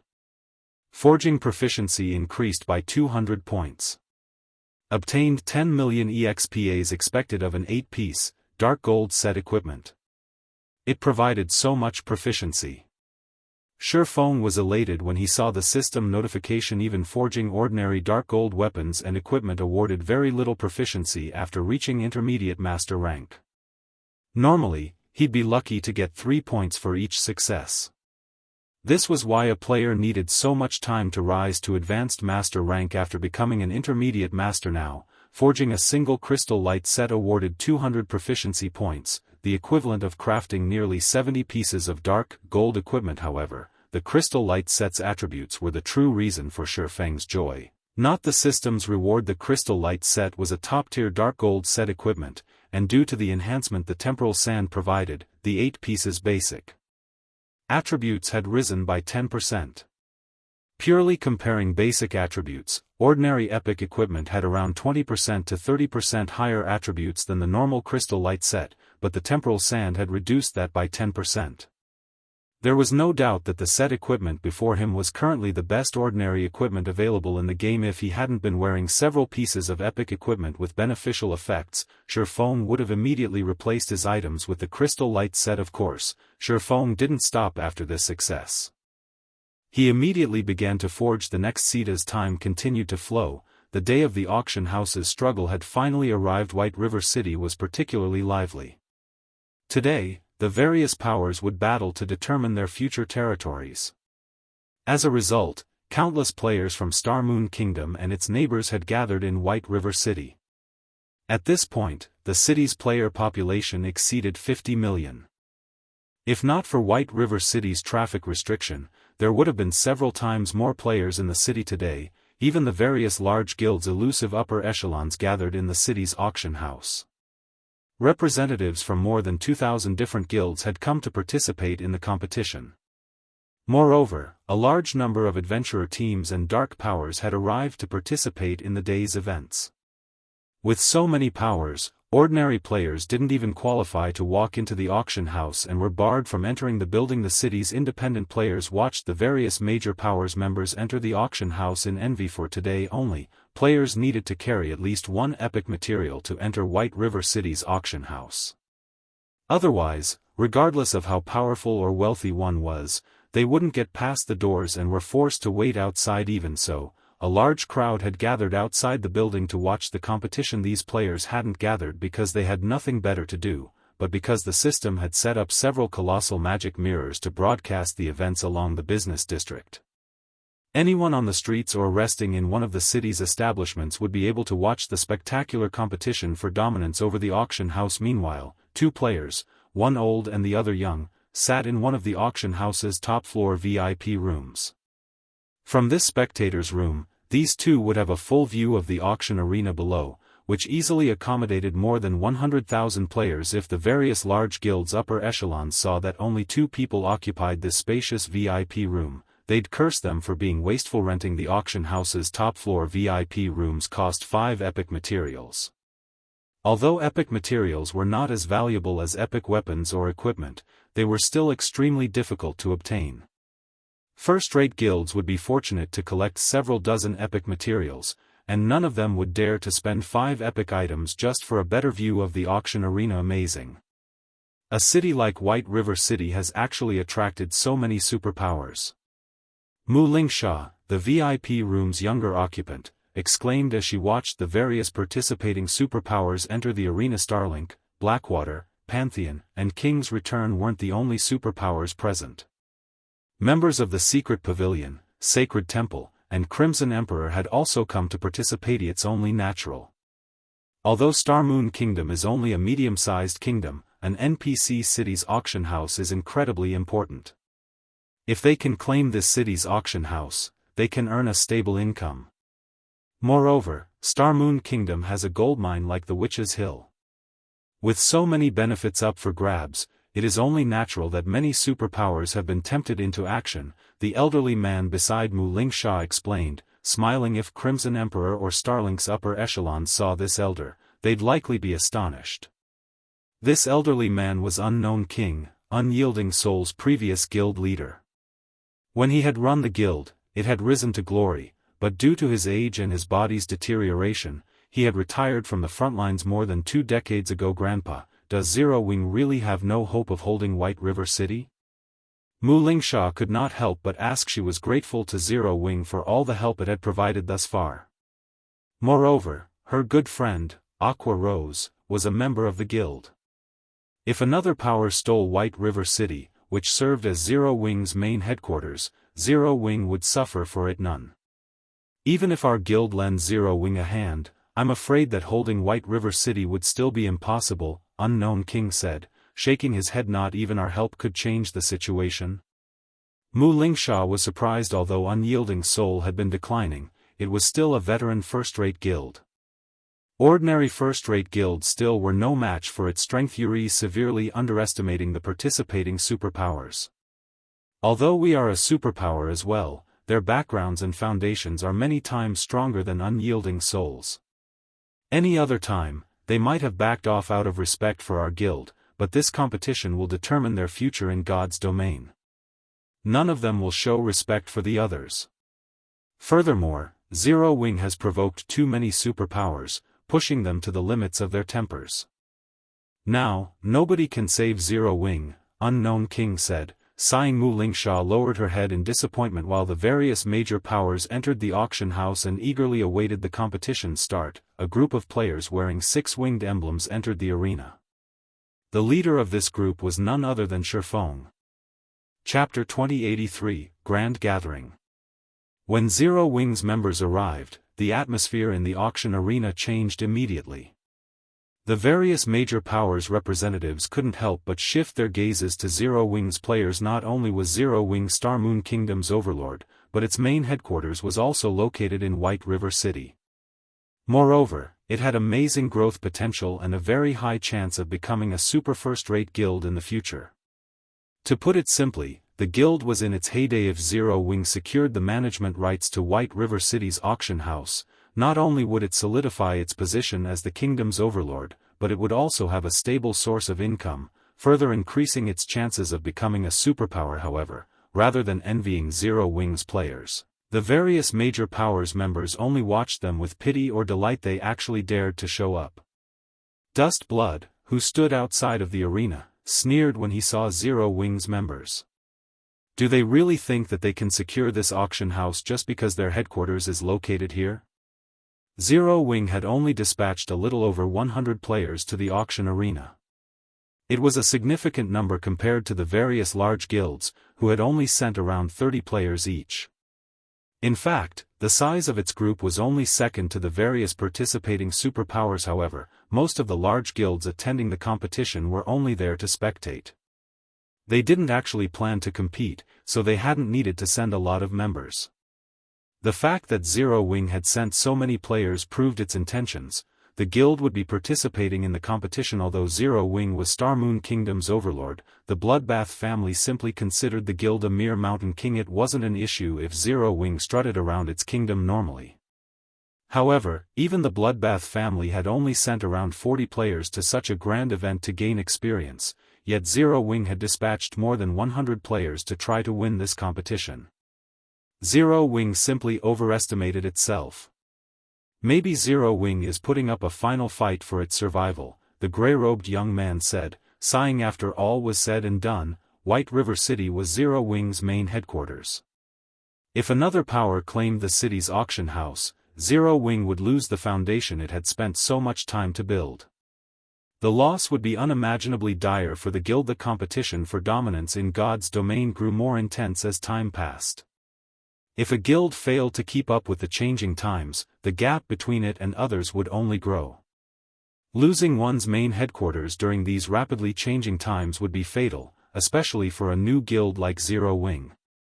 Its members had yet to acquire a sense of belonging and cohesiveness with how recently the guild had been established, and it wouldn't be surprising to see Zero Wing disband shortly after losing White River City. Unfortunately, everything weaker than the various superpowers was nothing more than an ant. This was the case true for a top-ranked first-rate guild like the Bloodbath family. At one time, the Bloodbath family had been recognized as a pseudo-super first-rate guild, but it was still no match for Starlink, Unyielding Soul, and Crimson Emperor in the Dark Knight Empire. The Bloodbath family was also wise enough not to harbor thoughts of antagonizing these three superpowers in the virtual gaming world. Unless one was on the brink of becoming a superpower, they couldn't truly understand what a superpower was to the various guilds and players in God's domain. Superpowers were, at most, guilds with greater financial strength and more experts than their weaker companions. Most didn't understand that the difference between a superpower and an ordinary power didn't lay in quantity, but in quality. Otherwise, the Bloodbath family would have become a super first-rate guild long ago, rather than the pseudo-super first-rate guild it was. After so many years of development, several dozen players in level 60 fine gold and dark gold equipment stood some distance away from the Bloodbath family group. These several dozen players radiated such intense killing intent as they watched Zero Wing's members that other guild experts around them kept their distance. However, the other experts weren't afraid of these layers because of the dense killing intent they radiated. Instead, they were wary because those players wore Sin Realm's guild emblem. Sin Realm was the Purple Thorns Kingdom's absolute overlord. Unlike Zero Wing, which only controlled a little more than a dozen major NPC cities in Star Moon Kingdom, Sin Realm controlled every NPC city in the Purple Thorns Kingdom. Ordinary guilds couldn't afford to provoke it. To think that even you would have such a day, Zero Wing. Skyview, Warring Empire's former guild leader, said gleefully, a hint of madness flashing in his eyes as he watched Shifeng's group. After Zero Wing had destroyed Golden Flow Town, the Warring Empire had perished in Star Moon Kingdom. In the end, he had no choice but to migrate to the Purple Thorns Kingdom and join Sin Realm with some of his trusted subordinates. He had instantly fallen from a guild's leader to an ordinary elder. He hated Zero Wing deeply for this. Unfortunately, he hadn't had any opportunities for revenge against the guild since Zero Wing was so powerful, especially with its war weapons. Even the various superpowers likely had headaches when dealing with Zero Wing's arsenal, much less a former guild leader. Fortunately, the heavens would not forsake the faithful. After such a long wait, he finally had the chance to watch the moment Zero Wing fell from its throne. Zero Wing has gotten too full of itself after acquiring its powerful war weapons and blatantly proving superpowers left and right. The guild is too young. Now that the situation in God's domain has changed, Zero Wing can only blame itself for its downfall. Lone Beacon, who sat beside Skyview, calmly commented, one should never casually provoke a superpower. Take Sin Realm, for example. Despite so many experts and support from powerful corporations, Sin Realm only dared to call itself overlord in its own kingdom. It actively avoided superpowers' territories. However, Zero Wing repeated provoked superpowers even with no backing. Even Lone Beacon admired the guild's courage. However, regardless of Zero Wing's powerful war weapons, White River City would have a new owner today. While the various major powers discussed Zero Wing, a group of players entered the auction arena, causing a massive uproar. What? Even Nature Hall's members have come. Everyone was surprised to see Nature Hall's members in the arena. Nature Hall was one of the fastest growing superpowers in God's domain. Not only did it control the Storm Empire, but it also had close relations with several powerful top adventurer teams in the game. Although these top adventurer teams weren't as large as superpowers, they had extraordinarily strong experts. It was rumored that some of these experts could even rival super first-rate guilds and super guilds' peak experts, with some even rivaling superpowers' old monsters. Hence, even the various superpowers avoided provoking Nature Hall. Right now the Storm Empire is so far away from Star Moon Kingdom. Logically, there's no reason for Nature Hall to contest for White River City. Could it be here because of the issue with Twilight Echo? That's most likely the case. Otherwise, Nature Hall wouldn't have sent Deep Thunder, its first vice-guild leader. Furthermore, no one knows what Zero Wing did to convince Nature Hall to give up on Twilight Echo, and because of this, Nature Hall has been humiliated in the Storm Empire. Zero Wing is definitely dead now. It had already provoked Blackwater and Starlink, and now, even Nature Hall has shown up. After today, Zero Wing will have no place in White River City. As everyone discussed Nature Hall's presence, they agreed that Zero Wing was truly doomed. Even other superpowers would suffer if they had to face three rising superpowers like Blackwater, Starlink, and Nature Hall, not to mention Zero Wing. Meanwhile, when Mulingsha saw Nature Hall's members from her top-floor VIP room, her expression turned grim. It's over. It's really over. Blackwater, Starlink, and Nature Hall. Every one of these guilds was stronger than Unyielding Soul. Not even her guild would casually provoke any of these three superpowers, yet Zero Wing had angered all of them. All of Zero Wing's enemies smiled joyfully, especially Skyview and Shadowlight Axe, the former guild leaders of Warring Empire and Knight's Judgment. Meanwhile, after arriving, Deep Thunder and his team headed toward Zero Wing's members, but as everyone expected a fight to break out. Guild leader Black Flame, after such a short time apart, it seems that you've grown stronger yet again, Deep Thunder said amicably as he approached Shifeng. Our guild leader has sent me with a specific order to help Zero Wing in this competition. If you encounter any trouble, please feel free to use my team and me as you see fit. Please send my gratitude to guild leader Nature. Zero Wing will remember this kindness, Shifeng said, nodding. He realized that Nature Hall was trying to befriend his guild not at all. It's a small matter. When Deep Thunder heard Shifeng's reply, he grinned with greater delight, recognizing that Shifeng had accepted Nature Hall's attempt to form a friendship with Zero Wing. When the various major powers representatives saw this, their jaws dropped in shock. Chapter 2084, There's more than one backer? What's going on? Isn't Nature Hall here to cause trouble for Zero Wing? Deep Thunder's behavior stupefied the various major powers. They could not understand what Nature Hall was trying to pull. Are those people using disguises? The Bloodbath family's Dust Blood muttered in confusion. Nature Hall had already grown stronger than super first-rate guilds like the Dragon Phoenix Pavilion and Unyielding Soul. Such a powerful guild should disdain ordinary super first-rate guilds, let alone Zero Wing. However, after watching the exchange between Shifeng and Deep Thunder, one would think that Zero Wing was the true superpower, not Nature Hall. No matter how Dust Blood considered the situation, he couldn't understand what was happening. Ivy met Deep Thunder personally. Although God's domain has many tools that can disguise a player, they can't replicate a target's strength and aura, the gray-robed young man said, shaking his head. That Deep Thunder looks and feels exactly like the one I've met. Moreover, Deep Thunder wields the Magic Warrior hidden class. You can feel a special kind of mana around him at all times. No tool can duplicate that feeling. Then, why is that Deep Thunder treating Black Flame so graciously? Dust Blood asked, clearly confused. This.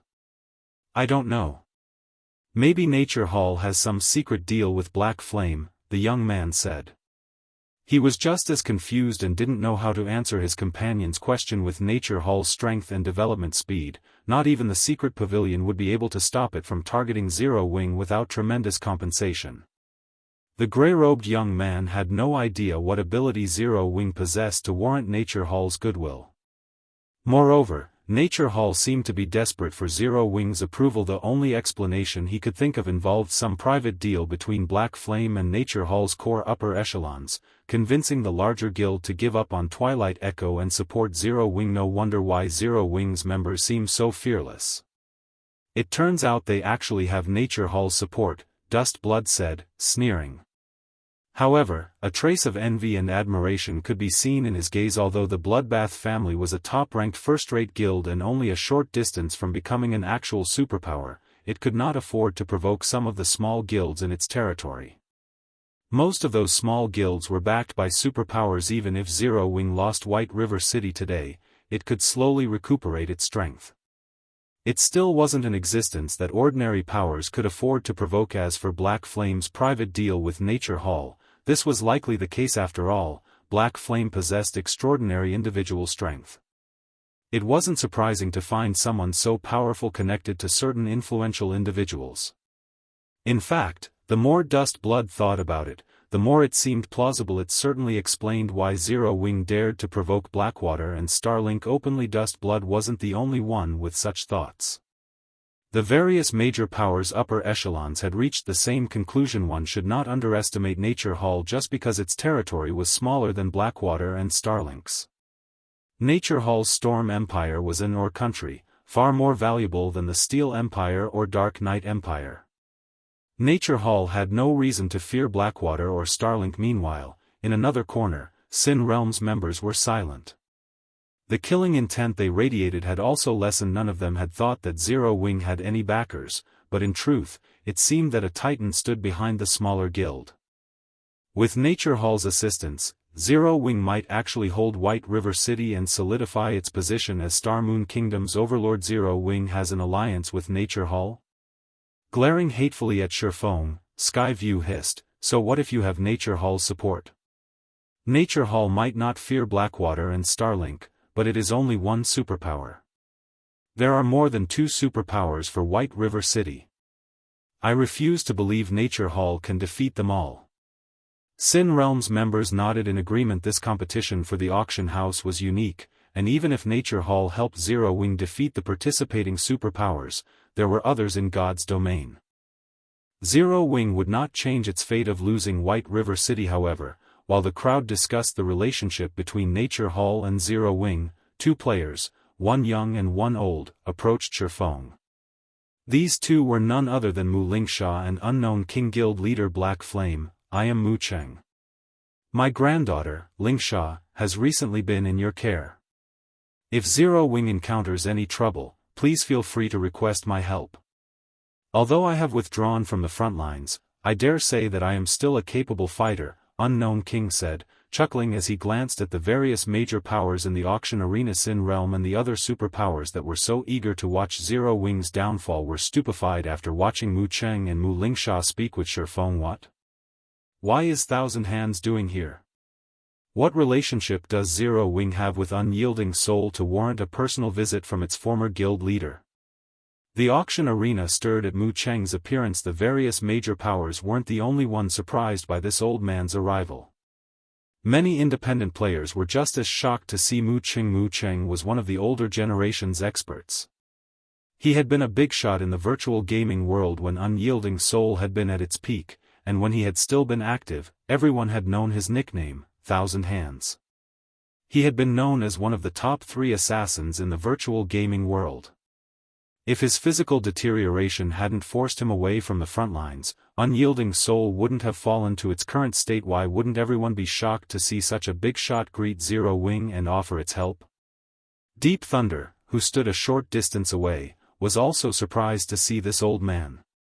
He hadn't considered that Zero Wing would have such deep ties to Unyielding Soul, so much so that Unyielding Soul's former guild leader would make a personal appearance.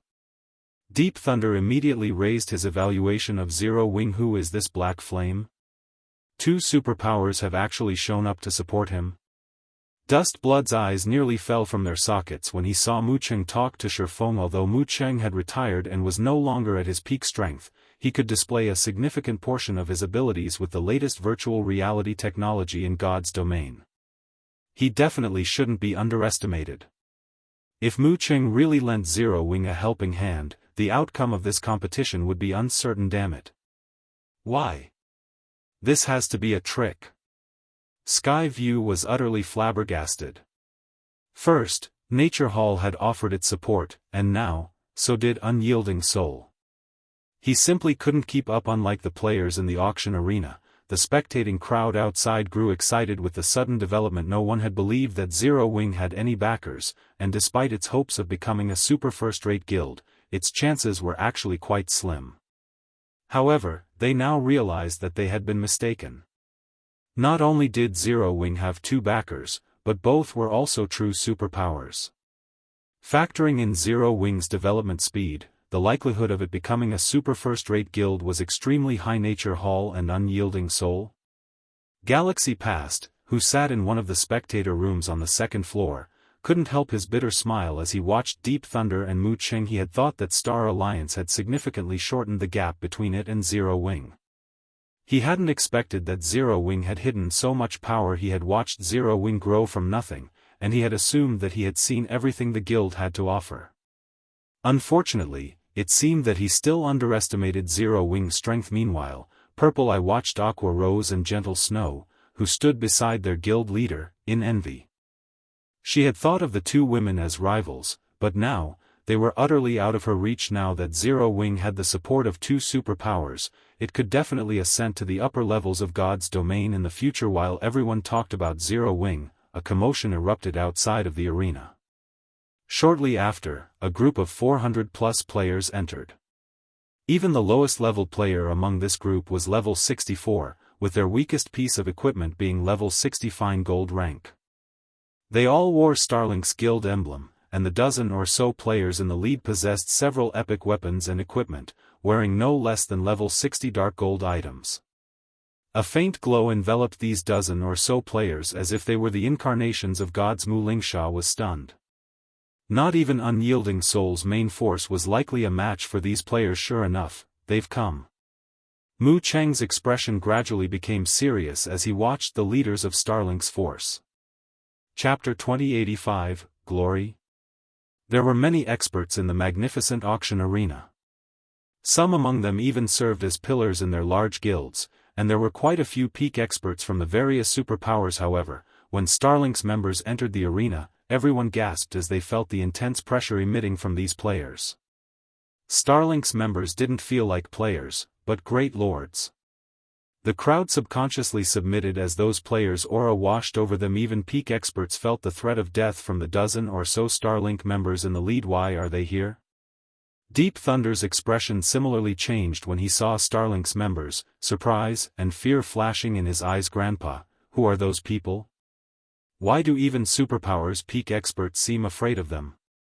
Mu Lingsha could not help but ask as she watched the various spectating superpowers peak experts in confusion. While it was true that Starlink's members were strong, the watching peak experts were as well. Even if there were a difference between superpowers' strength, there should be no reason for the spectating peak experts to fear Starlink's experts, but every one of their faces twisted with anxiety. Her grandfather, Mu Cheng, was a true domain realm expert, and his nickname of Thousand Hands was no trivial matter. Although he had grown weaker with age, he could still easily handle peak experts. However, when her grandfather saw the dozen or so players leading Starlink's team, he seemed to share the spectating experts' trepidation. She found this situation truly baffling. Zero Wing really has no chance in the struggle for White River City now. Mu Cheng could not help his bitter smile as he watched Starlink's leading members. He had thought that they could help Zero Wing hold White River City with the combination of Nature Hall's assistance and his fame. After all, the various participating superpowers had their own NPC cities to prioritize. They would only be able to dispatch a limited portion of their strength to secure White River City's auction house. However, it seemed he had underestimated Starlink's feelings towards Zero Wing. Are they really that strong? Mu Lingsha was even more surprised by her grandfather's comment. They were not just strong. Against these people, even veteran super guilds like the Battle Wolves and Sacred Temple would have to take their opponents seriously. Otherwise, their defeat would be almost guaranteed. Mu Cheng explained as he watched the four white-haired men among Starlink's team. To think that Starlink would recruit the four shadow demons. I've known that Starlink has been gathering an extraordinary amount of strength in secret, but I hadn't thought that it was so capable. Even Unyielding Soul is likely in danger. The four shadow demons?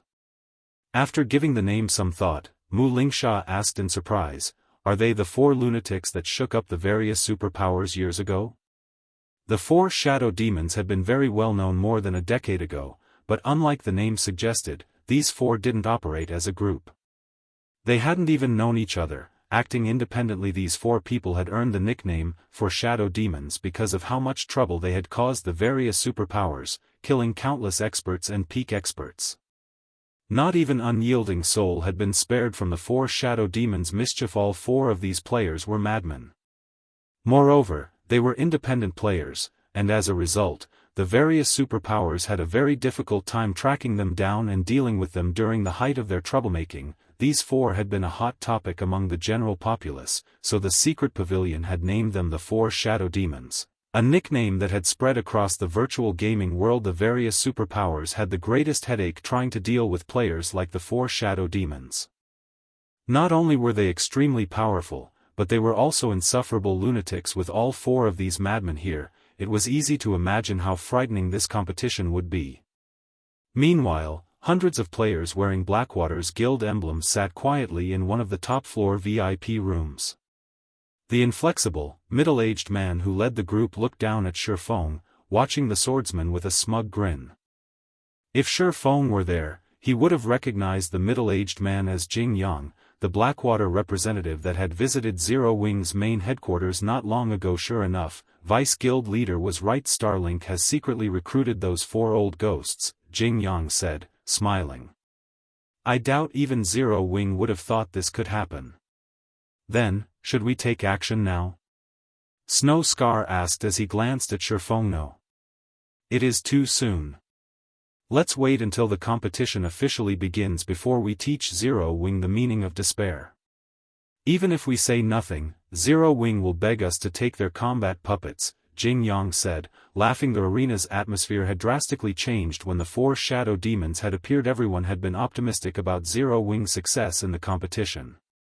The guild had support from 2 superpowers, potential was limitless. However, such thoughts had been abandoned. It seems Zero Wing has reached the end of the line. Melody, you better give up now.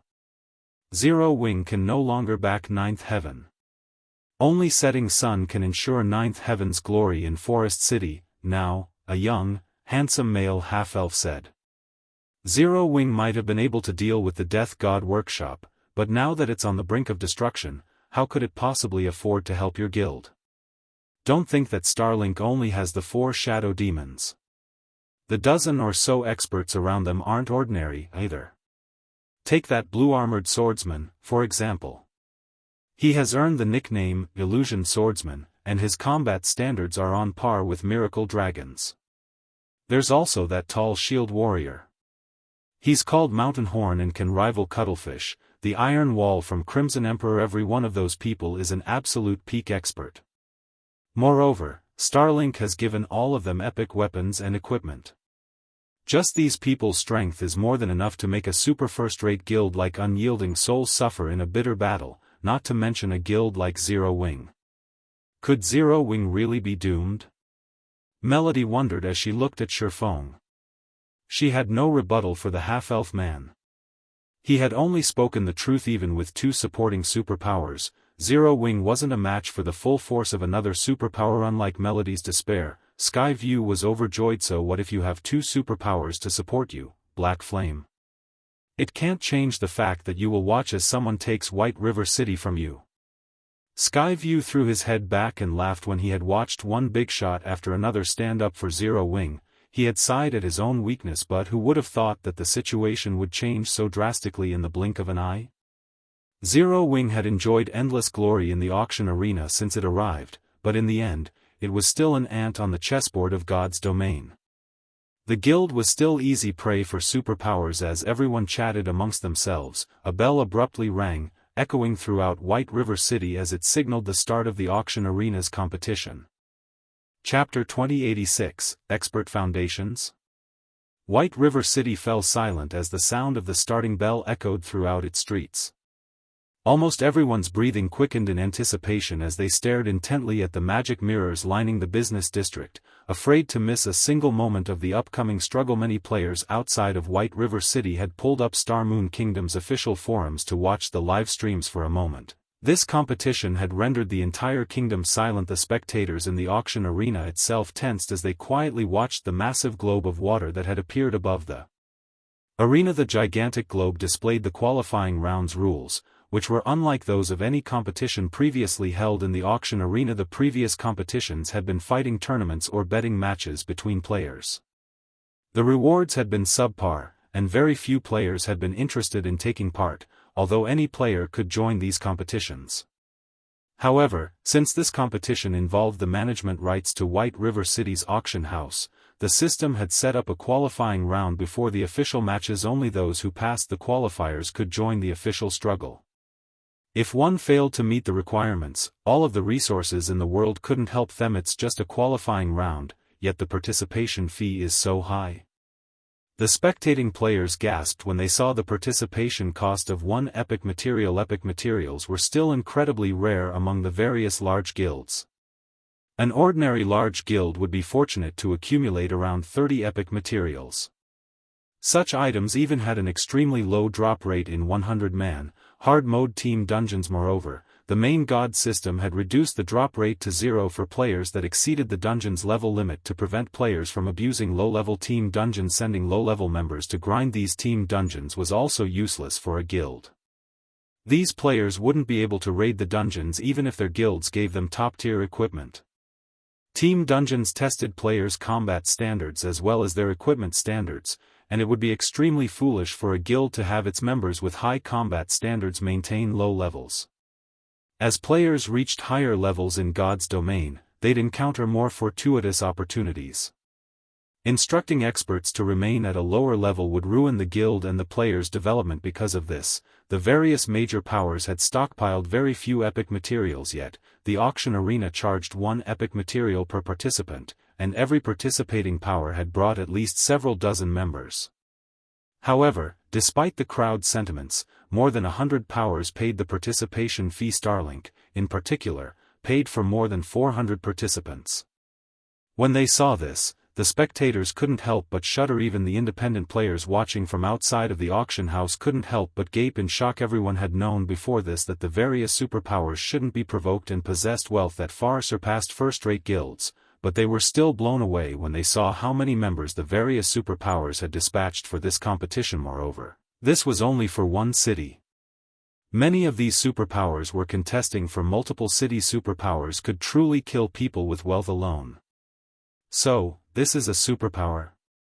Melody was even more distraught when she saw how many Starlink members would take part in this struggle. Setting aside its members' combat standards, the fact that Starlink had the financial strength to dispatch more than 400 players was enough to devastate second-rate guilds like Ninth Heaven. The competition for the auction house didn't operate like a fighting tournament. In the official competition, players would be evenly distributed onto 5 separate, spacious battlefields. Players would then have to slaughter each other and claim the energy crystals that would randomly fall from above.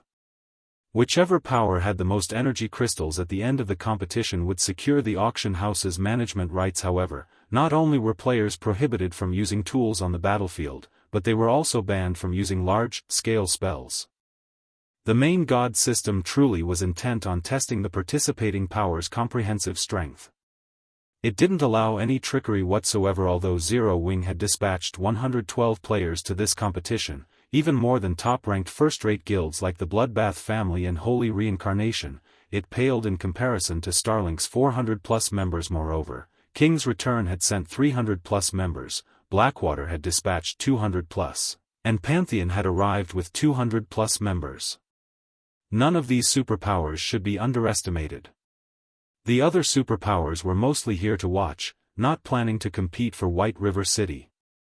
So, they had only paid for a few members to participate for the experience. Although the various superpowers' foundations had shocked the crowd, what happened next utterly stupefied everyone watching. Each of the qualifying rounds participating players was teleported to an independent room, all of which had over a dozen trolls.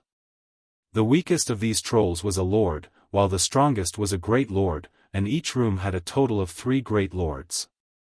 All of the trolls were level 65, slightly higher than the participating players' average level. Players had to defeat 3 level 65 great lords and more than 10 level 65 lords in the qualifying round. Even ordinary experts would flee from such a monster group, yet the system wanted them to survive against these monsters for 1 minute. To make matters worse, players couldn't use tools. Many of the expert players in the arena despaired when they saw how difficult this qualifying round would be. The system joking. The system must be crazy. I can't even last 30 seconds against 1 level 65 Great Lord, much less against 3 of them.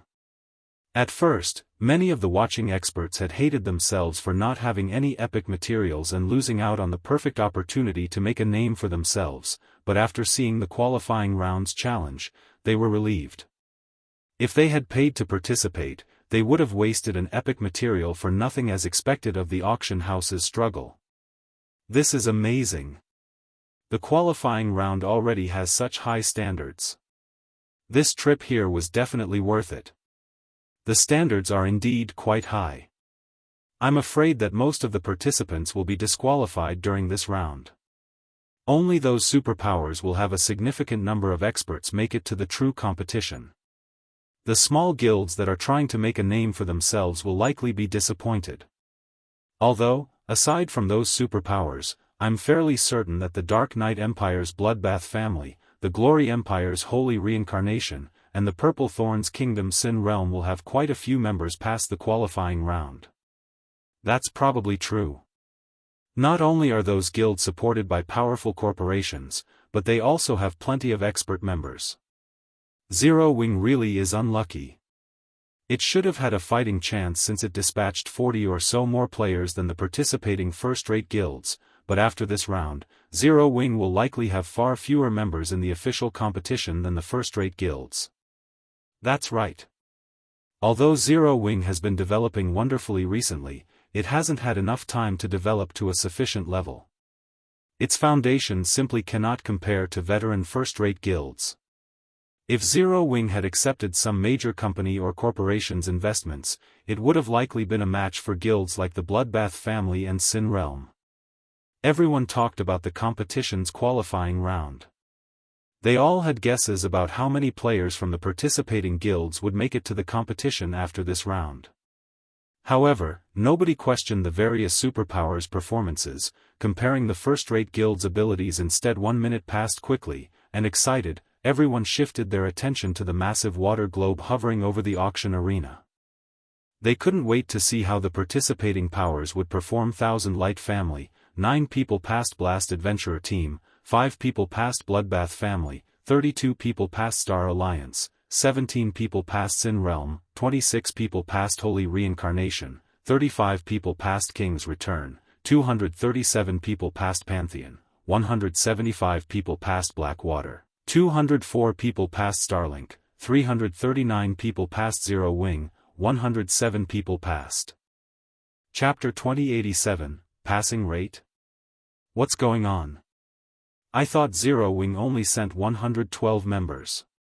How did so many of them pass? The players in the auction arena stared with wide eyes when they saw how many Zero Wing members had made it through the qualifiers, unable to believe their eyes. The various major powers waiting for the official competition start were just as baffled. Impossible. The system must have made a mistake. Skyview practically shouted when he saw the numbers on the water globe. Zero Wing had only paid for 112 participating members in the qualifying round, yet 107 of them had made it through. This passing rate was absolutely horrifying. Only about 55% of the teams from top-ranked first-rate guilds like Bloodbath family, Sin Realm, and Holy Reincarnation had passed the trial. Even then, it was impressive. Ordinary first-rate guilds like the Star Alliance only had a 40% passing rate. As for the various participating superpowers, even the best-performing guild, Blackwater, had only managed 88% of its team, yet 95% of Zero Wing's members had cleared the qualifying round, surpassing Blackwater. No matter how Skyview thought about the situation, he couldn't believe its superpowers had plenty of experts and detailed training programs that were particularly efficient when nurturing players. Ordinary powers simply couldn't compare. Moreover, the players that were powerful enough to be considered for this competition were the various powers experts among experts. Yet, Zero Wing had surpassed all of them. Skyview wasn't the only confused player. Not even the various major powers members could fathom how Zero Wing had built such a powerful foundation. Zero Wing is amazing. Its passing rate is even higher than those superpowers. Didn't they say that Zero Wing hasn't had enough time to develop, and its foundation regarding expert players is weak? Why do I feel like Zero Wing's expert foundation is even stronger than those top-ranked first-rate guilds? When the independent players watching from outside of the auction house saw Zero Wing's passing rate, they re-evaluated their opinions of the guild, especially the expert players from other kingdoms and empires. Based on the passing rates, it was, more or less, clear that Zero Wing's expert foundation was no weaker than top-ranked first-rate guilds. In fact, it might even be slightly stronger than its competition. The difference is actually so great. Galaxy Past was at a loss for words as he stared at the magic water globe. He had thought that the Star Alliance had a chance against Zero Wing's expert foundation. After developing for so long, the Star Alliance had grown considerably. Nowadays, God's Domain's popularity continued to increase, and more people joined the game every day. As a result, more experts continued to rise. Not only had the Star Alliance successfully nurtured a lot of experts, but it had also recruited experts from elsewhere. The guild was many times stronger than when it had joined God's Domain. However, only 40% of the Star Alliance's players had made it through the qualifying round, while 95% of Zero Wing's players had succeeded. No matter how Galaxy Past looked at it, the Star Alliance wasn't on the same playing field as Zero Wing. Meanwhile, when Melody, who watched from a private spectator room, saw the passing rates, the darkness in her eyes vanished. She couldn't help her growing excitement as if she had just seen a ray of hope illuminate a dark sky. However, despite Melody's elation, the half-elf man beside her remained unperturbed. I'm assuming that you think Zero Wing now has some hope of holding White River City, right? The half-elf man said as he glanced at Shifeng, who stood in the auction arena. Unfortunately, that is still impossible. Zero Wing's passing rate is amazing, but no matter how many players made it through the last round, Zero Wing still only has 107 members participating in the official competition. Compared to the 4 participating superpowers, that is nothing. Even Pantheon, the superpower with the fewest members in the competition, has 68 more players than Zero Wing. At the end of the day, this competition is a test of a guild's comprehensive strength.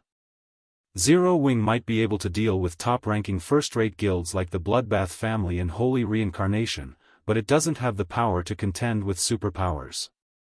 But, although Melody wanted to argue, she knew his words were true when she saw how calmly the various superpowers members had reacted to Zero Wing's results. Even the various top-ranked first-rate guilds, whose members had been surprised to see Zero Wing's success a moment ago, regained their composure as they realized that the strength Zero Wing had displayed did nothing to change its circumstances. Meanwhile, an old man in black armor with a slightly hunched back stood at the lead of King's Return's team in the auction arena. After taking a look at the water globe, this old man smiled and turned to Mu Cheng, who stood a short distance away. Brother Mu, long time no see. I hadn't expected to see you in action again.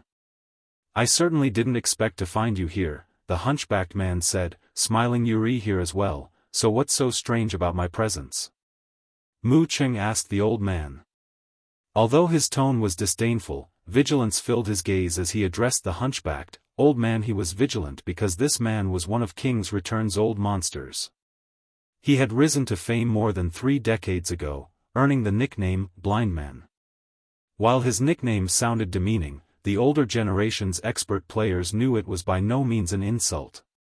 In fact, it was the highest form of praise. This old man was truly blind in the real world, but since virtual reality games connected to the brain directly, they allowed people with disabilities to function as if they had none in the game world. Naturally, those with sight disabilities could see normally in the game world. However, not only did Blind Man recover his sight in virtual reality games, but his sight was also far sharper than the ordinary person's. By relying on his superior sight, he had carved a place for himself in the virtual gaming world.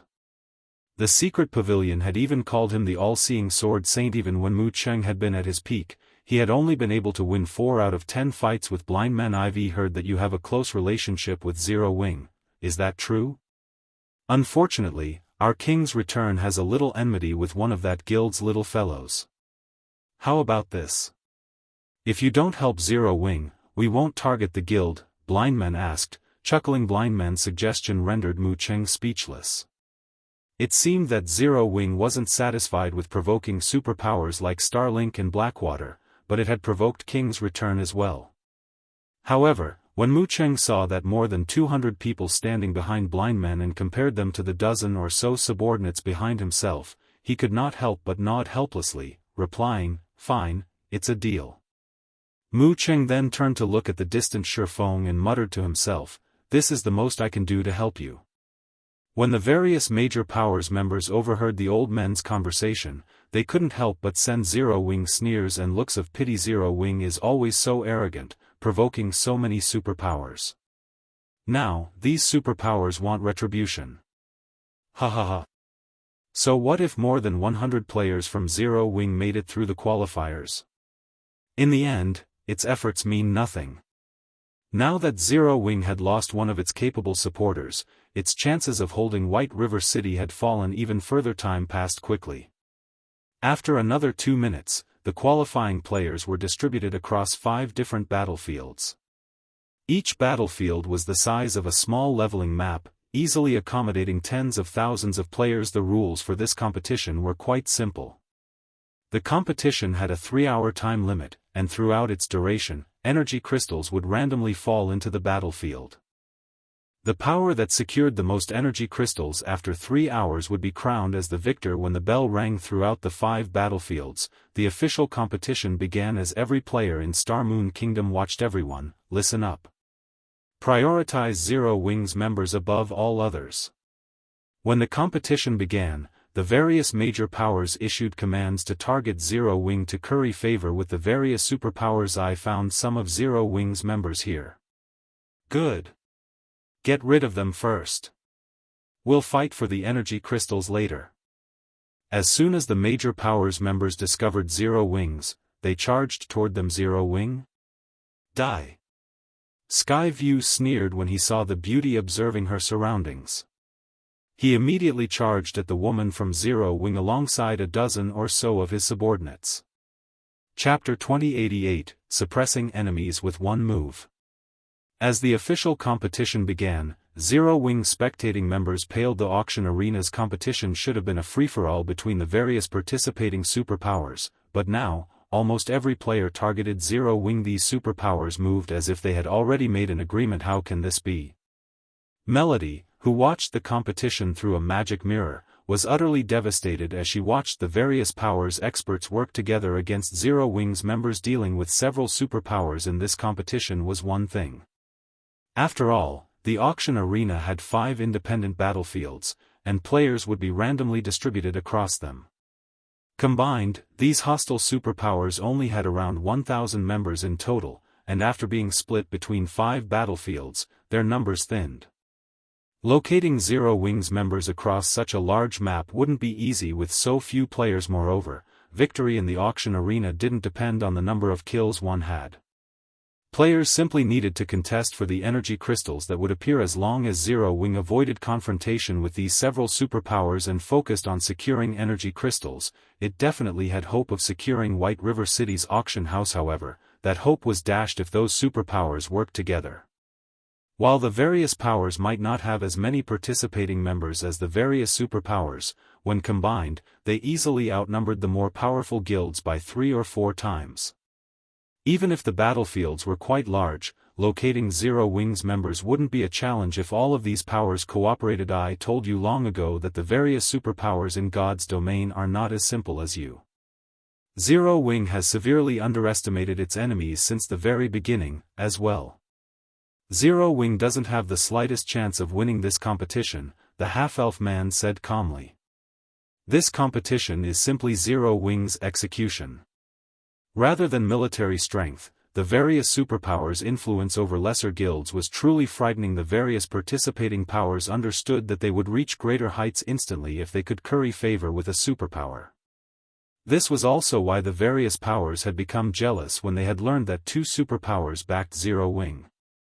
Normally, trying to gain a superpower's support wasn't easy, but Zero Wing had presented the perfect opportunity to do just that. While the half-elf man expressed his opinion, Skyview and the dozen or so experts from other powers on battlefield number 4 closed in on the beautiful woman wearing a 6-winged emblem. The magic mirrors along the city's business district displayed the scene clearly. Isn't that beauty Graceful Moon, the former Fire Cloud Fox adventurer team's vice commander? An expert from the Black Dragon Empire asked, recognizing the woman on the magic mirror immediately. She's Graceful Moon? I had heard that she used to be quite strong, only slightly off from becoming one of the top 100 summoners in the Black Dragon Empire.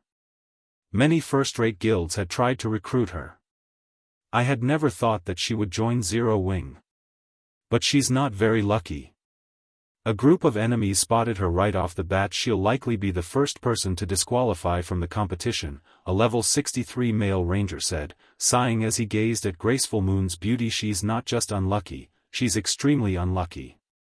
Setting aside Skyview, one of Sin Realm's newly minted 10 great experts, the man and woman beside him are exceptional experts, a level 64 Guardian Knight commented. That glamorous woman is Elegant Insanity, one of Holy Reincarnation's rising geniuses. I've heard that she's the second-ranked assassin in her guild. If not for her lack of achievements, she would have ranked on the God's Domain experts list long ago. As for that stalwart, silver-armored man, he's Howling Earth, one of the Bloodbath family's top 4 berserkers. He also has the hidden class, Blood Rage Warrior. The lower his HP gets, the greater his combat power becomes. He previously defeated 2 experts from the God's Domain experts list. Those 2 working together would be enough to trouble a peak expert.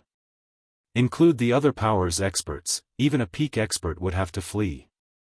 Everyone around the level 64 Guardian Knight gasped in shock. Even a superpower's peak experts would have to flee if they encountered such a force without support, not to mention Graceful Moon, who hadn't even ranked among the top 100 of her class in the Black Dragon Empire. When the spectating crowd discussed Graceful Moon's opponents, Skyview and his companions surrounded her. Skyview shouted as the surrounding mana surged to him, increasing the intensity of his aura. He felt like a humanoid great lord. He then launched the Tier 2 curse, Violent Flame Spears at Graceful Moon, sending 28 fiery spears toward the woman from multiple directions. Howling Earth also shouted, and his muscles bulged as he leaped up with his giant war hammer raised. He swung his weapon down toward Graceful Moon like a mountain descending on the female summoner. In contrast, Elegant Insanity vanished, waiting patiently for an opportunity to land a fatal blow. The 3 experts cooperated as if they had fought together for many years. Their attack's timing was perfect, leaving Graceful Moon no room to dodge as the Warhammer and Flame Spears flew toward the level 65 summoner. Graceful Moon, who had stood motionless, finally made her move. She raised Fallen Language, her epic staff, and summoned a level 70, Great Lord-ranked Steel-Armed Ape. At the same time, 3 level 70 Lord-ranked Rock Guardians appeared around her. The Rock Guardians were elemental creatures, so their innate magic resistance was quite high. The 3 Rock Guardians served as an impenetrable wall, stopping every incoming flame spear. The Steed-armed ape stood 3 meters tall and was covered in golden magic circuits, which had been tattooed across its body. With arms thicker than its legs, the steel-armed ape swung at the descending warhammer. Boom! With the sound of an explosion, Howling Earth was thrown back. When he landed, he discovered that both of his arms had numbed. The steel-armed ape's strength definitely surpassed that of ordinary great lords. However, while Howling Earth had flown through the air, a black figure had appeared beside Graceful Moon. This figure was none other than Elegant Insanity. The snow-white dagger in her right hand silently slid toward Graceful Moon's throat like a cunning snake. Since Graceful Moon had just finished casting a spell and her physique as a summoner wasn't formidable, she had no defensive options to protect herself from Elegant Insanity's swift, silent attack. Just as everyone expected to see the assassin's attack land, a gigantic, stone palm appeared above Elegant Insanity's head, descending on the female assassin like a falling mountain. She had no choice but to abandon her attack and evade. However, as Elegant Insanity tried to dodge the Rock Guardian's attack, the remaining 2 Rock Guardians attacked the assassin's blind spots as if they had prepared for this moment. Caught off guard, Elegant Insanity couldn't dodge or block any of the incoming attacks. Damn it! Elegant Insanity frowned. She immediately activated Wind Steps, using the brief moment of invulnerability to survive the attack. Spang! Pang! With 2 muffled sounds, Elegant Insanity was thrown like a cannonball, only stopping after she crashed into a large tree. Although she didn't take any damage, a trace of fear flashed in her eyes when she looked at Graceful Moon. Against a coordinated attack from 3 powerful experts like herself, Skyview, and Howling Earth, even a peak expert would have to use a life-saving skill or face impending death. However, these 3 were actually at a disadvantage against Graceful Moon. The spectating players outside of the arena gaped in shock as they watched the events unfold. The Black Dragon Empire's experts, who were familiar with the female summoner, were particularly stunned. Was this female summoner the same Graceful Moon they knew? Chapter 2089, shocking the whole arena, so strong. Zero Wing has hidden such a powerful expert. The first fight in Battlefield Number 4 astonished the crowd outside of the auction house. Seeing as how Graceful Moon smoothly stopped the incoming attacks from 3 experts, all of which ranked among the top in their top-ranked, first-rate guilds, it was clear that her combat standards could definitely rival those of superpowers. Peak experts within a superpower. Every peak expert served as a vital support pillar, and the various first-rate guilds feared them all. A peak expert could single-handedly wipe out a 100-man team of ordinary experts. Smaller guilds had no hope of suppressing a peak expert without constricting their players to operate in teams of several hundred at the very least. Some peak experts who had chosen classes with high survivability could come and go as they pleased. She only recently joined Zero Wing, yet she's already grown so strong. Luofei, who watched from a second-floor spectator room, blinked in surprise as she stared at Graceful Moon incredulously. As the vice-commander of FFF, a top adventurer team in the Black Dragon Empire, Luofei had a certain familiarity with the Empire's well-known adventurer teams. Due to Graceful Moon's performance in the last ranking battle in the Empire, Luofei had made sure to pay extra close attention to her. However, Luofei remembered Graceful Moon displaying combat standards that hadn't even rivaled those of first-rate guilds' peak experts, much less refinement realm experts like Skyview, Elegant Insanity, and Howling Earth. Yet this female summoner suppressed all three refinement realm experts by herself. Graceful Moon's newfound strength shocked Luofei. Moreover, this situation wasn't like Luofei's defeat against Zhao Yueru during the ranking battles. Zhao Yueru had relied on superior basic attributes and spells to win, but as a true Void Realm expert, Luofei recognized that the same couldn't be said for Graceful Moon. Graceful Moon's success was simply a result of her impeccable ability to control her summoned creatures. Not only have her basic attributes risen, but her combat standards have skyrocketed as well. It seems Zero Wing still has some secrets, Yan Tianqing, FFF's commander, commented as he watched Graceful Moon with squinted eyes, a hint of surprise flashing in his gaze. After the FFF adventurer team had secretly joined the Flower of Seven Sins, the adventurer team's upper echelons had gained a lot of detailed information on the various superpowers. Hence, Yan Tianqing understood how frightening they truly were. Their ability to nurture experts, in particular, was truly amazing.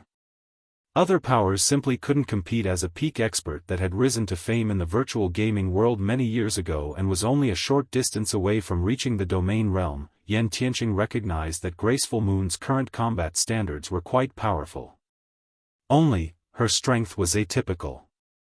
Normally, players tried to gain more control of their own bodies and their familiarity with the world around them to increase their combat standards, but Graceful Moon felt as if she were actively using the world itself to her benefit. While everyone was shocked over her performance, the female summoner in question began to chant another spell.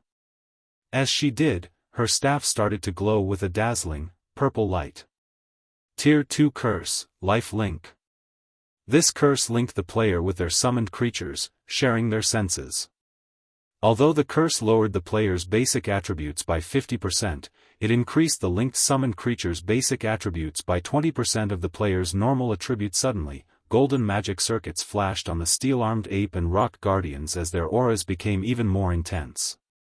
Before anyone could react, the four summoned creatures exploded into action and charged at Graceful Moon's enemies. Two of the Lord-ranked rock guardians effortlessly dispersed the dozen or so attacking experts. The third rock guardian remained by its summoner's side, repelling all incoming attacks. Meanwhile, the steel-armed ape charged toward Howling Earth, pummeling the hammer-wielding Blood Rage warrior. After the steel-armed ape's first hit landed, Howling Earth's arms were numb, and the ground beneath him had cracked. The second hit numbed the Blood Rage warrior's entire body, substantially decreasing his reaction speed. Howling Earth had no power to respond to the steel-armed ape's third attack, taking the strike with his shoulders and sinking into the ground past his knees. With the fourth hit, the summoned creature hammered Howling Earth completely into the ground. On the fifth hit, Howling Earth died, becoming the first disqualified player from Battlefield Number 4. Skyview and his comrades were dumbfounded. Their group's healers didn't even have time to finish casting their spells before the steel-armed ape killed Howling Earth. The summoned creature's strength was simply horrific. As one of Bloodbath family's top-ranked berserkers, Howling Earth had unbound his weapons and equipment to level 60 Dark Gold rank before entering the battlefield. Only, he hadn't unbound his epic weapon completely. To unbind an epic item to its normal rank on the battlefield, one had to pay 3 epic materials. On the other hand, restoring all of one's weapons and equipment to Dark Gold rank only cost 5 epic materials. Meanwhile, a full set of level 60 Dark Gold equipment was more than enough to grant Howling Earth the strength of a High Lord of the same level. Even without a healer, he should be able to contend with a Great Lord of the same level for quite some time. Yet, a level 70, Great Lord-ranked steel-armed ape had killed Howling Earth in just 5 moves. Moreover, the steel-armed ape hadn't used any techniques or skills. It had relied on brute force to kill its enemy. Damn it! How many epic items does she have on her? Elegant Insanity stared at the female summoner in astonishment at first. The steel-armed ape had only displayed enough strength to make Howling Earth stumble, but after receiving 20% of Graceful Moon's basic attributes, its strength had increased so drastically. Since the steel-armed ape hadn't used any skills thus far, Graceful Moon's basic attributes must be so incredibly high that a mere 20% was enough to give a level 70 steel-armed ape the strength of a level 65 Grand Lord. Before its enemies recovered from their shock, the steel-armed ape charged toward the nearby group. With the exception of Skyview and Elegant Insanity, the summoned creature killed every expert with 2 hits. However, the 2 peak experts didn't fare much better. Skyview died after 4 punches, and Elegant Insanity only survived until the 7th in less than 30 seconds. The various major powers experts, who had tried to gang up on Graceful Moon, fell under the female summoner's retaliation. None of them had been able to fight back. This outcome stunned the watching crowd, but they also considered it reasonable. Players weren't allowed to use berserk skills in the arena, and without those skills, how were they supposed to fight a Grand Lord under another player's control? Zero Wing is insane. It dumped so many resources onto Graceful Moon. In my opinion, I think Zero Wing's decision was a wise one. At the very least, with a Grand Lord on its side, no ordinary power can eliminate Zero Wing. The crowd fell into a heated debate over Graceful Moon's strength. They had never expected Zero Wing to pull such a move. With this, Zero Wing should acquire plenty of energy crystals in Battlefield number 4. Zero Wing certainly has a lot of clever tricks, the half-elf man beside Melody said, sneering at Graceful Moon through a magic mirror. However, while pouring its resources into a few select experts will allow them to perform well, what could a small number of players hope to accomplish on such large battlefields? Each battlefield would spawn 3 to 6 energy crystals at set intervals. As long as players held the crystals for 10 minutes, their ownership would become permanent, not even dropping if the player died. As the half-elf man finished speaking, easily more than 300 players were teleported back to the auction arena, in one group after another. An uproar tore through the auction arena's crowd. What's wrong with those people? The half-elf man turned to the ruckus in the stands in confusion. While most of the participating powers worked together against Zero Wing's members, there were bound to be exceptions. Seeing a large number of players return at the same time shouldn't be surprising. But when the half-elf man raised his eyes to the magic mirrors displaying the fights in other battlefields, his expression froze. Impossible. The several dozen magic mirrors in the center of the auction arena all displayed battles involving Zero Wing's members. Some of these Zero Wing players fought 2 or 3 opponents at the same time, while others faced more than 10. Every one of Zero Wing's members displayed combat standards that could rival Refinement Realm experts. Moreover, they all showed off their extraordinarily high basic attributes. The expert players that had returned from the battlefields were Zero Wing's victims. Chapter 2090, Blood, dust, and smoke filled the gigantic magic mirror screens as they hovered above the arena. Corpses, what remained of the various major powers experts, littered the battlefield, while Zero Wing's members remained standing. However, despite their success, Zero Wing's members seemed incredibly calm, as if they had only slain mobs along the roadside. This scene shocked the upper echelons and expert players from the several hundred spectating major powers. Zero Wing's members had killed over 300 of the various major powers' top experts without breaking a sweat, and contrary to expectations, the responsible party didn't just include a dozen or so players. Rather, several dozen players were responsible for this slaughter. This is interesting. Mu Cheng, who was assigned to Battlefield Noel, could not help but smile at the magic mirror above the battlefield. Even he had assumed that Zero Wing was doomed to part with White River City's auction house. He had never imagined that Zero Wing had such a sturdy foundation on an ordinary battlefield. Having a small number of powerful players that could defeat multiple players at once would be wonderful, but this was the auction arena. Players' goal here was to obtain energy crystals, so it was best to have as many capable experts as possible at most. The various major powers would admire Zero Wing's battle strategy after watching Graceful Moon kill over a dozen experts by herself. It had merely been a clever trick to these guilds, proving nothing however. Now that several dozen Zero Wing members had performed similarly, the various major powers were beginning to feel afraid.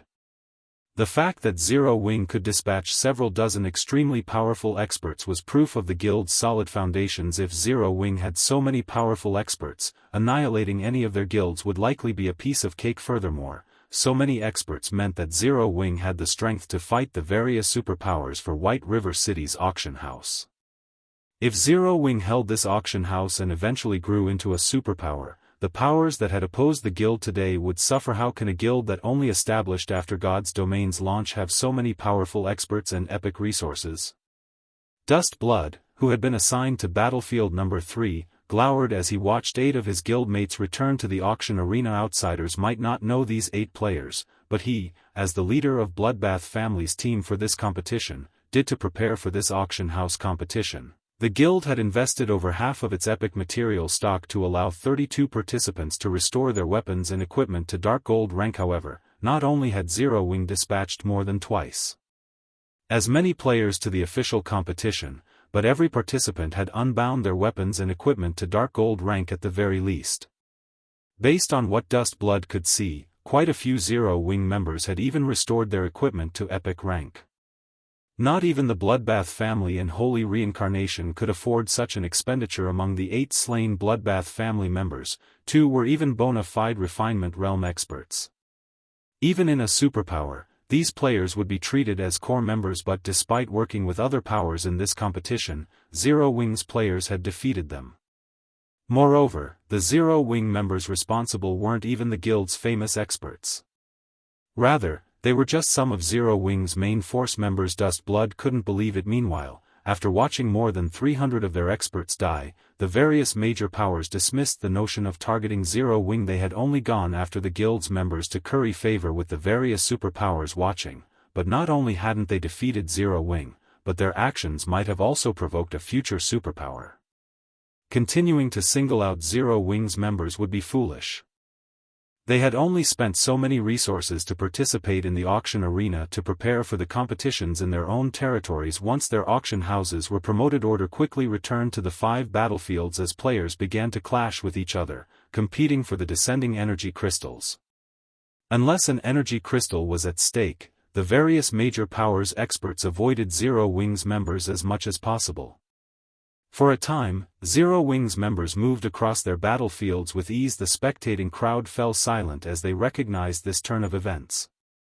Meanwhile, the Zero Wing members watching the competition grew excited. They all wished they were on those battlefields, as well. The various major powers that had visited Star Moon Kingdom had treated Zero Wing like dirt in the past. None of them had seen anything special about the kingdom's ruling guild. However, these foreign powers now bowed their heads, doing the best they could to avoid Zero Wing's attention. Wonderful. Without the other powers' interference, Zero Wing can safely compete for the energy crystals. Melody exclaimed as she watched Zero Wing's members traverse the 5 battlefields unhindered. Although Zero Wing didn't have as many members in the competition as the various superpowers, the energy crystals appeared randomly across all 5 battlefields. Without the various major powers' interference, Zero Wing would have an easier time fighting the participating superpowers for energy crystals. Compete for the energy crystals? Evil Judgment, the half-elf man beside Melody, laughed suddenly. What are you trying to say? Melody frowned as his reaction. She didn't think that Evil Judgment laughed at her out of envy, but due to her ignorance with how important an auction house is to a guild. Do you think the various superpowers will let anyone lesser compete? Evil Judgment asked as he gestured to the energy crystals falling into the 5 battlefields. The answer is a definite no. No tiger would allow an ant to contest for its territory. Naturally, the various superpowers won't allow insignificant players to take advantage of their fights between each other.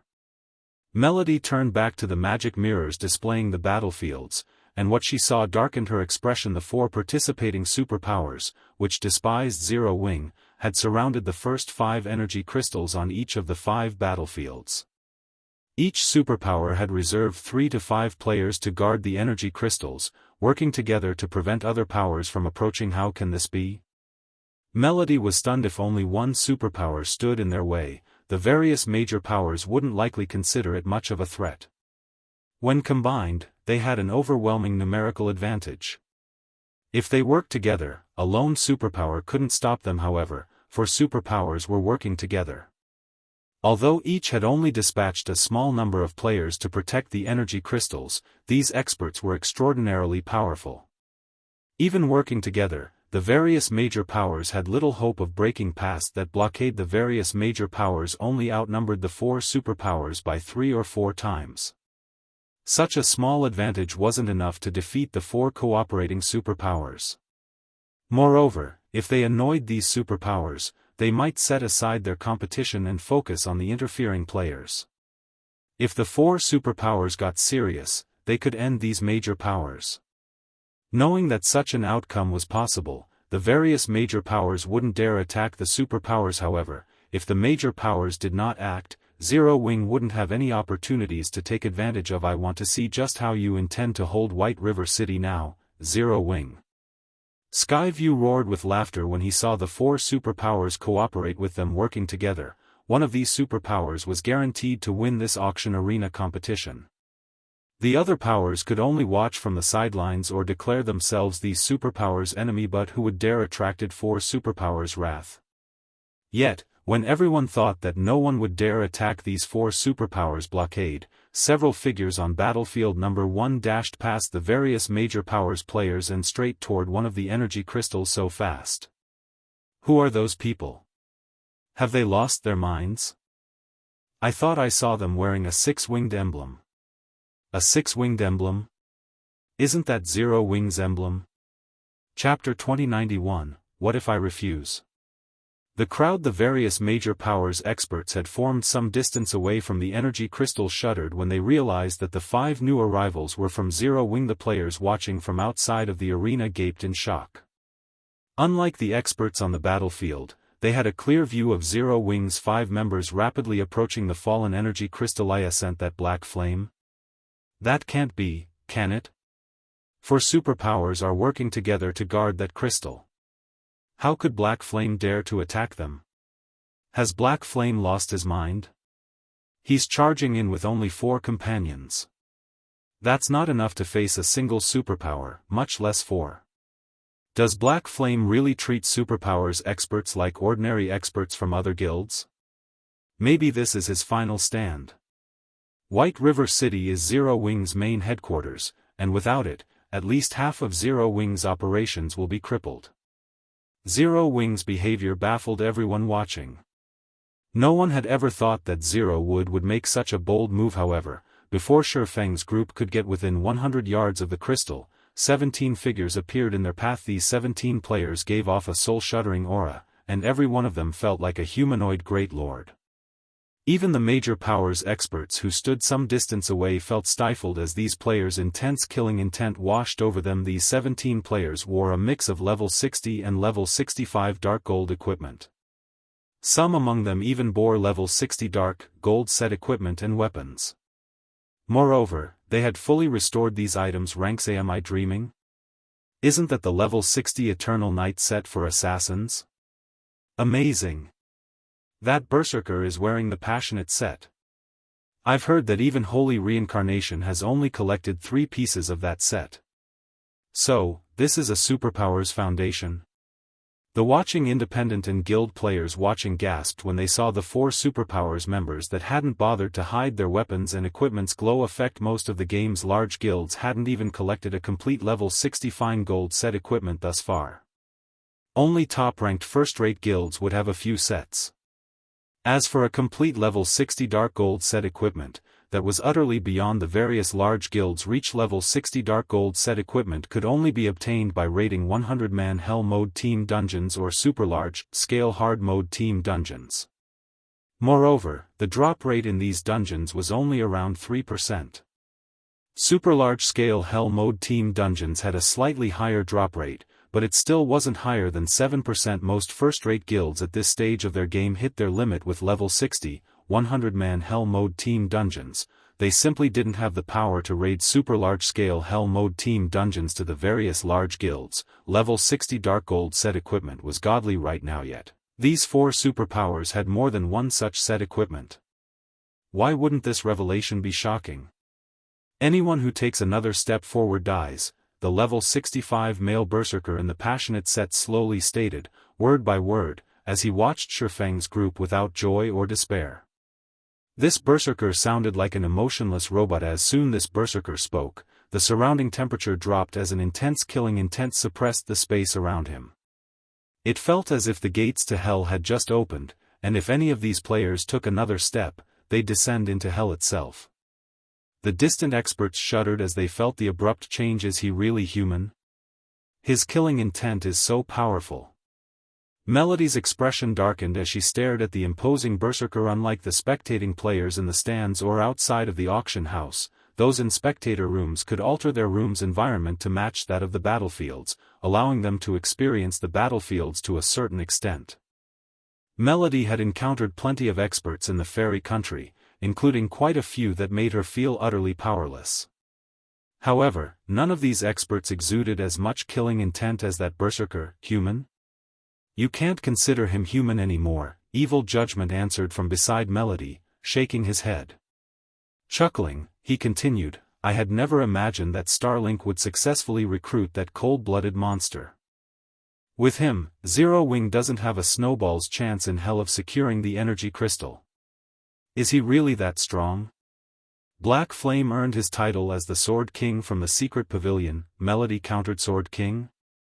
Evil Judgment laughed. Only first-rate and weaker guilds give that title any importance. The secret pavilion has recorded a lot of experts on the God's Domain experts list, but there are many more players that have slipped through the cracks. That cold-blooded monster is one of them.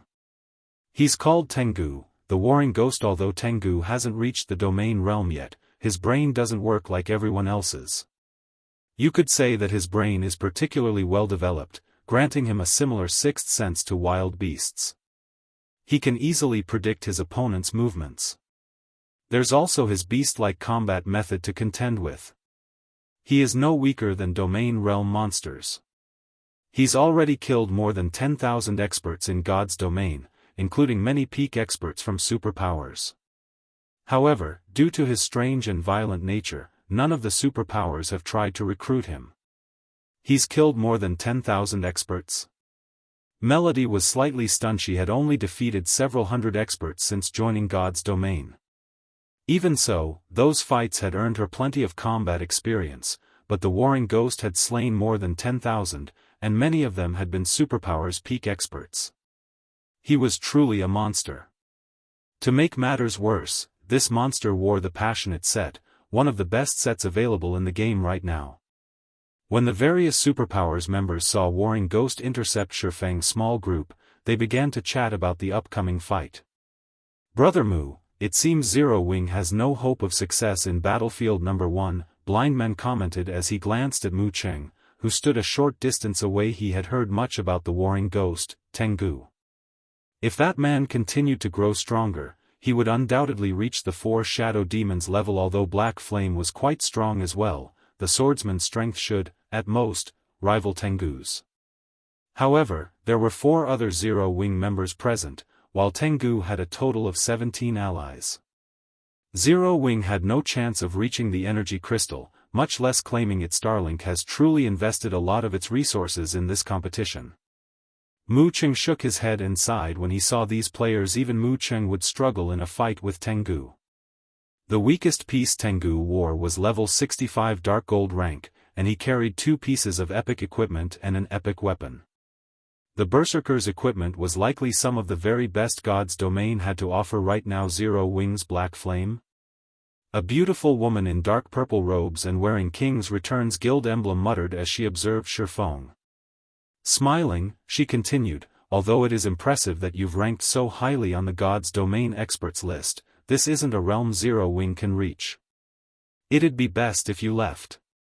Even if Nature Hall or Unyielding Soul step in to help you, Tengu will act without hesitation.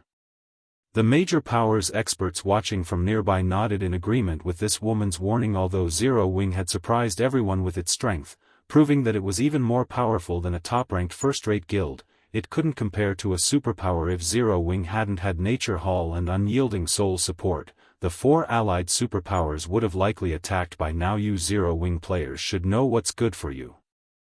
Do you think you could have survived this long if we had moved against you early in this competition? A level 65 ranger from Starlink said, sneering at Shifeng. What if I refuse? Shifeng asked with a calm smile. He then took a step forward. Chapter 2092, Slain in One Hit. As Shifeng stepped forward and his calm voice reached the players around him, the experts watching from a distance and the spectating crowd stared with dropped jaws. Even Starlink's sneering ranger froze in shock as Shifeng incredulously approached his black flame. Tired of living? The 4 superpowers have only avoided Zero Wing thus far out of respect for Nature Hall and Unyielding Soul. Why would he dare take the initiative to attack them? Has he just given up? None of the major powers experts or upper echelons could understand why Shifeng was being so stubborn. The auction arena had just begun, so there would be plenty of opportunities to secure energy crystals later. Even if the 4 superpowers wanted to monopolize the crystals, they didn't have the manpower to cover every corner of the 5 battlefields. Furthermore, Zero Wing's strength was only second to the 4 superpowers in this auction arena. It definitely had a chance of claiming the energy crystals that the 4 superpowers couldn't secure. Zero Wing didn't actually need to fight these superpowers. While the crowd chatted about the situation among themselves, the purple-clad woman's expression darkened. Black Flame. Do you really think that we are too afraid to attack just because you have Nature Hall and Unyielding Soul support? The woman from King's Return demanded frostily. With her wrath, the surrounding space froze. Her aura was no less intense than Tengu's.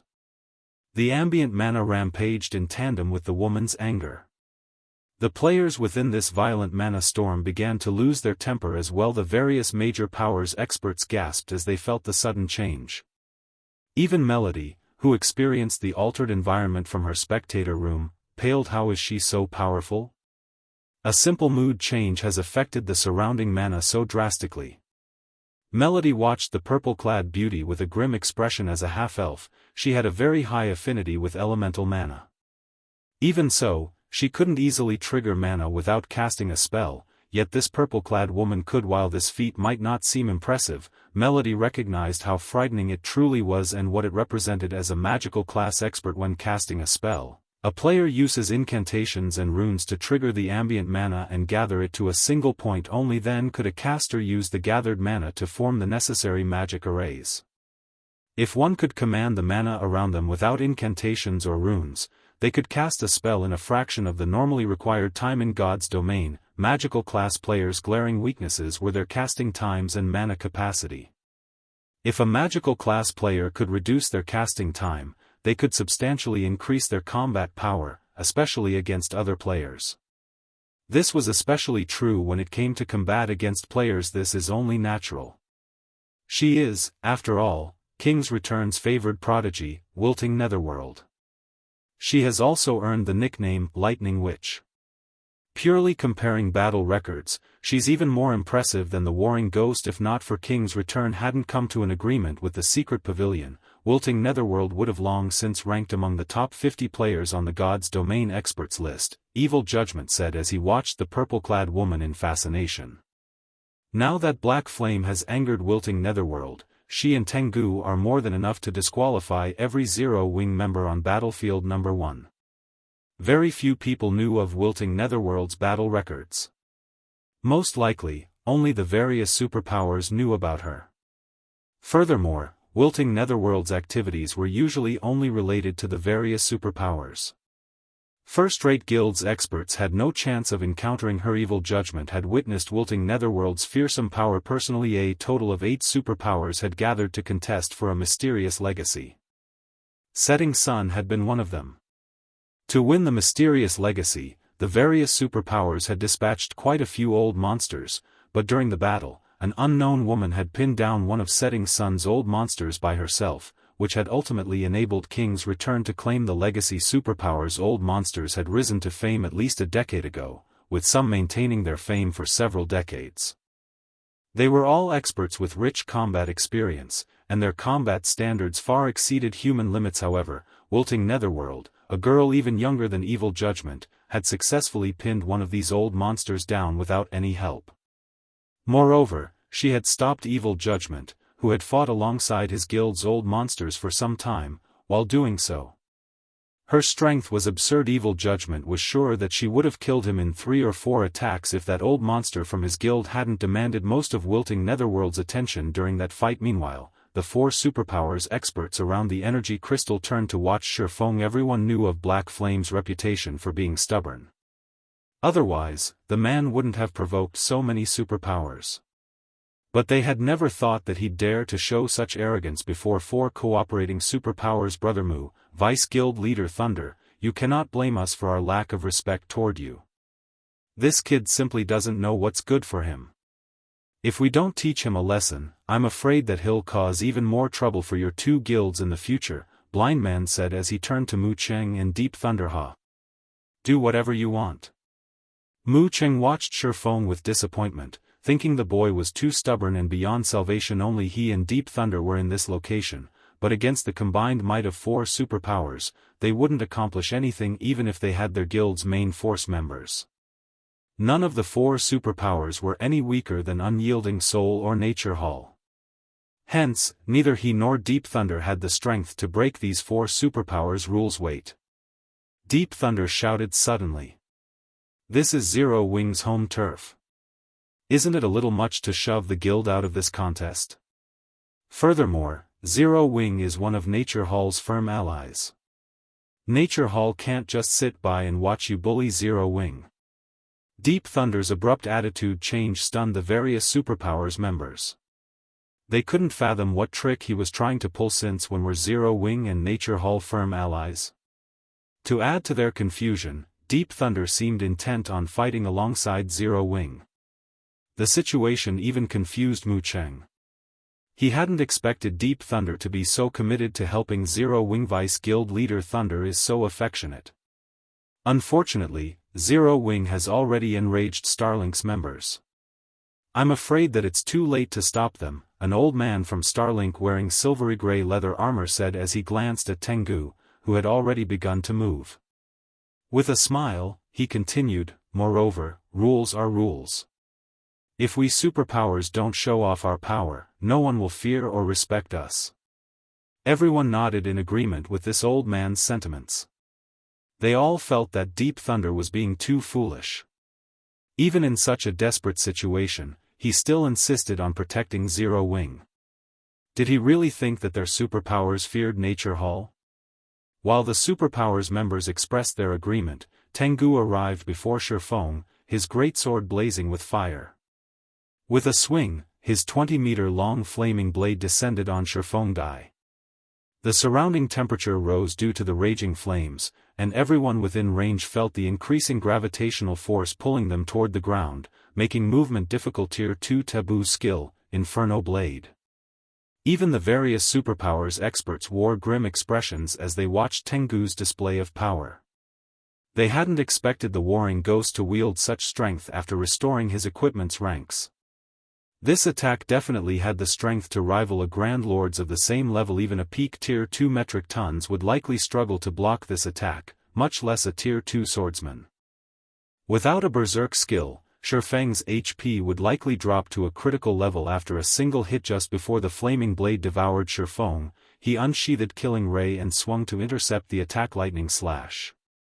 An arch of blue lightning flashed, and Tengu's flaming blade dissipated the moment it met the lightning arch. Before Tengu could pull back to defend himself, the lightning had bisected his body, leaving behind a faint, glowing scar around his abdomen. Tengu's HP instantly drained, and the berserker fell, lifeless. Chapter 2093, Imposing Might. This. Impossible. Tengu spun toward Shifeng in shock when he saw his plummeting HP. Inferno Blade was his most powerful skill. Even without a berserker skill, he could use this taboo skill to counter a Grand Lord's attack. With his ability to predict his opponent's movements, even old monsters would have to flee from this attack. However, Shifeng had shattered his Inferno blade and killed him with the same move, but that wasn't the worst part. Tengu's failure to predict Shifeng's movements truly surprised him. He could even foresee domain realm monsters' movements, yet this ability was useless against Shifeng. Although Tengu wanted to warn his companions, his HP had already hit 0, and he lost control of his body as Tengu collapsed to the ground. The killing intent that had filled the battlefield froze as the 4 superpowers expert stared at Shifeng, silently panicking. It was one thing if Shifeng had killed an ordinary peak expert, but Tengu wasn't an ordinary anything. He was even capable of threatening old monsters, yet Shifeng had instant-killed such an expert no matter how they looked at it. This felt like a dream. God's domain certainly had powerful offensive skills that could instant-kill players, and knowing this, every peak expert had equally powerful life-saving skills to avoid such an outcome. Needless to say, an expert like Tengu had amassed a few of these life-saving skills. However, Tengu hadn't had time to activate his life-saving skills before dying. Shifeng's attack had even nullified Tengu's prided Inferno blade before the warring ghost had taken the hit. Silence reigned over the crowd outside of the battlefield, their jaws dropping as the implications of Shifeng's attack sunk in. Amazing! He killed a superpowers peak expert in one hit. So, that is the Sword King, Black Flame? Everyone watching knew the nickname, Sword King, but they had only heard about him through rumors. Moreover, God's domain had been developing rapidly, and players' combat standards continued to improve. Black Flame's previous battle records no longer meant much to current players. The players that had come from other kingdoms and empires, in particular, didn't think much of Black Flame's title. At least, it was far less imposing than the position of Zero Wings guild leader. However, this scene reminded them of how fearsome the Sword King truly was. The Sword King had certainly grown stronger since receiving the title, not weaker. While the spectators discussed the fight, Shifeng sheathed Killing Ray. He then glanced at Wilting Netherworld and her companions, asking, "Do you still want to stop me?" Shifeng's voice sounded calm and gentle, yet Wilting Netherworld and the other experts felt an immense pressure weigh them down. These experts unconsciously moved out the way. Seeing that his opponents had lost the will to fight, Shifeng and his teammates continued toward the energy crystal. Wilting Netherworld and her comrades didn't attempt any sneak attacks, merely watching, frustrated, from the sidelines. They merely looked on with frustration from the sidelines. Wilting Netherworld felt particularly bitter. Although she considered stopping Shifeng, the moment she harbored the thought, she felt an indifferent gaze directed toward her, informing her that he was prepared for such an attack. When she met Shifeng's cold gaze, she felt as if the man were telling her, "You can try it, but you'll only fall next to Tengu." With this realization, Wilting Netherworld abandoned any thoughts of resisting. Her strength was, at best, a match for Tengu's. Even though Shifeng had already used his sure-kill skill, killing her wouldn't be difficult for someone with even higher attributes than Tengu and domain realm combat standards. Is this why he was so confident? When Wilting Netherworld thought back to Shifeng's relaxed attitude, she understood that he hadn't acted that way due to nature hall and unyielding soul support. He simply had the strength to back up his confidence. What? They got through, just like that? As the various major powers experts watched Wilting Netherworld and her comrades let Shifeng's party pass, they were flabbergasted by killing just one player. Shifeng had silenced the 4 superpowers peak experts, convincing them that it would be wise to let him pass. This was even more shocking than watching someone kill a great lord with one attack. When Melody saw this from her spectator room, however, she was incomparably excited. She had never dreamed that Shifeng would be so powerful. Not only had he killed a monster like Tengu, but Wilting Netherworld and her party were also afraid enough that they stepped aside. How? How is this possible? Evil Judgment, on the other hand, was stupefied, confusion and madness flashing in his eyes. Wilting Netherworld, a goddess in his eyes, had retreated from Shifeng. She hadn't even budged during the fight with his guild's old monster, yet a single sentence from Shifeng had been enough to force her aside. Evil Judgment even wondered if the world was playing some cruel joke on him. Back on the battlefield, the 4 superpowers members that were waiting for the descending energy crystal to reach the ground tensed at this unexpected result. How surprising. Even Black Flame has reached this standard. It's no wonder why he dared to participate, Blind Man said as he began to watch Shifeng more seriously. Glancing at Mu Cheng and Deep Thunder, he realized why their guilds wanted to befriend Zero Wing based on the information King's Return had collected. Shifeng's combat standards were only at the Void Realm, yet he could display combat power that rivaled Domain Realm experts. He mainly relied on his powerful basic attributes and skills to face Domain Realm experts. However, things had changed. Although Shifeng had only executed 1 attack, his control assured Blind Man that Shifeng had reached the Domain Realm. Every Domain Realm expert warranted the various superpowers' attention, let alone a Domain Realm expert with the support of a large guild. As time passed, this Domain Realm expert would only become more powerful. Any Domain Realm expert intent on causing trouble could give the various superpowers a massive headache. This situation reminded Blind Man of the 4 shadow demons from the past. However, Mu Cheng didn't know that Shifeng had reached the Domain Realm. He was actually surprised to see Shifeng display such power.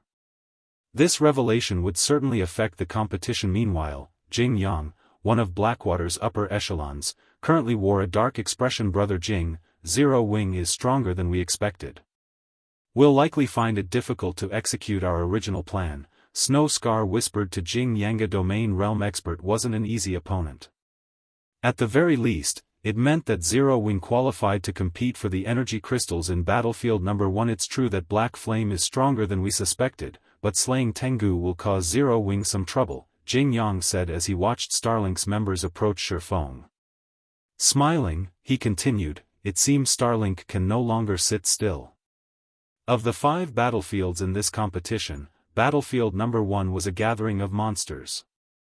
2 of Starlink's most powerful combatants had been assigned to the battlefield, Wind Demon and Sword Demon of the 4 Shadow Demons. As Jianghu finished his comment, both Wind Demon and Shadow Demon had reached Shifeng.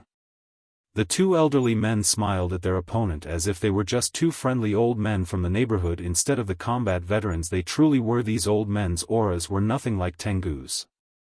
Their auras felt like the vast ocean, and everyone felt like small boats waiting to be devoured by the waves as these auras washed over them. Even wilting Netherworld was afraid as she looked at these 2 men. Not only did Wind Demon and Sword Demon carry 4 pieces of epic equipment, but they also wielded epic weapons. The rest of their equipment was level 65 Dark Gold rank. Not even wilting Netherworld's equipment was as impressive as theirs. Little brother, you're quite skilled. You're already so strong despite your age. Your future is boundless. Our guild leader wants to annihilate Zero Wing, but after discussing the situation with Old Wind here, we've decided that if Zero Wing agrees to become one of Starlink's subordinate guilds, we'll talk the guild leader into giving you White River City. The white-haired old man with a slightly bent back addressed Shifeng. Smiling, he asked, may I know what you think of this proposal?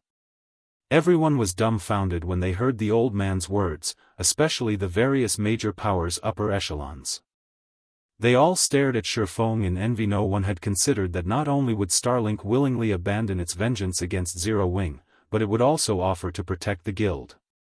If the smaller guild accepted the offer, Zero Wing's development in God's domain would skyrocket. There's nothing to think about.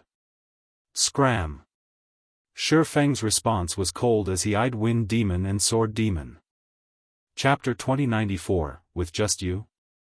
Sword Demon's expression sunk when he heard Shifeng's reply, his smile vanishing as he gave Zero Wing's swordsman a chilling look. Even space around them frozen due to the bone-piercing killing intent. Sword Demon. Wilting Netherworld, who stood nearby, couldn't help but shudder as she felt the change. The experts from the various major powers just stared at Shifeng, gaping in shock. Has Black Flame really lost his mind? Doomed. Zero Wing is doomed for sure. The various major powers didn't know what to say to Shifeng's overbearing behavior. Starlink already suppressed 2 super first-rate guilds in the Dark Knight Empire. It had endless strength and wasn't a force that super first-rate guilds like Unyielding Soul or Nature Hall could compare to. Only top-ranked super first-rate guilds had any hope of standing against it. If Starlink gave the word, countless powers would do what they could to curry its favor and celebrate becoming Starlink's subordinate guild. As one of Starlink's subordinate guilds, not only would the guild receive financial support from the superpower, but it would also receive support in in-game resources. Most importantly, the guild could develop without worrying about enemies. It would have nothing to fear even when clashing with other superpowers. If Zero Wing submitted to Starlink, it could reach an entirely new level of development very quickly. Zero Wing wouldn't be limited to lording over Starmoon Kingdom. It could easily become the overlord in the several neighboring kingdoms as well. Yet, Shifeng had actually rejected such an opportunity, and he had done so without hesitation. Even the various superpowers players were stunned by his answer. Young people nowadays really are ignorant of their limitations, Blind Man said as he shook his head and chuckled. He then turned to Deep Thunder and said, Vice Guild Leader Thunder, although you have a good relationship with Zero Wing, I'd advise you not to interfere. If you attract the 4 Shadow Demons' ire, you'll likely have a hard time explaining yourself to Guild Leader Nature. Not even he would dare to show such arrogance before Sword Demon and Wind Demon. First of all, they had Starlink support. Secondly, both experts were incredibly powerful, far stronger than the younger generation's Domain Realm experts. Ignoring Starlink, provoking these two was not wise. Thank you for your concern, but King's Return doesn't need to worry about that, Deep Thunder replied. Calmly, he continued, I've said this already, but Nature Hall and Zero Wing are firm allies. If someone wants to move against Zero Wing, Nature Hall won't sit back and watch. Blind Man gave the younger expert an odd look, but he didn't comment further. The various superpowers members standing nearby were stunned by Deep Thunder's reply. Even now, Nature Hall insisted on shielding Zero Wing. The guild's choices were completely out of the norm. Deep Thunder's response even surprised Mu Cheng, and he took a moment to consider Shifeng more carefully. He had never thought that Zero Wing was capable of inspiring Nature Hall to go to such great lengths, even willing to provoke Starlink on its behalf. However, despite the strange looks he received from the various superpowers members, Deep Thunder smiled contentedly. None of these superpowers, excluding Nature Hall, knew what strength Zero Wing hid. These players didn't know that Shifeng wasn't the only powerhouse in Zero Wing. The guild also had Fire Dance, who had the combat power to rival Domain Realm experts, but that wasn't the end of it. Zero Wing also had Cola and the several other peak experts Shifeng had brought with him during his visit to Nature Hall's reception room. According to Nature Hall's initial estimations, Zero Wing should have at least 10 peak experts. Even though Starlink had dispatched a considerable amount of strength to White River City's auction house, its chances of winning this competition weren't overwhelmingly high.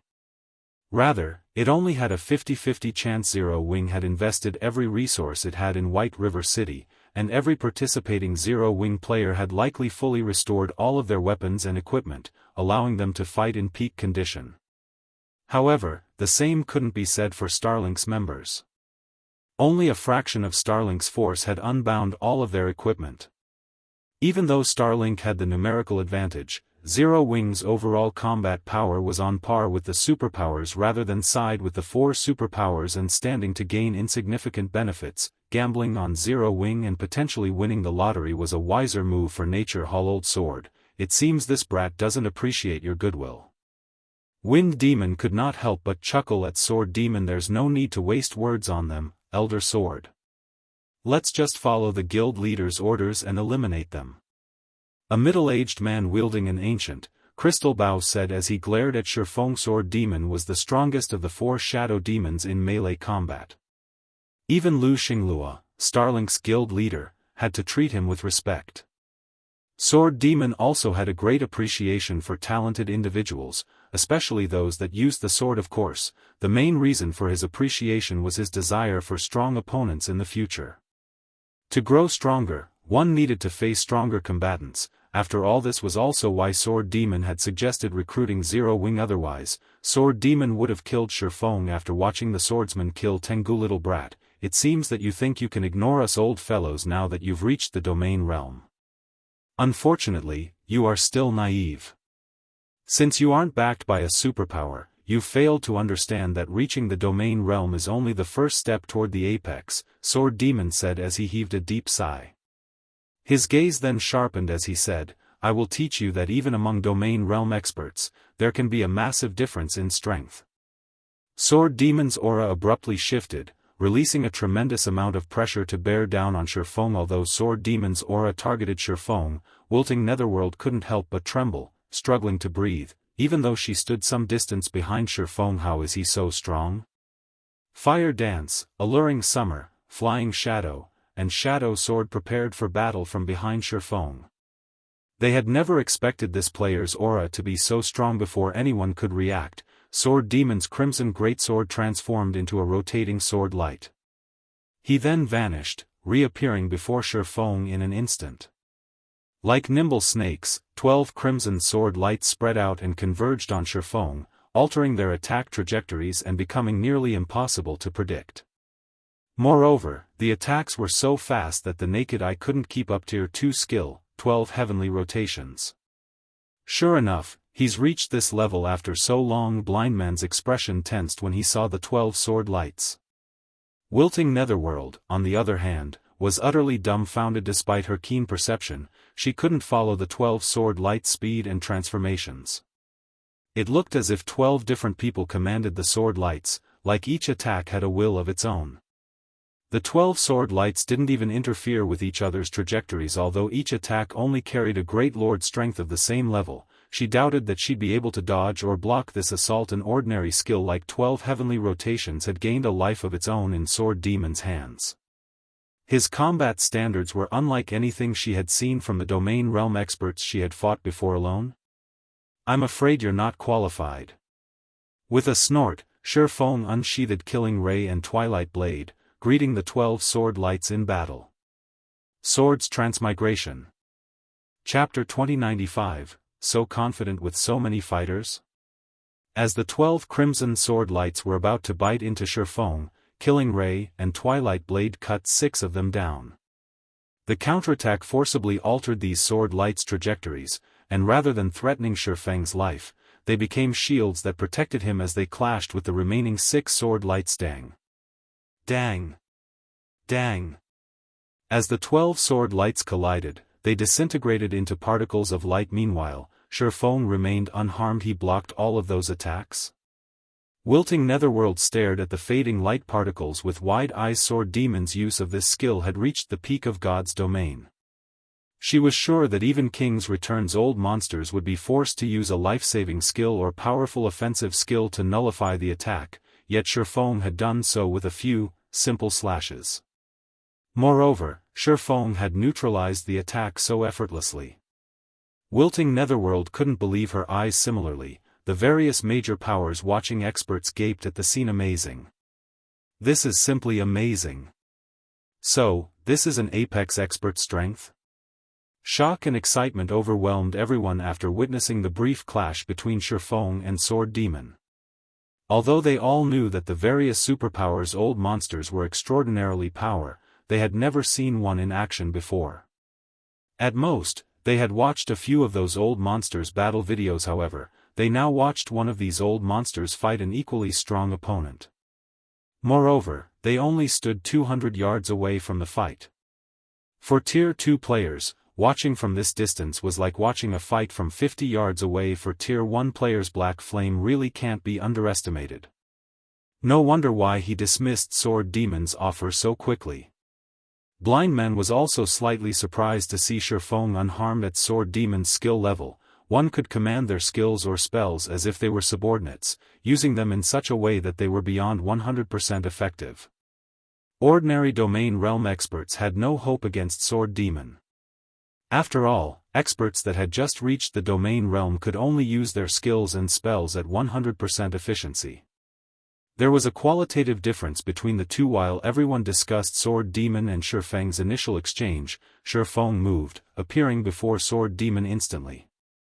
Killing Ray and Twilight Blade then transformed into countless sword lights as they assaulted the older man-sword's orbit. Before Shifeng had reached the domain realm, he had mainly used Sword's orbit for defense, since using the technique offensively had dealt so little damage. He had only been able to execute 6 simultaneous attacks with the technique, but after reaching the domain realm, he could perform Sword's orbit perfectly. Not only was the technique powerful when used defensively, but it was also quite strong offensively. Sword Demon's expression darkened as the sword lights flew toward him. He couldn't actually perceive the attack trajectories, and he felt as if the entire world pressed down on him. He could also sense that each sword light had enough power to slice apart space itself. Shifeng's attacks were even stronger than a great lord's of the same level. In the blink of an eye, overall 4 sword lights sliced at him from different directions. Break! Sword Demon shouted, and the flames along his great sword transformed into a streak of light as they countered more than half of the incoming attacks.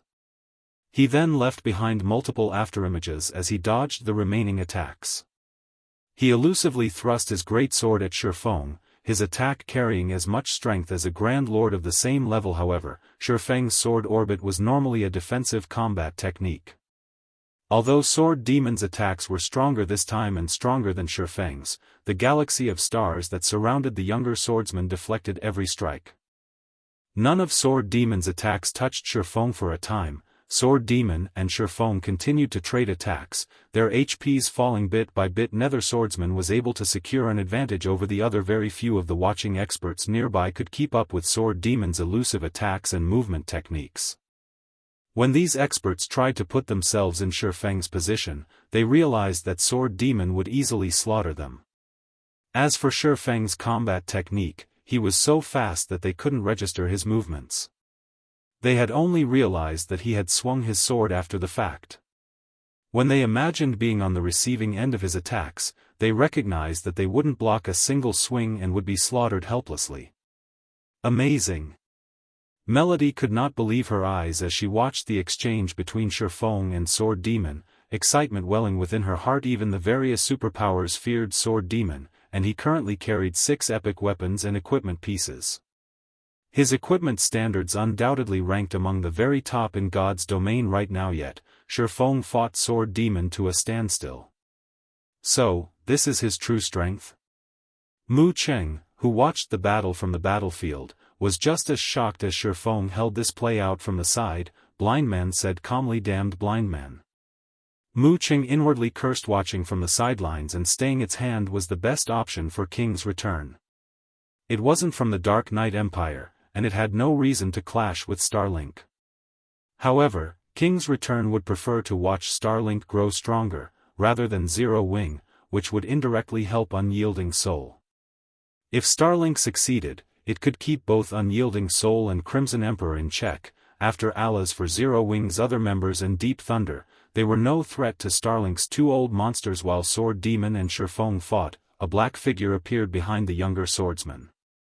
It was none other than Wind Demon, the assassin expert, split into 9 shadows that attacked Shifeng in silence. Meanwhile, Sword Demon created 4 copies of his great sword, sending innumerable sword lights to devour Shifeng. Facing simultaneous attacks from the 2 old monsters, not even Shifeng could defend himself.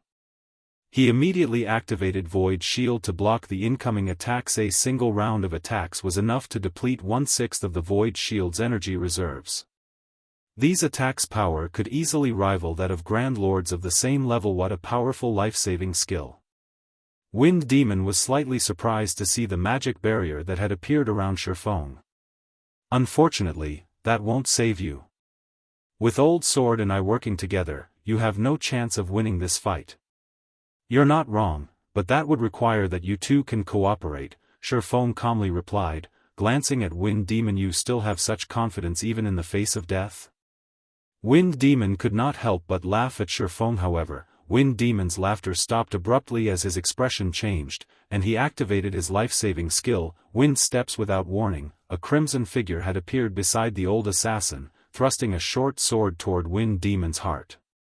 However, Wind Demon reacted quickly enough that he could use the brief invulnerability Wind Steps provided to protect himself. But the moment Wind Demon lost his invulnerability status, the crimson figure stabbed at him again. This time, the old monster met the attack with one of his own daggers. Boom! Wind Demon's arm went numb as he was thrown several yards back, crashing to the ground. His dagger hummed as it vibrated from the impact. Who are you? Wind Demon demanded, addressing the crimson figure with a serious expression. Do you the outcome that awaits any who attack me? An assassin's strength had proven greater than his, and his assailant's attack speed was superior, as well. Once he got a better look at his newest opponent, Wind Demon was stunned. What the? Wind Demon wasn't the only player surprised to see this crimson figure. Everyone on the battlefield was stupefied. This crimson figure, which had surprised a superpower's old monster, was none other than Zero Wing's Fire Dance. Everyone on the battlefield erupted in an uproar. Nobody had expected Zero Wing to reveal another such trump card. This turn of events even surprised Mu Cheng Black Flame. I hadn't thought that your guild had hidden such an expert. However, do you think that you can defeat Starlink just because you have someone to pin down Old Wind? Sword Demon asked as he glanced at Fire Dance. Suddenly, 12 Starlink members moved to surround Shifeng.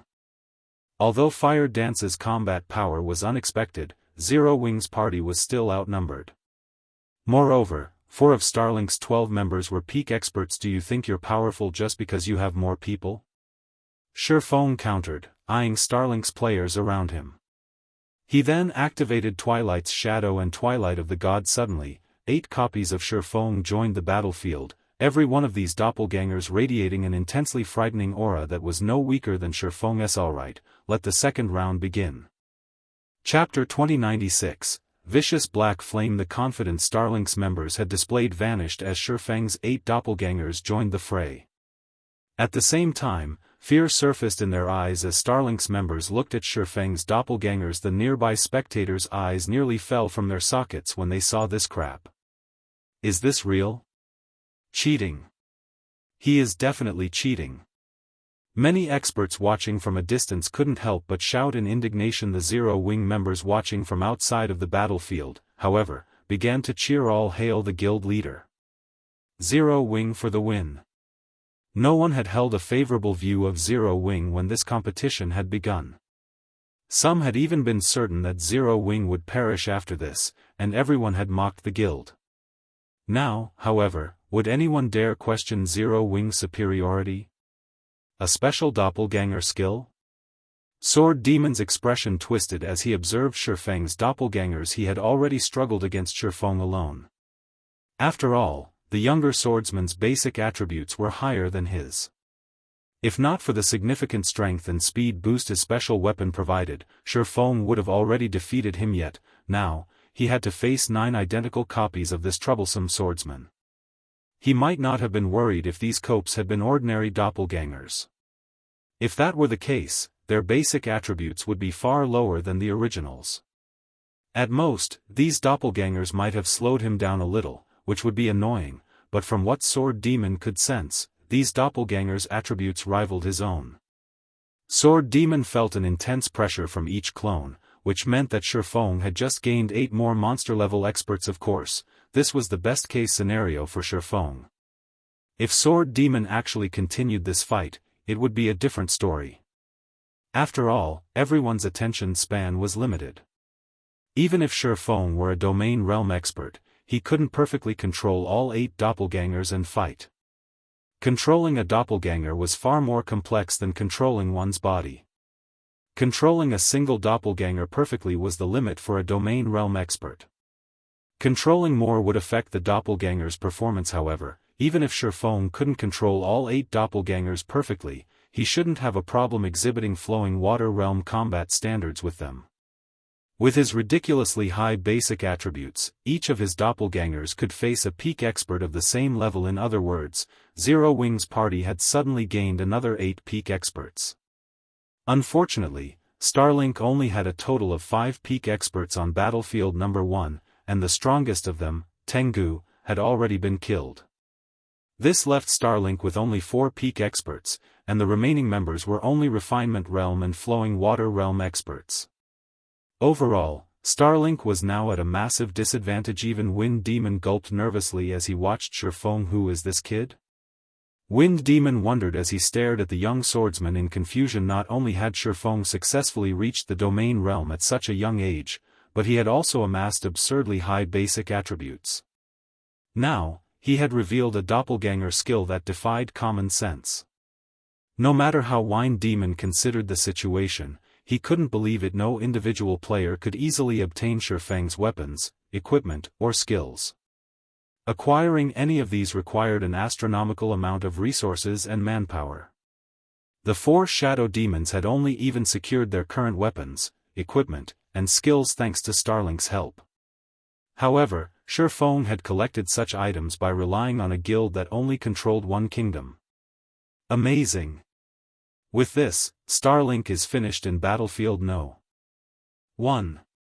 Mu Qing balled his fists in delight as he glanced at Blind Man. He had been worried for Zero Wing, and if not for Blind Man's interference, he would have jumped into this battle to help the guild. However, Blind Man's efforts had gone to waste with this new development. Just as Shifeng was about to attack Starlink's members, a low voice reached his ears. Guild leader Black Flame, don't be so quick to act. Blackwater's Jianghu called out. You've already proven Zero Wing's strength. I doubt anyone will continue to oppose Zero Wing's participation in this competition for energy crystals, so do you need to exterminate them all? What are you trying to say? Shifeng asked as he eyed Jianghu, who wore aqua-blue robes and carried a glowing, golden staff. Jianghu had made no effort to hide his equipment's glowing effects, so Shifeng knew that the man carried 4 pieces of epic equipment in total. Although Shifeng couldn't discern what rank Jianghu's staff was, he guessed that it was at least epic rank based on its aura. Moreover, Jianghu wore a complete level 65 fine gold set equipment, which even the various superpowers struggled to collect. Level 65 fine gold set equipment was far more difficult to acquire than level 60 dark gold set equipment at this stage of the game. Not even Starlink had a complete set. Naturally, a level 65 fine gold set had even higher basic attribute bonuses than level 60 dark gold set equipment. The mana fluctuations around Jianghu were even stronger than those around Wilting Netherworld, and his combat standards were likely stronger than hers. He had reached the Void Realm more than a decade ago, and although Wilting Netherworld was a prodigy, she would need more time before she could catch up to Jianghu. Starlink only acted in compliance with the rules our superpowers agreed to. If Guild leader Black Flame is earnest in moving against Starlink, the rest of us won't just sit back and watch. I hope you can understand this, Jianghu said, smiling. Jianghu's words left everyone stunned. They had never expected this battle to take such a drastic turn. Blackwater is too shameless. It didn't step forward when Starlink was about to annihilate Zero Wing, but now that Zero Wing has the upper hand, it wants to interfere. Since when have Blackwater and Starlink had such a good relationship? Zero Wing is in trouble now. Such a powerful doppelganger skill definitely has a very long cooldown. If Zero Wing misses this opportunity to take out Starlink, it isn't likely that the guild will find another chance. Zero Wing is so unlucky. If it hadn't provoked Blackwater, the guild likely wouldn't have interfered today. For a time, the various major powers either pitted or mocked Zero Wing's situation. Melody, I advise that you give up any hope for Zero Wing. Zero Wing might have the strength to resist a superpower, but it has provoked too many. Zero Wing can't survive in God's domain for long. This situation is the best proof. Just before Zero Wing emerges victorious in this fight, Blackwater steps in. Zero Wing has no chance of winning White River City's auction house, Evil Judgment said, chuckling when he saw Melody's enraged expression. Blackwater was no weaker than Starlink, and although it hadn't sent as many experts to this competition, it had nearly as many experts fighting for the auction house as Starlink. Including Jianghu, Blackwater had 4 peak experts and 7 refinement realm and flowing water realm experts on Battlefield No. 1. In addition, the guild had the domain realm expert, South Time, the man standing behind Jianghu. Although South Time had only recently reached the domain realm, he was still a monster-level expert. His participation would be more than enough to turn the tides of the battle between Starlink and Zero Wing. If Zero Wing missed this opportunity to eliminate Starlink's members, it wouldn't encounter another. Regardless of what Shifeng decided, Zero Wing was guaranteed to lose White River City. Understand? Shifeng could not help but laugh. You think you qualify to stop me? Suddenly, Shifeng vanished. Before anyone could react, he reappeared before Jianghu, his killing ray releasing a brilliant blue glow. Tier 2 taboo skill, Instant Strike. A streak of blue light flew toward Jianghu's throat, and the man panicked at the sudden attack. Shi Feng's attack was so fast that he didn't even have time to activate Blink. Just before the blue light bit into the man, his golden staff released a golden light, instantly creating a barrier of light around Jing Yang. Seeing this barrier, Jing Yang could not help but breathe out a sigh of relief. The passive skill, 3 Pillars Barrier, had created this light barrier. The ability triggered automatically when its wielder faced a lethal attack. When activated, the skill created a magic barrier that negated 90% of all attacks damage for 3 seconds. It also increased his defense by 300%, raising his defense to rival an MT's of the same level. It was an amazing life-saving skill that had a 1-hour cooldown, and with it, even Grand Lords would struggle to kill him. However, the moment after Jing Yang sighed, Shi Feng's attack struck, the light barrier cracked, and Jing Yang instantly lost 1/3 of his HP. The man paled with fright. Although he immediately tried to escape by using Blink, Shi Feng's Twilight Blade had already begun its descent when the second slash landed. Jing Yang's HP dropped to 0 in an instant without the protection of the 3 Pillars Barrier. His body only teleported 20 yards away after Jing Yang's vision began to darken.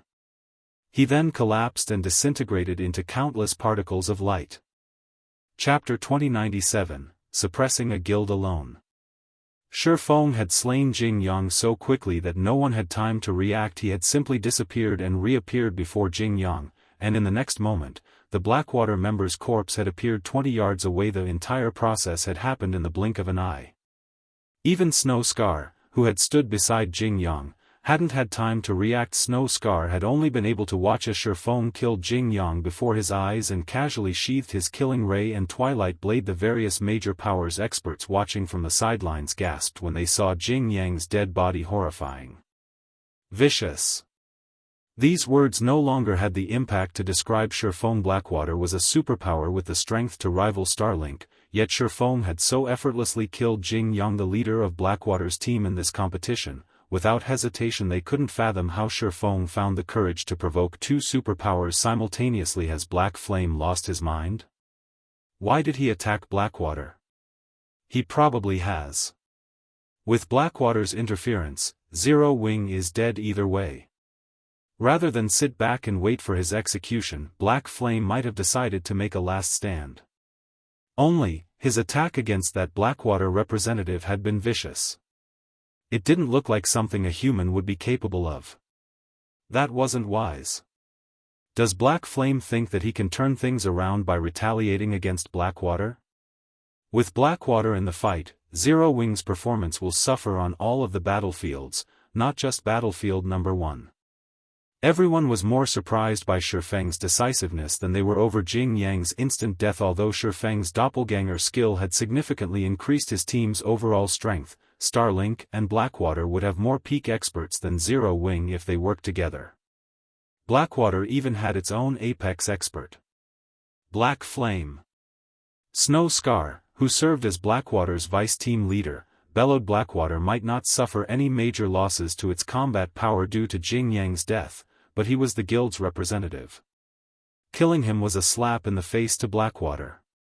Moreover, Wuxia was fully responsible for this operation. How was Snow Scar supposed to explain this to her? With South Time at the lead, Blackwater's experts pounced on Shi Feng Tier 2 taboo skill, Ghost Dance. Suddenly, South Time split into 5 clones and attacked Shi Feng from different directions, each doppelganger sending more than a dozen slashes at its target, surrounding Shi Feng with sword images. Like hungry wolves, the sword images flew toward Shi Feng's vitals and blind spots. Meanwhile, Snow Scar leaped into the air and activated his strongest taboo skill, Lightning Madness. Not only was this skill an AoE attack, but it also had enough power to force a Grand Lord of the same level stumbling back. The skill even ignored invulnerability effects, and although the skill required half a second to activate, which was more than enough time for a peak expert to evade, he used the skill in conjunction with South Time's Ghost Dance.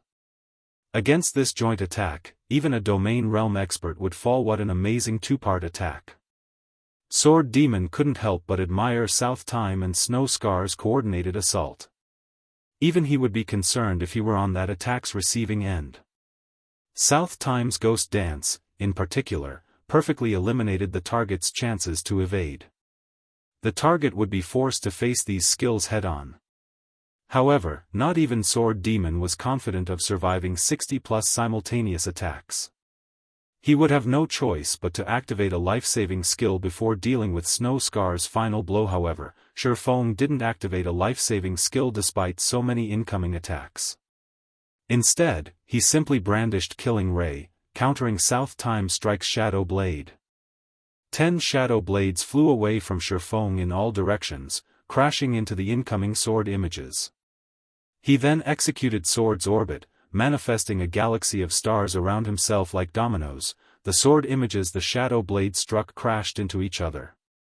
Shifeng's counterattack threw off nearly 50 sword images trajectories, while he used Sword's Orbit to neutralize the remaining 20 or so sword images.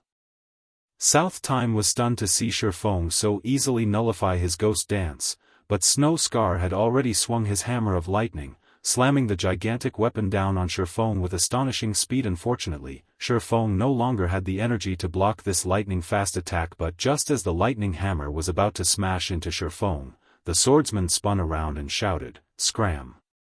As Shifeng spoke, a powerful shockwave crashed into Snow Scar's lightning hammer. Dragon Breath. The instant the two attacks collided, space tore apart, and the resulting shockwave reached 100 yards away. The sound of the impact echoed across the battlefield. The immensely powerful lightning hammer vanished as if it had never existed as Snow Scar stumbled back more than a dozen yards, losing nearly 10% of his HP. How is this possible? Shock colored Snow Scar's face as he stared at Shifeng. Shifeng had neutralized his full-powered attack with a single roar. Moreover, the swordsman hadn't used a single life-saving skill to counter their joint attack. Is he a monster? The major powers experts were flabbergasted when they saw Shifeng unharmed after the exchange. Both South Time and Snow Scar's attacks had enough strength to rival a Grand Lord of the same level, yet Shifeng had blocked them without breaking a sweat. Friends from Blackwater, Black Flame won't be easy to deal with. Starlink will pin him down while you get rid of Zero Wing's other members, Sword Demon said suddenly. Okay. We'll leave that to you, then. South Time nodded. After a final glance at Shifeng, he and the other Blackwater members charged toward Zero Wing's party. Don't think you can get away from me so easily. Shifeng frowned as he manipulated his 8 doppelgangers to attack South Time's group. We'll have to see if you have the ability to stop them. Wind Demon and his Starlink companions immediately intercepted Shifeng's doppelgangers. Each doppelganger only had the combat power of a peak expert, and although Wind Demon and his team would have a very difficult time trying to kill them, pinning these doppelgangers down for a few moments wouldn't be an issue. With the strength of Blackwater's members, they should be able to slay Zero Wing's members before the doppelgangers slipped past Wind Demon's team. Eli pin fire dance down. The rest of you need to end the fight as quickly as possible. South Time hurriedly commanded. Understood.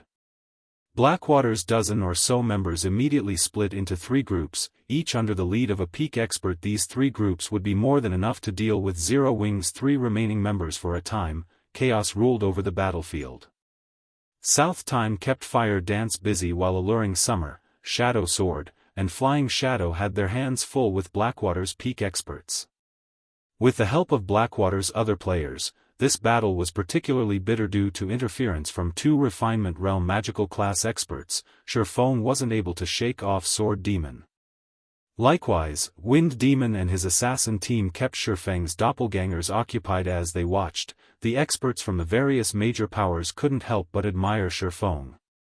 The swordsman managed to suppress all of Starlink's experts by himself, and even if Zero Wing lost today, it would be a glorious defeat.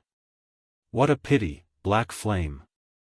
I admit that your strength is superb. Even among the various superpowers, you cannot be ignored. However, you're still just one person, and God's Domain is not a single-player game. Sword Demon commented as he watched Zero Wing's enemies force its members into a coma. You're right, God's Domain isn't a single-player game, Shifeng said, nodding. His lips then curled as he asked, however, when have I ever said that Zero Wing only relies on me? Summer. Shadow. You don't need to hold back anymore.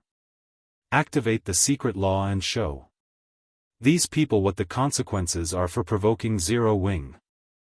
Hearing Shi Feng's command, Alluring Summer and Shadow Sword's eyes began to glow as they waged a bitter battle. We can finally make a move? Excitement brightened Alluring Summer's features as she used Blink to put some distance between her and her opponents. I've been waiting to hear those words for so long, Guild Leader. Shadow Sword said, laughing. Like beasts waking from their slumber, the intensity of Alluring Summer and Shadow Sword's auras skyrocketed, becoming even more frightening than those monster-level experts like Wind Demon and South Time. Chapter 2098, Peerless Aura. Before anyone could react to Shi Feng's command, Alluring Summer and Shadow Sword's auras washed over the battlefield. Everyone fell silent as they unconsciously turned toward the two players, dumbfounded. What powerful auras! How is this possible? Aren't berserk skills prohibited in the auction arena? The feeling of the two Zero Wing members' auras had changed completely. For a moment, everyone felt like they stood before two Grand Lord-ranked monsters in God's domain. Players would determine their opponent's strength based on their auras in situations where they couldn't inspect the opponent's information. A player's aura couldn't be faked. Expert players, in particular, relied on this method to avoid unnecessary deaths. The fact that Alluring Summer and Shadow Sword's auras had abruptly grown stronger meant that their combat power had just increased. However, players weren't allowed to use tools or berserk skills in the auction arena. No one on the battlefield could figure out how these two had suddenly become so powerful. Blackwater's members paused their assault, shuddering, as they felt the sudden transformation. These experts stared at Zero Wing's players in fear, too wary to attack. Alluring Summer and Shadow Sword now displayed the auras of domain realm experts. If they attacked and exposed a weakness, this fight might end in an instant. Don't be fooled. Snow Scar shouted when he realized that his allied had stopped their assault. No one in this arena can use a berserk skill to increase their strength. They must be using some special skill that increases the mental pressure other players feel. Their combat power shouldn't have actually increased. They are merely putting up a front. Although weapons and equipment that increased the mental pressure one's enemies experienced were excruciatingly rare in God's domain, they existed nevertheless. Damn.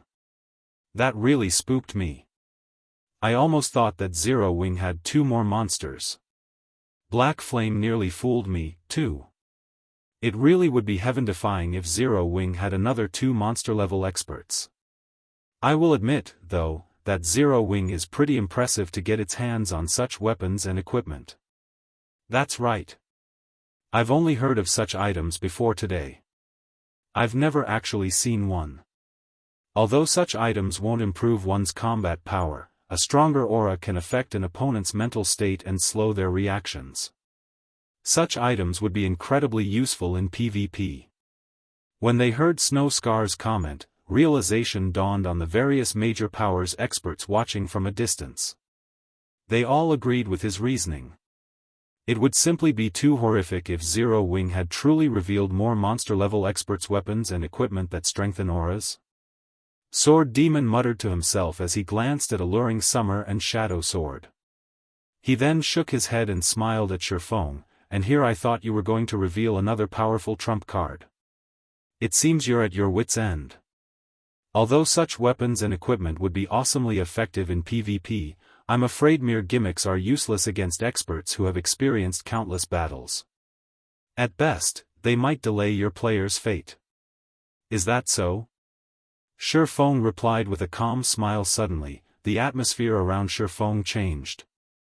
Like Alluring Summer and Shadow Sword's transformations, Shi Feng's aura became considerably more powerful.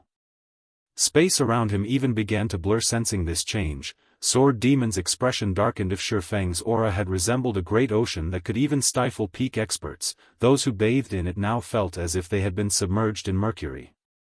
Shi Feng's aura felt incomparably heavy, and even Sword Demon struggled to breathe. Fear flashed in Sword Demon's eyes as he stared at Shi Feng. He was an expert that stood at the apex of God's domain, a player that every superpower feared, yet he felt the threat of death loom over him as he stood before Shi Feng. He felt as if he were standing before a humanoid Tyrannosaurus Rex, rather than another player. Moreover, Shifeng's control of his aura was exceptional. Sword Demon could tell that Shifeng had restrained his aura to his immediate surroundings, so no one but him sensed how horrifying it truly was. Do you still think that I'm just trying to buy time? Shifeng smiled at Sword Demon's secret laws weren't categorized as skills or spells, resembling combat techniques instead. They didn't improve players' basic attributes, only allowing players to exhibit more of their body's potential. Hence, players could freely use secret laws within the auction arena, and they didn't need to worry about their secret laws dropping if they died. The system didn't actually consider the deaths players suffered in the auction arena as official. This was why secret laws were so valuable. The various superpowers had even offered to trade epic set equipment for a basic secret law during Shifeng's previous life, since the secret laws would be far more effective in the auction arenas than epic set equipment. The physique improvement secret laws provided was secondary, however. More importantly, secret laws allowed players to enter a supersensory state. In this state, players' senses became so sharp that they could perceive things they couldn't normally detect. Of course, how useful this was would depend on the player. As soon as Shifeng finished speaking, Sword Demon had an extremely bad premonition. Sword Demon felt that the younger swordsman's smile looked like the expression one would use when mocking an ignorant fool. Moreover, Shifeng looked down at him as if he were watching an ant. Sword Demon had seen that expression on many powerhouses before. Quick! Everyone retreat! Sword Demon instinctively shouted. He hadn't been able to determine whether or not the change to alluring summer and shadow swords auras was truly related to a combat power increase, but after experiencing Shifeng's enhanced aura, he was absolutely certain that this transformation wasn't due to a weapon or equipment effect. Rather, it was a byproduct of their combat power increasing. Retreat? Why are we retreating? The players from Starlink and Blackwater were confused when they heard the command. Victory was already within reach. As long as they kept fighting for another minute or so, they'd win, yet Sword Demon wanted them to flee? Sword Demon has gone too far with his affection for talented individuals. Blind Man frowned at Sword Demon's warning. Is that really the case? Mu Cheng, who stood beside Blind Man, wondered as he watched the old monster's tense expression. No matter how he looked at it, that expression didn't look like affection. It looked like Sword Demon was terrified. When Sword Demon saw his allies' confusion, his anxiety grew, but as he was about to explain, he heard the sound of laughter. It's too late to escape now. The moment this voice reached his ears, Sword Demon instinctively brandished his great sword, swinging the weapon at Shifeng, who had suddenly appeared before him. The older swordsman instantly split into 3 clones, each launching multiple attacks with the strength to suppress Grand Lords of the same level. This was Sword Demon's final trump card and his weapon's strongest additional skill, Phantom Assault. In his hands, this skill could even kill Domain Realm experts in an instant if they didn't activate an invulnerability skill. However, Shifeng easily deflected the dozen or so attacks with his killing ray, displaying far faster reaction speed than before Shadow Blade. 10 sword lights flew toward Sword Demon simultaneously, each aiming for his weak points, but not to be outdone, Sword Demon executed an advanced defensive combat technique to evade the incoming attacks. 1 attack. 2 attacks. 3 attacks. After blocking the 7th sword light, Sword Demon hit his limit, and the 3 remaining attacks tore through his body. The last 2/3 of his HP vanished instantly. Elsewhere on the battlefield, Alluring Summer and Shadow Sword had made their move, slaying the 2 Blackwater peak experts they faced within 2 or 3 moves. With this turn of events, the battlefield fell deathly silent. Chapter 2099, Horrifying. Predicament. They're dead? Didn't they say that Zero Wings members were only using items that increased their auras? When the various experts on the battlefield saw the corpses of Sword Demon and 2 Blackwater peak experts disintegrate into particles of light, their eyes nearly fell from their sockets in shock. Both sides had been evenly matched and fought each other to a standstill earlier, yet something like this had happened within seconds. No one had expected this outcome. Even Mu Cheng was speechless for a long moment. Even among super guilds, experts like Sword Demon were exceedingly rare. Trying to kill an expert with such high combat standards was nearly impossible without launching a large-scale operation and multiple domain realm experts. This was also why the various superpowers had such huge headaches when dealing with the 4 shadow demons, yet Feng had relied on his own strength to kill Shadow Demon. His combat power was truly horrific. Logically, no player should be capable of the feat. Moreover, Zero Wing had Alluring Summer and Shadow Sword, who had suddenly revealed their monster-level abilities. The fact that a guild like Zero Wing had 2 monster-level experts surprising enough, yet 2 more had appeared from the guild. With this strength, Zero Wing could rival ordinary superpowers. To think Zero Wing has hidden so much power all this time. It's no wonder why it dared to ignore Starlink and Blackwater's threats. As Blind Man looked at Feng now, he felt as if he were meeting this swordsman for the first time. 1 monster-level expert in Zero Wing was enough to warrant the various superpowers' attention, but with 4, not even King's Return could afford to underestimate the guild. Blind Man finally realized why Deep Thunder had shown such strong support for Zero Wing. Even willing to provoke Starlink and Blackwater, Zero Wing was only as powerful as a first-rate guild, lacking the resources and territory to nurture experts, yet despite that, it had successfully produced 4 monster-level experts. It was easy to imagine what strength the guild would wield if it became a true super first-rate guild. Zero Wing would likely rise to the upper ranks the moment it became a superpower.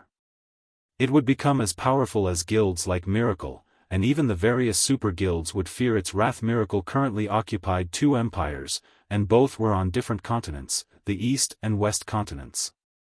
In other words, Miracle fought on 2 front lines. Not even King's Return had such power. In contrast, Deep Thunder watched Zero Wing's outstanding performance with elation. We really made the right bet this time. Deep Thunder's eyes glowed as he watched Alluring Summer and Shadow Sword fight in the distance. He had thought Zero Wing only had 2 monster-level experts. Neither he nor Nature Hall as a whole had expected to find 4 of them in the guild. As far as ordinary major powers were concerned, monster-level experts simply had inhuman combat power. Even if these powers got lucky and produced one of their own, they'd only treat that expert like a weapon against their enemies. However, that would be an ignorant use of such a powerful player. In reality, not only did monster-level experts pose a great threat to the various superpowers, but they also played a crucial role in obtaining powerful items.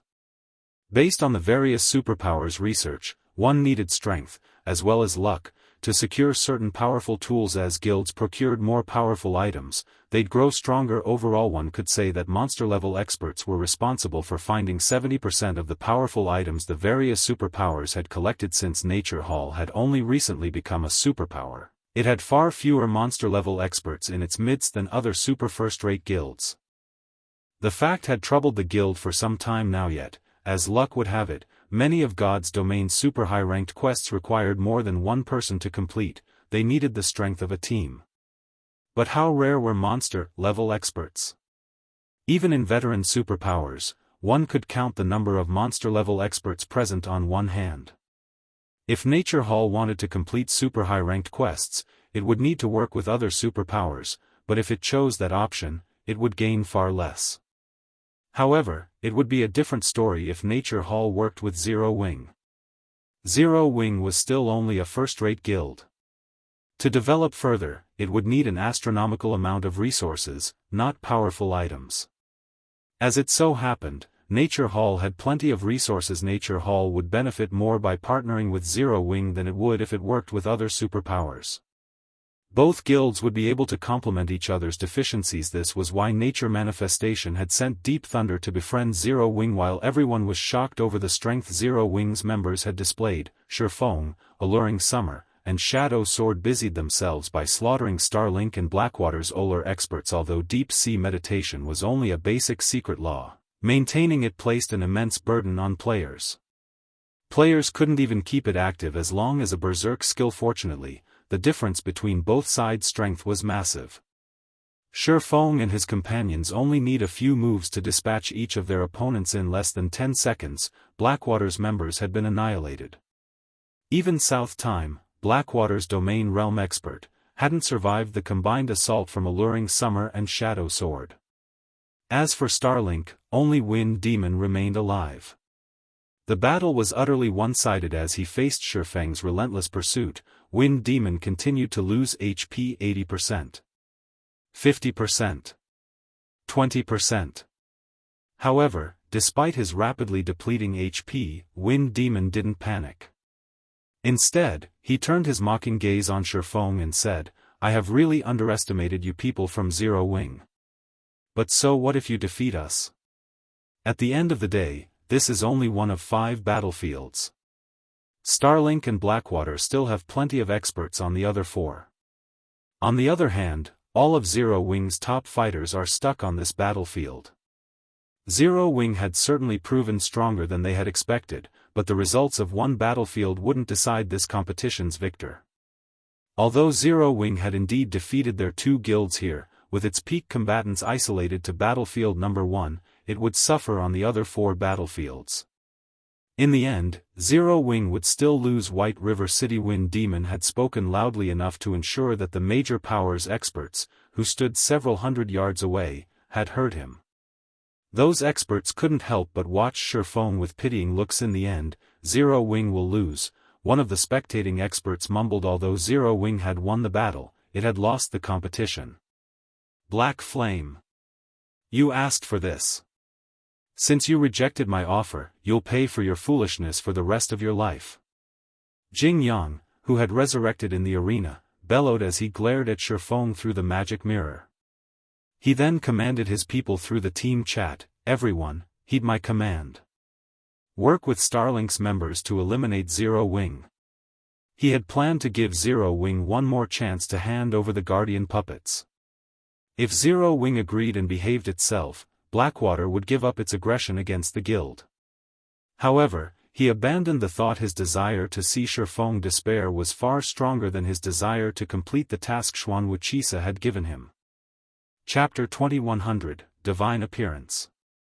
As soon as Jianghu issued the command, Blackwater's members on the other 4 battlegrounds began to cooperate with Starlink's members against Zero Wing. Although battlefield number 1 had a collection of monsters, the other battlefields had barely any. For example, Blackwater didn't have a single monster-level expert among the 4 other battlefields, and Starlink only had the 2 remaining shadow demons. However, while the 4 remaining battlefields did not have many monster-level experts, more players had been assigned to these battlefields than those on battlefield number 1. Every one of the 4 remaining battlefields had at least 100 Blackwater and Starlink members in total, and even the weakest of these players was a Refinement Realm expert. In contrast, even when added together, Blackwater and Starlink had fewer than 40 members on battlefield number 1. There was simply no comparison between battlefield number 1 and the others. Blackwater and Starlink's forces on battlefields number 2 and 3 were led by Mad Demon and Heart Demon. Even the other superpowers were afraid of facing those forces. Zero Wing is in trouble now, Luofei from the FFF Adventure Ream commented as she watched Blackwater and Starlink's joint forces. Although Zero Wing had emerged victorious on battlefield number 1, despite the monsters there, it was at an overwhelming disadvantage on the other battlefields, especially battlefields number 2 and 3. A 100-man team of Refinement Realm experts, led by a Domain Realm expert, could even hunt down lone Domain Realm experts. On the other hand, Zero Wing only had around 20 players on each of these battlefields, and they didn't have any monster-level experts to lead them. They stood no chance against Blackwater and Starlink's forces. The auction house competition was about securing energy crystals, and as time passed, more crystals would descend onto the battlefields. At that time, the advantage of having more players would become obvious, and Zero Wing would suffer an even greater disadvantage. Black Flame's decision was really unwise. If he hadn't provoked Blackwater into cooperating with Starlink, Zero Wing might have had a chance of victory. At the very least, Zero Wing could have taken advantage of the chaos, as the various superpowers would eventually fight over the energy crystals. Now, however, the participating superpowers want to avoid a battle with the 2 guilds. There won't be any chaos for Zero Wing to take advantage of, Yen Tianqing said, sighing as he watched Shifeng through a magic mirror. This was the problem all developing guilds faced. Even if a developing guild had the strength to fight a superpower, other superpowers wouldn't sit idle and allow a new superpower to rise. They would usually cooperate to apply pressure on the developing guild and prevent the growth of a new rival. Xianxia had faced the same when he had established his own guild some years ago. In the end, he had been forced to abandon the guild and establish an adventurer team instead. Now, it was Zero Wing's turn. The situation somewhat saddened the various major powers, as well.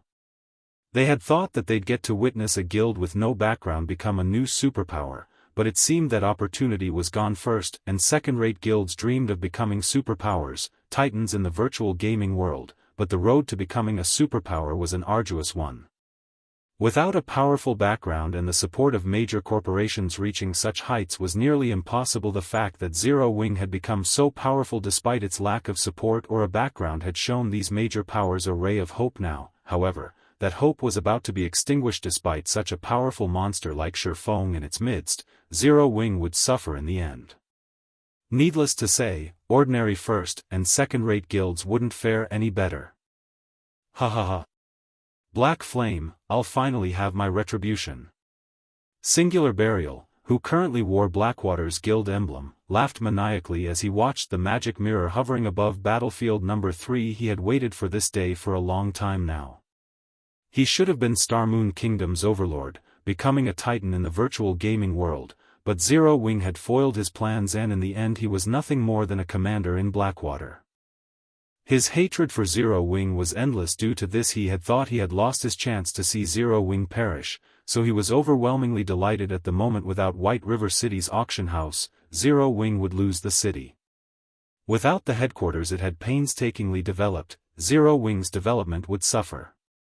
In this era of fierce competition, even a small setback could destroy a guild's positions, not to mention something as major as losing one's main headquarters. While Singular Burial celebrated Zero Wing's downfall, Blackwater's team in battlefield number 3 had met up with Starlink's team near a descended energy crystal.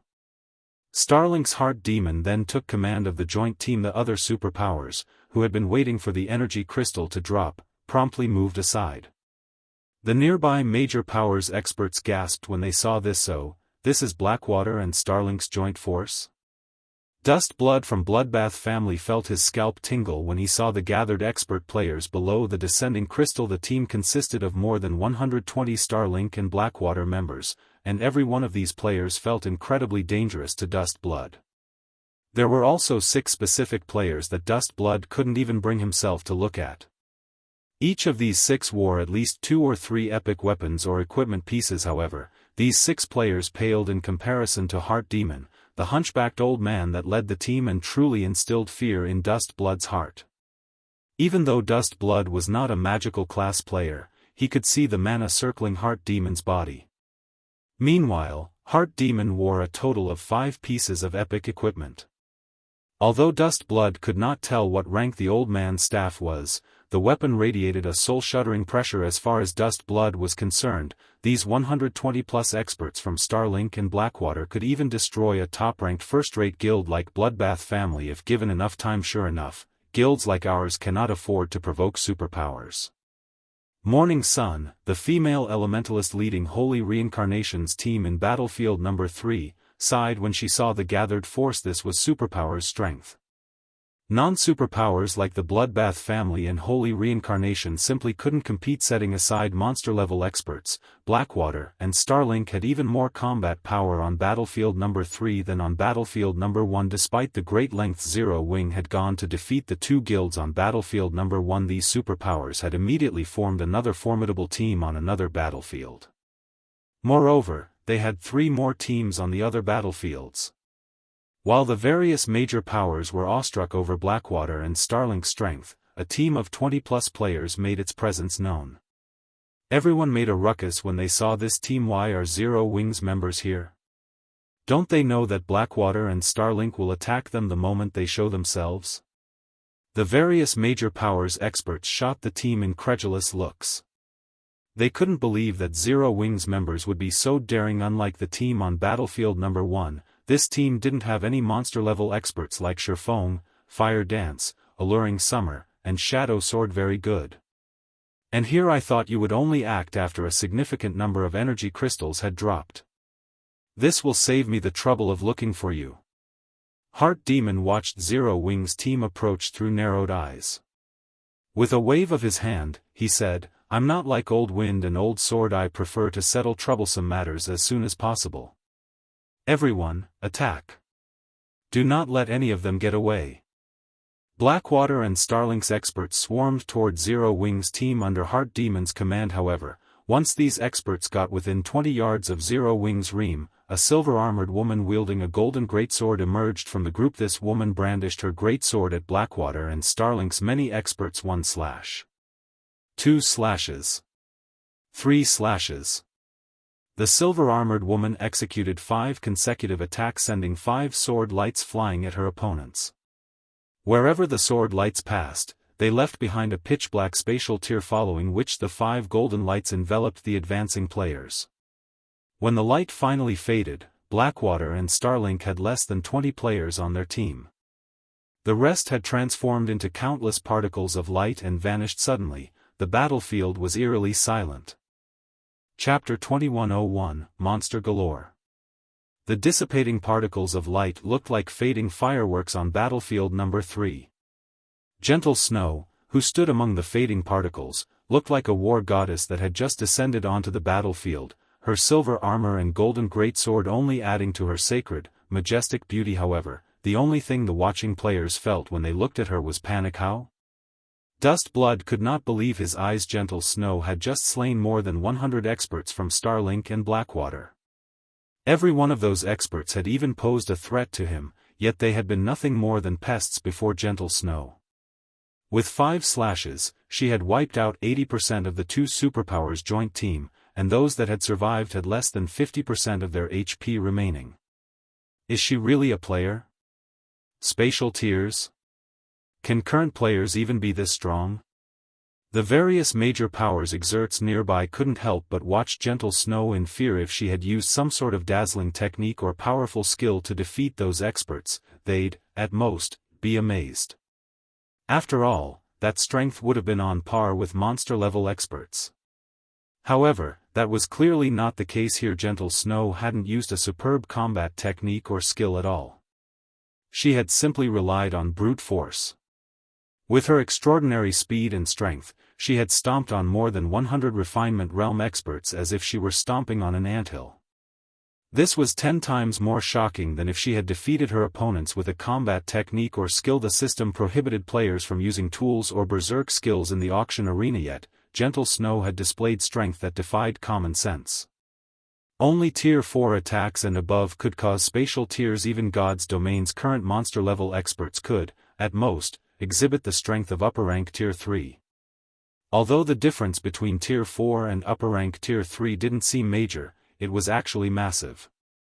It was like the difference between a Grand Lord and a mythic-ranked monster. Even Sherfone was astonished. He had to admit that fragmented legendary items were truly amazing. Gentle Snow currently carried 2 top-tier fragmented legendary items, and both were strength-based and quite compatible with the Berserker class. Furthermore, one of the items was a 2-handed weapon. As Gentle Snow reached higher levels, her strength would only rise to frightening levels.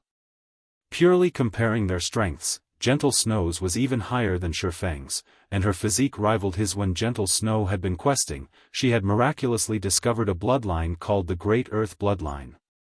Although it was a basic bloodline, it focused on improving a player's strength. Although this newfound strength didn't help Gentle Snow become as powerful as a mythic monster, she wasn't far from it. She was truly a humanoid Tyrannosaurus Rex. She has Tier 4 strength? After watching Gentle Snow's display, Heart Demon couldn't help but tense with fear. I'd rather fight old experts like Sword Demon than face a player with Tier 4 strength. With such an overwhelming advantage, Gentle Snow could easily outmaneuver any of his offensive or defensive moves. Fighting this female berserker head-on would be suicidal. While everyone was shocked over Gentle Snow's terrifying strength, the crimson-clad Zhao Yueru, who stood some distance behind her berserker friend, had finally finished casting her spell. Go! Zhao Yueru shouted as she waved her staff. Tier 2 Curse-Scorching Thorns. Suddenly, hundreds of burning flowers appeared above Starlink and Blackwater's remaining experts. Under Zhao Yueru's control, These fire flowers shed thorns that rained down on her targets. Every one of these fire thorns had the strength to rival a Grand Lord of the same level. Moreover, her attacks were precise and numerous, making them impossible to dodge. Boom. Boom. Boom. A series of explosions shook the battlefield, followed by towering pillars of fire that rose into the air, one after another. When the flames subsided, only 3 peak experts from the 2 guilds remained alive. Everyone else had burned to death. This turn of events broke the spectators' minds. Xianxia a little too powerful. Another monster? Just how much power has Zero Wing hidden? Everyone was in shock as they stared at Gentle Snow and Zhao Yueru. Although none of them wanted to believe it, they had no choice after witnessing such a dazzling display. She's even stronger than before? Luofei, who sat in the spectator stands, was dumbfounded by Zhao Yueru's performance. She had a far better understanding of how powerful the woman was than the other spectators around her. If not for the auction arena's restrictions, Luofei guessed that Zhao Yueru could even solo Heart Demon. However, Luofei was even more surprised by the woman's improved combat standards. When Luofei had fought Zhao Yueru in the Black Dragon Empire, the latter had only been at the refinement realm, but now, she had moved beyond that, and Luofei could see hints of Black Flame's abilities in Zhao Yueru's performance. Although she wasn't as powerful as Black Flame, Zhao Yueru had displayed incredible control over her spell. Luofei doubted that she could control hundreds of fire thorns as well as Zhao Yueru. How much time had actually passed since the ranking competition in the Black Dragon Empire? Improving one's combat standards wasn't as easy as upgrading one's equipment. It took a lot of time and effort to improve combat standards. A few months shouldn't be long enough, yet Zhao Yueru had managed it. Could it be because of Zero Wing? Luofei could not help but wonder. What did Zero Wing do? There was the same situation with Graceful Moon. Before joining Zero Wing, Graceful Moon had only been a relatively talented expert, but nothing compared to true geniuses. And yet, she had actually defeated 3 refinement realm experts from top-ranked first-rate guilds by herself. Now, Zhao Yueru displayed similarly frightening improvements. The various superpowers members that watched from the sidelines had fallen silent. They no longer looked down at Zero Wing in ridicule. Rather, they looked on in fear. Everyone had thought that Blackwater and Starlink had battlefield number 3 in the bag, but now, only Heart Demon remained of the 120-plus experts on the team. On the other hand, none of Zero Wing's members had taken damage. This didn't look good for Heart Demon. Gentle Snow and Zhao Yueru might not be domain realm experts, but they had the combat power to rival domain experts. These 2 women might actually be even more difficult to deal with than actual domain realm experts. Moreover, these women's classes complemented each other perfectly. The only option Heart Demon had left was a retreat. The old monster didn't have a second option. Damn it! How does Zero Wing have so many players with such monstrous attributes?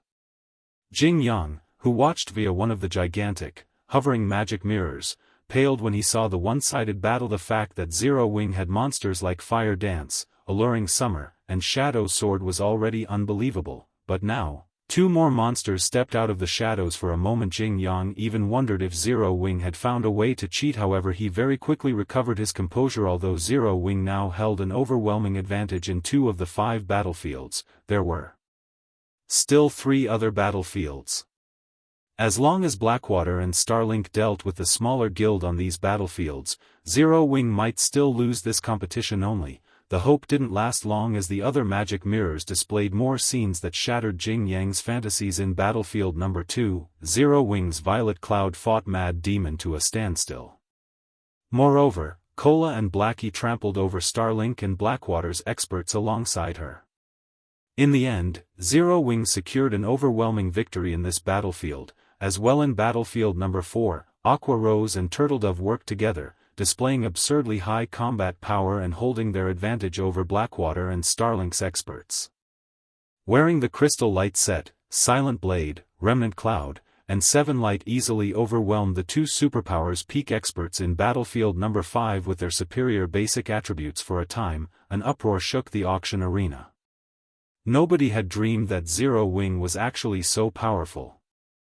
The guild had an absolute advantage in all 5 battlefields, increasing its collection of energy crystals. The first 3 battlefields were practically Zero Wing's home turf. The guild claimed over 70% of the energy crystals in these maps. The watching crowd only snapped out of its daze after the competition's ending bell had rung. In the end, Zero Wing secured first place in the auction arena with an overwhelming number of energy crystals. The system then repeated the results throughout Star Moon Kingdom 5 times. Not only had Zero Wing won White River City's auction house, but it had become one of the few guilds that owned one throughout God's domain. Chapter 2102, New Era. Once the competition reached its official end, the surviving participants were teleported out of their respective battlefields. Zero Wing's participants were transported to the auction arena's podium. When Zero Wing's 107 participants appeared on the gorgeous platform hovering in the center of the auction arena, they instantly became the center of everyone's attention. The magic mirrors across the city displayed this scene, so almost everyone in White River City had their eyes on Zero Wing's representatives. We won. Our guild won. The innumerable Zero Wing members throughout the city cheered excitedly when they saw their guild mates on the platform. White River City citizens were not the only ones amazed by this outcome. Practically every player and power in Star Moon Kingdom was stunned. With just 107 players, Zero Wing had held White River City against 4 superpowers. Moreover, it had won the competition by a landslide. This was practically a dream. When the system had announced the auction arena's activation, even players who had just joined God's domain knew that the auction arenas would become a playground for the various superpowers. Lesser powers had no place in the competitions. Even if they wanted to fight for an NPC city's auction house, they'd have to wait for the second round of promoted NPC cities. Ordinary powers couldn't hope to understand the superpowers' level of strength. This fact had been proven true multiple times in God's domain already. Even before the auction arena system, countless powers had fallen, caught in the crossfire between competing superpowers. Even first-rate guilds had fallen which ordinary players already considered unreachable. Hence, nobody had expected for White River City's auction arena to end like this. By the time Horrifying, Zero Wing's guild leader held up the crystalline certificate that granted the guild the management rights over White River City's auction house, the arena's atmosphere had reached its peak. I finally have it. Horrifying burned with excitement as he gazed at the crystalline certificate that glowed with a multicolored light. In his previous life, he had been forced to watch the various major powers obtain control of the auction houses in NPC cities from the spectator stands. In this life, however, not only had his guild secured an NPC city's auction house, but Zero Wing was also one of the first guilds to do so. Countless Zero Wing members shouted their elation throughout White River City, their voices echoing down every street. It seemed like these players were trying to tell the world that from today, Zero Wing was White River City's true overlord. Now that Zero Wing had control of White River City's auction house, it had control over the city's economic lifeline. Even if multiple superpowers moved against Zero Wing, they couldn't touch the guild in this city. Moreover, Zero Wing now had an additional income source, which would guarantee a certain level of the guild's development. Zero Wing's position in Star Moon Kingdom was also unshakable now. Surpassing the guild within its kingdom was nearly impossible after this victory. In addition, as one of the first guilds to win the management rights to an NPC city's auction house, Zero Wing qualified to contest with the various superpowers for neutral maps. With a nigh-impenetrable mean headquarters, Zero Wing could afford to send more manpower to neutral maps. Now, Zero Wing truly had the potential to become a superpower in the future. A superpower. Countless powers and players in the virtual gaming world dreamed of commanding such power. When Gentle Snow and Aqua Rose saw the crystalline certificate in Horrifying's hand, they were just as emotional and excited. Neither of them ever thought that Zero Wing would reach this point as the guild's core upper echelons. No one understood Zero Wing better than they did. The fact that Zero Wing had started as a guild with nothing, yet developed into something so powerful so rapidly, was a miracle. Although some assumed otherwise, Zero Wing truly lacked a background. It didn't even have any financial support from major companies. Zero Wing had reached this point by relying on its own abilities. It wasn't anything like the various large guilds that didn't have to worry about needing funds. Black Flame has really tricked me. It's no wonder why Zero Wing has always been uninterested in the various superpowers' olive branches, going so far as to provoke multiple superpowers. Galaxy Past, who sat in the spectator stands, couldn't help his rueful sigh as he watched Shifeng and the other Zero Wing members bask in their glory. When he thought back to his plan of surpassing Zero Wing with the Star Alliance, he found the idea laughable. Surpass? How was the Star Alliance going to do that? The 107 players on the levitating platform were enough to make the best first-rate guilds tremble in fear, not to mention Zero Wing's potential for growth. He more or less understood why Gentle Snow, Ouroboros's former guild leader, had joined Zero Wing. Many first-rate and pseudo-super first-rate guilds had reached out to Gentle Snow when Blackwater had annexed Ouroboros, but in the end she had chosen to join Zero Wing, becoming a laughingstock. This is strange, guild leader. Why do I feel like the various major powers here are actually excited about this?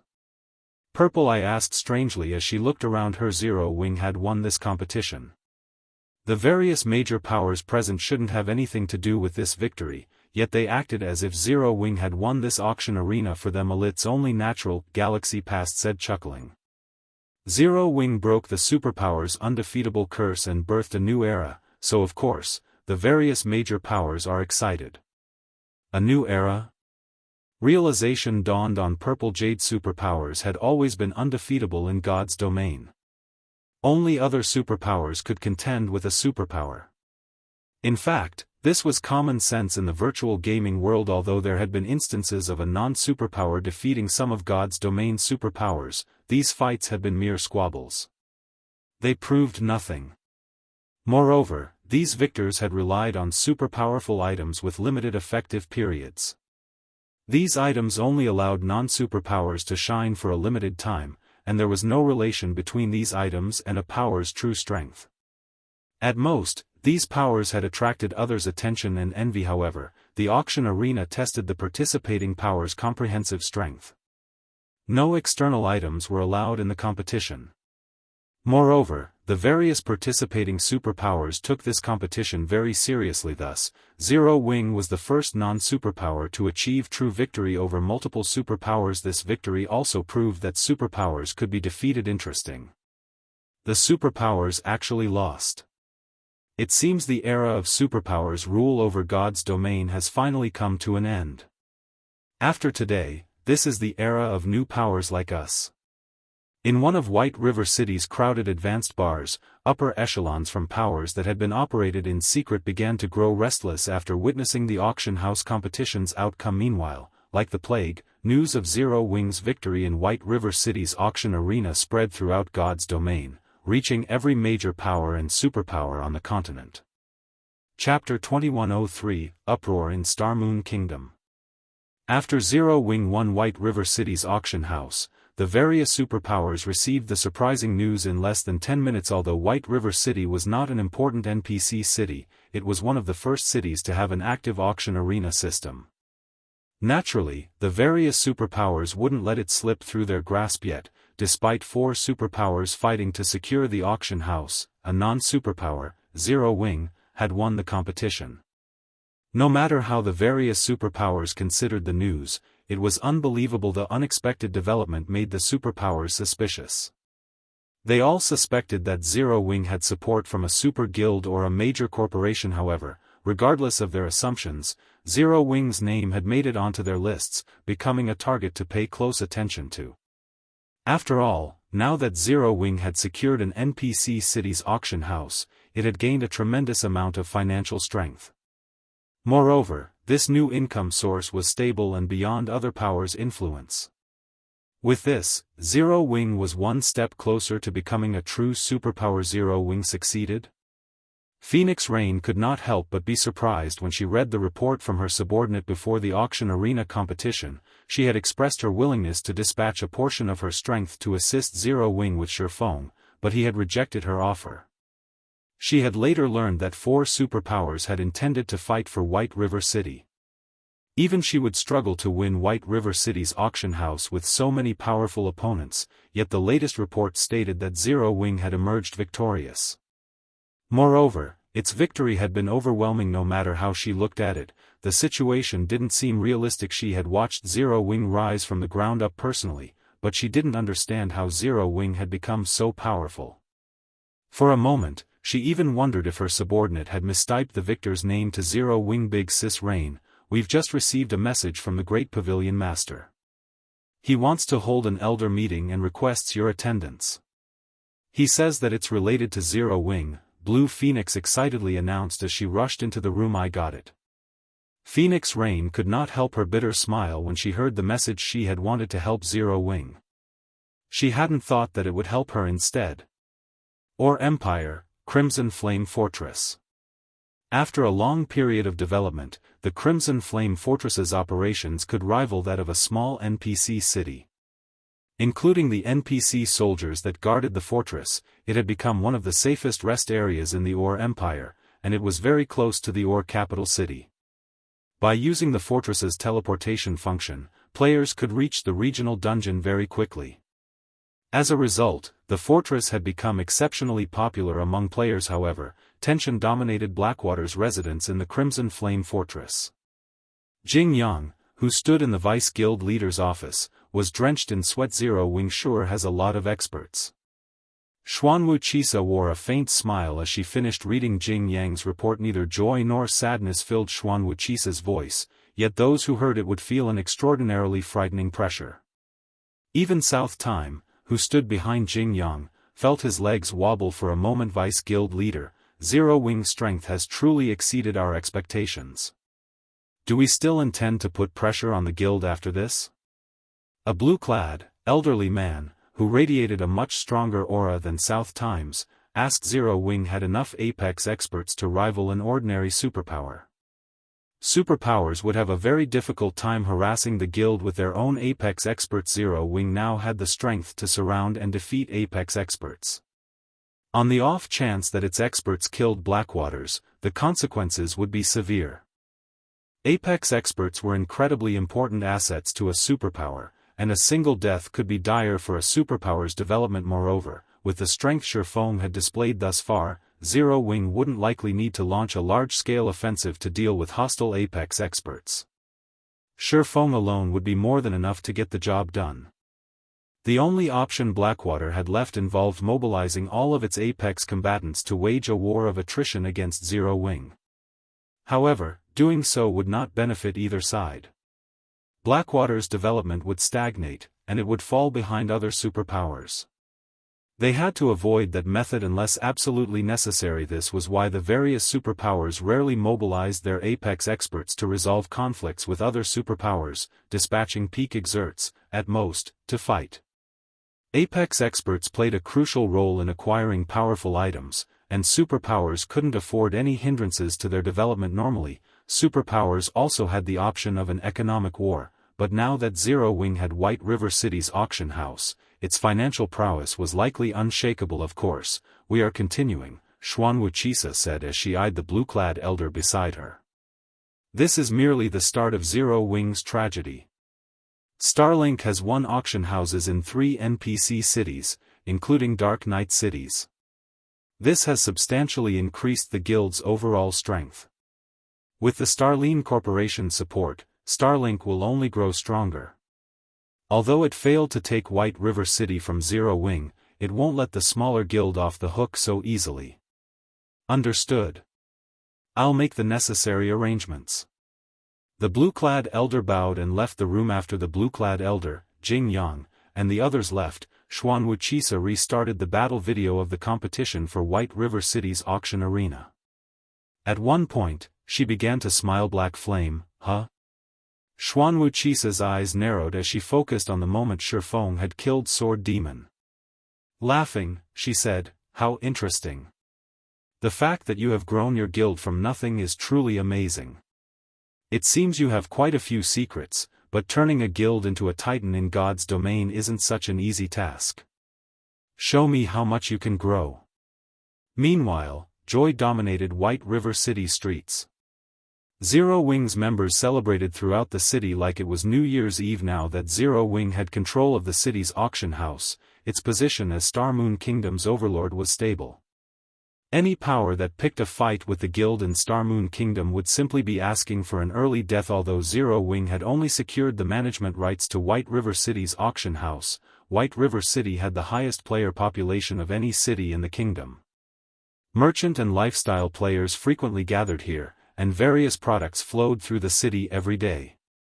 Any power that wanted to develop in Star Moon Kingdom couldn't avoid visiting White River City's auction house. It was easy to imagine the consequences if a power were barred from the city's auction house because of this. Star Moon Kingdom's various powers forbade their members from provoking Zero Wing under any circumstances once Zero Wing had secured White River City's auction house.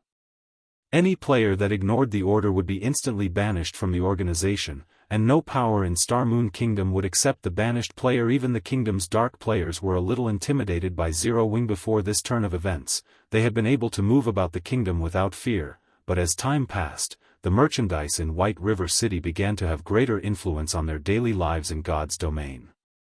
Furthermore, if they wanted to fetch a good price for the items they sold, White River City's auction house was the best place to go. If they made it onto Zero Wing's blacklist, their relationship with the auction house would be severed at the same time. Zero Wing's new position and influence in the kingdom attracted an unprecedented number of players who wanted to join the guild. In the past, Zero Wing's position as Star Moon Kingdom's overlord hadn't been infallible, but now, it was truly unshakable. Taking into account the guild's incredible performance in the auction arena, players who wanted to leech off of others' success and those who wanted to improve their own strength swarmed to join Zero Wing. Carrot. In less than an hour after the auction arena's conclusion, Zero Wing had received more than 200,000 applications. Many among them were experts that could reach the trial tower's 5th floor, and some were even half-step refinement realm experts. It astonished Gentle Snow and Aqua Rose. First-rate guilds offered high prices and instant promotions to core member to recruit half-step refinement realm experts, yet many of these experts approached Zero Wing, wanting to join even if they had to start out as normal members. However, the situation didn't surprise Shifeng. Zero Wing was only a step away from becoming a superpower now, and it was normal to receive membership applications from half-step refinement realm experts. Moreover, the threshold Zero Wing needed to cross to become a superpower wasn't like what other first-rate guilds faced. Other guilds typically lacked sufficient peak and apex experts when trying to become a superpower, but Zero Wing only lacked certain developmental aspects. Growing the guild was much easier to accomplish than nurturing peak and apex experts. Of course, Zero Wing didn't actually have any real peak or apex experts. The players the guild had shown off in the auction arena had been forcibly created through powerful weapons, equipment, and skills. However, with the Lost Town and Zero Wing's many combat techniques, the guild wasn't far behind the various superpowers in its ability to nurture experts. Moreover, as the workshop perfected the facilities in Zero Wing's main headquarters, it would only be a matter of time before Zero Wing's methods were even more effective than the various superpowers. While Gentle Snow and Aqua Rose organized the guild's new members, Shifeng made his way to White River City Hall. Even after securing the management rights to NPC City's auction houses in the past, the various powers had only treated these auction houses as important income sources. They had failed to recognize the management rights' true value. Someone had only discovered the true value of NPC auction houses after more than a year had passed since the auction arena system had been introduced. When this discovery had gone public, many powers had hated themselves for not investigating NPC auction houses thoroughly. If they had paid more attention, they would have been able to elevate their development to a whole new level. What the various powers had failed to discover was the fact that NPC auction houses could be linked with player-constructed auction houses. The process of doing so was troublesome, but compared to the potential harvest, it wasn't worth mentioning. After waiting in the city hall for some time, a level 150, Tier 3 senior administrator approached Shifeng. Lord Count, I apologize for the long wait. The magistrate is in his study. Please follow me, the senior administrator respectfully addressed Shifeng. All right. Shifeng nodded. He then followed the senior administrator to the staircase that led to the top floor. Chapter 2104, Proper Use of the Auction House.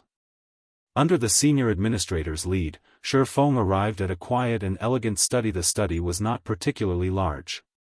It had only 2 bookshelves, which were filled with dilapidated books. Some of the books didn't even have a cover. At a glance, one could tell that these books were considerably old. Some of them even exuded a faint trace of divine might in God's domain. Every item capable of exuding divine might was extraordinarily valuable as past possessions of gods, and having been bathed in the aura of gods for long periods among items that exuded divine might, books were especially valuable, since they recorded either a topic that interested gods or knowledge left behind by gods. Some even recorded hints and instructions on how to become a Tier 6 god. Hence, even a useless book that exuded divine might could sell for thousands of gold on the market.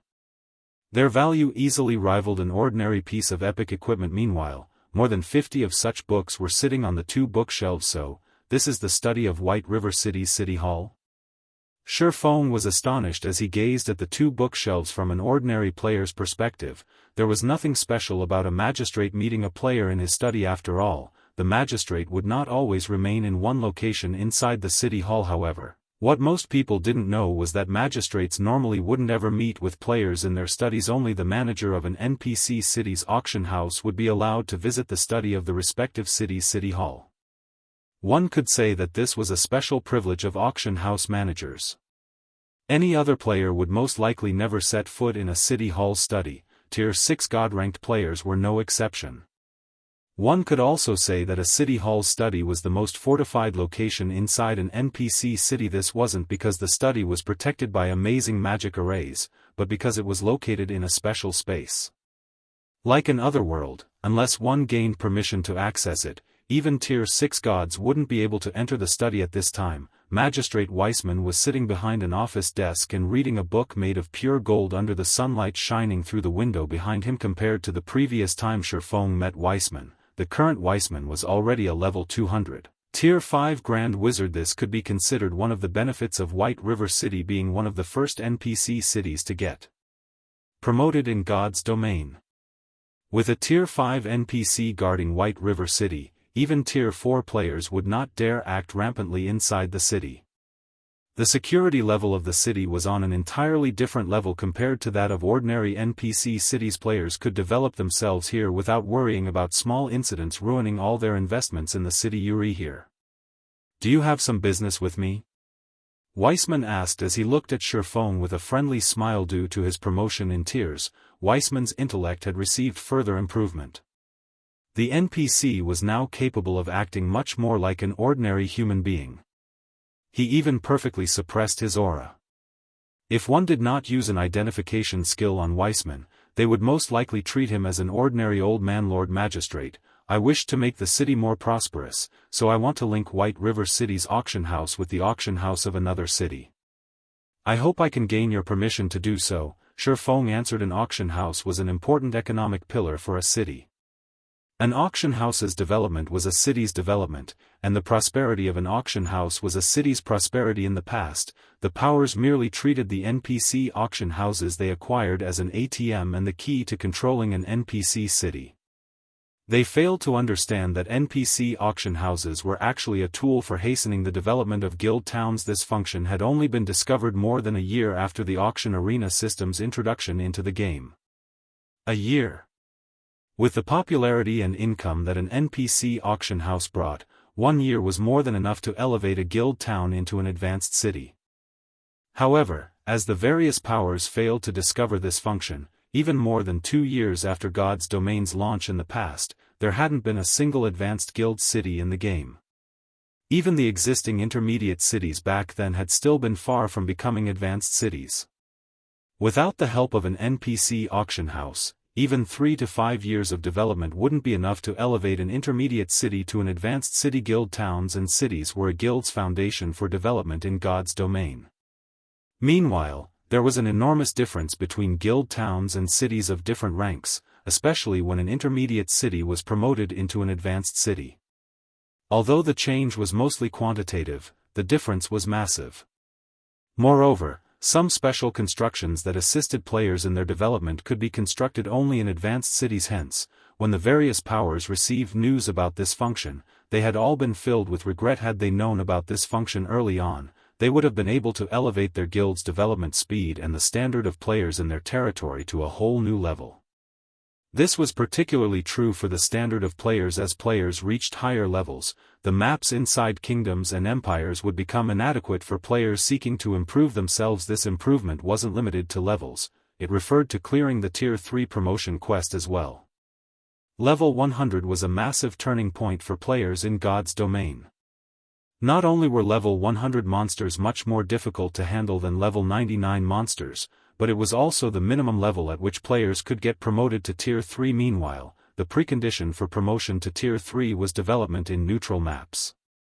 However, as luck would have it, level 100 plus neutral maps were extremely dangerous, so dangerous that even Tier 2 experts would struggle to survive in them. Most importantly, the environment in these neutral maps was extremely severe. Low ambient mana, like in the Witch's Hill, was only the least of the environmental challenges in these level 100 plus neutral maps. If players wanted to have an easier time developing in these level 100 plus neutral maps, they needed to rely on the support of a guild city. Developing in a level 100 plus neutral map was akin to walking through a barren desert with a guild city serving as an oasis. However, proper player development in level 100 plus neutral maps depended largely on the rank of the guild city. In level 100 plus neutral maps, a basic city was only the baseline for survival for Tier 2 players. That was right, survival. Basic cities merely protected players from dying from unexpected events. Only after reaching the intermediate standard would a guild city be able to provide players with a better life in neutral maps. Guild cities that had reached the advanced standard could provide players with comfortable lives even in level 100 plus neutral maps. Tier 3 promotion would also become considerably easier, which was the reason why the various powers of God's domain had been so desperate to obtain an advanced city of their own in the past. If a power could upgrade its guild city to the advanced standard early on, the speed of conversion to Tier 3 and the number of players converted would increase significantly. Said power could then widen the gap between itself and other powers. This was also the reason why Horrifying was so desperate to secure White River City's auction house. After all was said and done, superpowers were still superpowers. Zero Wing could not hope to match the resources and manpower they had on hand. Although everyone believed that Zero Wing was only one small step away from becoming a superpower, they failed to realize that a gigantic gap remained between Zero Wing and an actual superpower. Moreover, as more time passed, this gap would only become increasingly obvious, the so-called snowball effect. Currently, even the best players in God's domain had just started their journey in Tier 2, so the difference might not be so obvious. However, after players reached Tier 3, the gap would be glaring if he did not set up a sturdy foundation for Zero Wing now. Then once the various superpowers of God's domain started obtaining Tier 3 players, he might be able to protect himself, but Zero Wing might not be able to defend itself against superpowers. Link with the auction house of another city? Weissman put down the book in his hands and entered deep thought when he heard Horrifying's words. Before long, he said, it's not exactly impossible, but this matter will be very difficult to accomplish. If you fail, you'll have to pay a considerable price. Are you truly willing to accept this task? Yes.